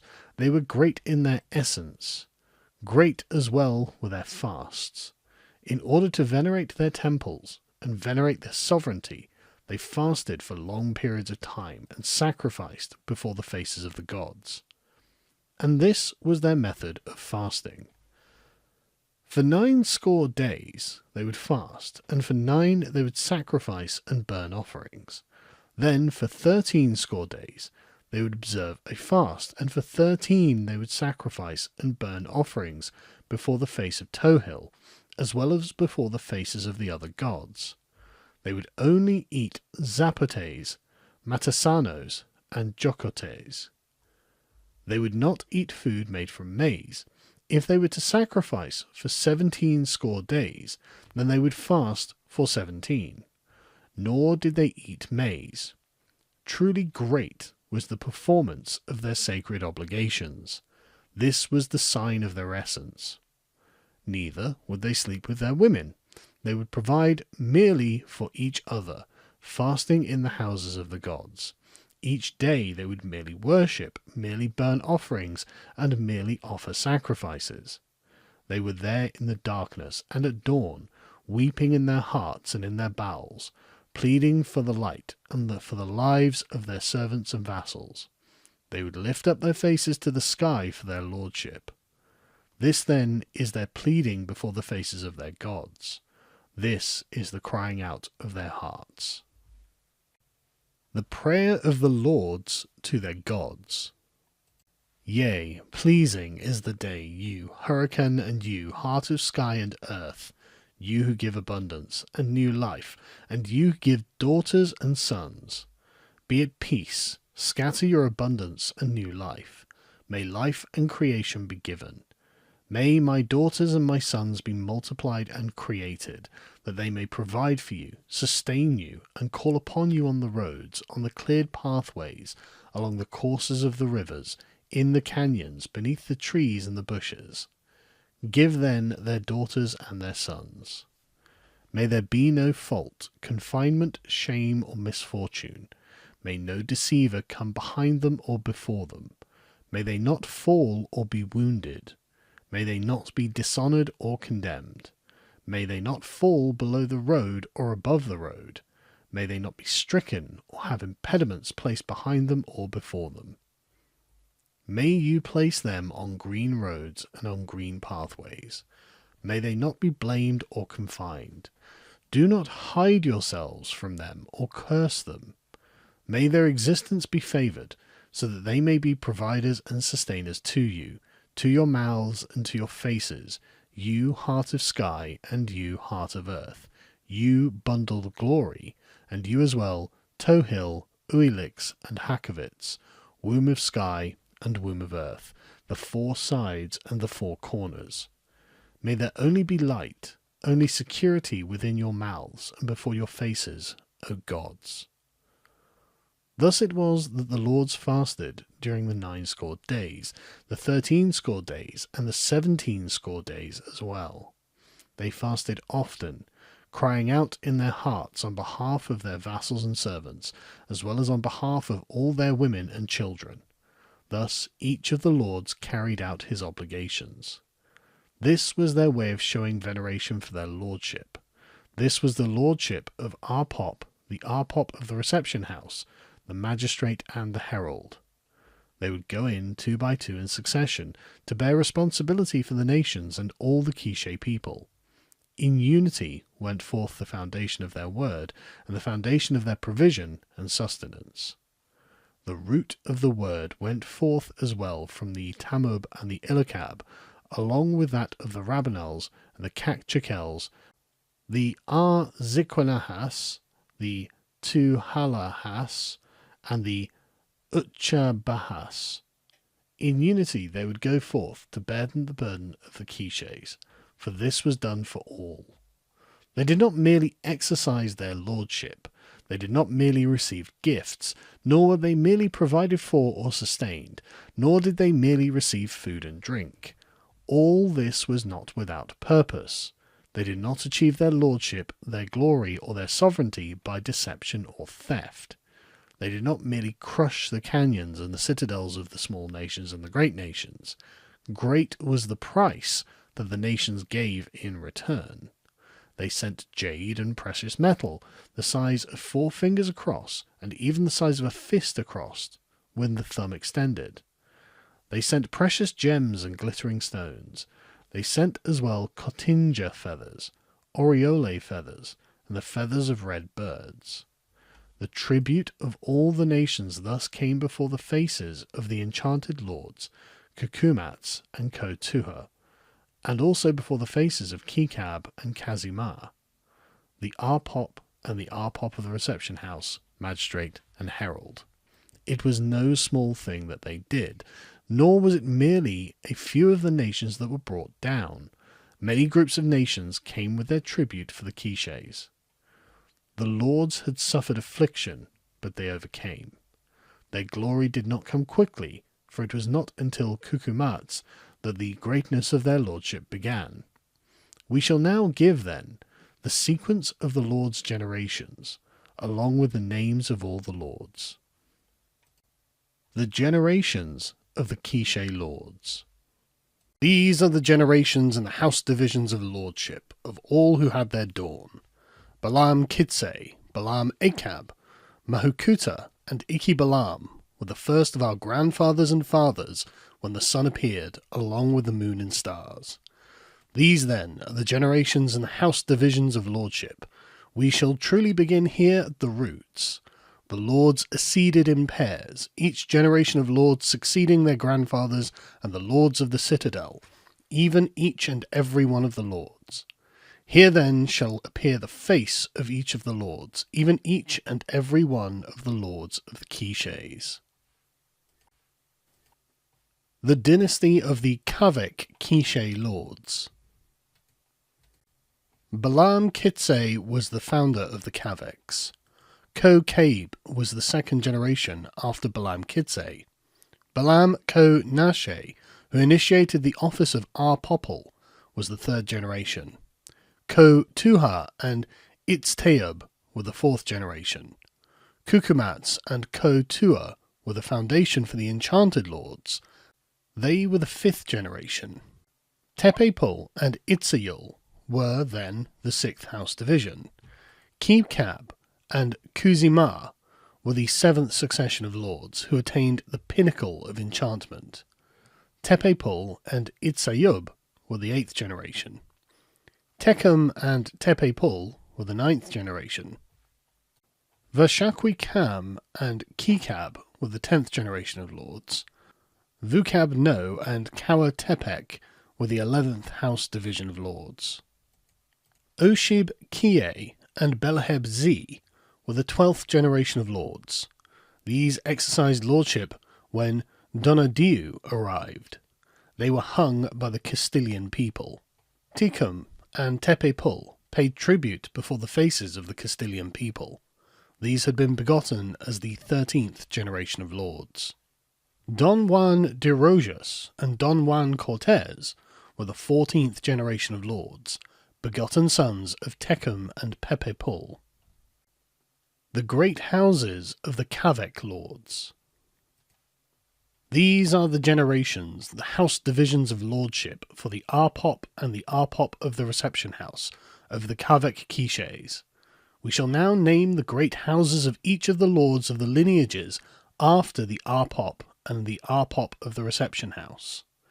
These are the 9 great houses of the 9 lineages of the Kaveks, along with the titles of each of the lords of the great houses. Lord Arpop has one great house. Guarded House is the name of this great house. Lord Arpop of the reception house. Bird House is the name of his great house. Great Steward of the Kaveks has one great house. Lord R. Tohil has one great house. Lord R. Kukumats has one great house. Councillor of the Stacks has one great house. Emissary of the Deer House has one great house. Councillor in the Ball Court of Punishment guards his great house. Tepeyu Yaki has one great house. These, then, are the 9 lineages of the Kaveks. Numerous are the vassals and servants that pertain to the 9 great houses. The dynasty of the Nihaib lords. These, then, are the 9 highest of the great houses of the Nihaib. We shall first give the dynasty of lords. They had but one root, planted before the root of the sun and the light of the people. Balaam Achab was their first grandfather and father. Ko Akul and Ko Akutek were the second generation. Ko Chaha and Ko Zibaha were the third generation. Beleb Kwe was the fourth generation. Ko Tua was the fifth generation. Batza was the sixth generation. Itzayul was the seventh generation. Ko Tua headed the 8th house division of lordship. Beleb Kwe was the 9th house division. Quima, as he is now called, was the 10th generation. Lord Ko Tua was the 11th generation. Don Cristoval, as he is called, exercised lordship under the Castilian people. Don Pedro de Robles is the Lord Magistrate today. The great houses of the Nihaib lords. These, then, are all the lords who follow behind the Lord Magistrate. We shall now list the lords of each of the great houses. Lord Magistrate is the first lord of the Nihaibs. He has one great house. Lord Herald has one great house. Lord Magistrate of the Reception House has one great house. Great Reception House has one great house. Mother of the Reception House has one great house. Great Reception House has one great house. Great Steward of the Nijabes has one great house. Lord Uilix has one great house. Yako Latam has one great house. These, then, are the names of the great houses over the Nijabes, of the 9 lineages of the Nijabes, as they are called. There are many lineages among them, each exercising lordship. We have listed the first among these. The dynasty of Ahau Quiche lords. These, then, are they of the Ahau Quiches. Mahukuta was their grandfather and father. He was the first person. Ko Ahau was the name of the second generation lord. Kak Lakan, Ko Kozom, Ko Mahukan, Vukub Ah, Ko Kamel, Ko Yaba Ko, Vinak, Bam. The great houses of the Ahau Quiche lords. These, then, are the lords of the Ahau Quiches. These are their generations and their house divisions as well. These are the titles of the lords within each of the great houses. There are only 4 great houses. Herald Lord is the name of the first lord. He has one great house. Emissary Lord is the second lord. He has one great house. Great Steward Lord is the third lord. He has one great house. Hakovitz, then, is the fourth lord. He has one great house. Thus, there are 4 great houses of the Ahau Quiches. The 3 great stewards as mother of the word. These, then, are the 3 great stewards. They are like the fathers of all the Quiche lords. As one, the 3 stewards gathered together as the givers of birth, the mothers of the word and the fathers of the word. Great in a small way is the essence of these 3 stewards. These are: the great steward before the Kaveks, before the Nijabes, is the second great steward, and before the Quiches is the third great steward. Thus there are 3 great stewards, one before each of the lineages. But this is the essence of the Quiches. Because there is no longer a way of seeing it, it was with the lords at first, but now it is lost. There is only this. All is now completed concerning Quiche, called Santa Cruz.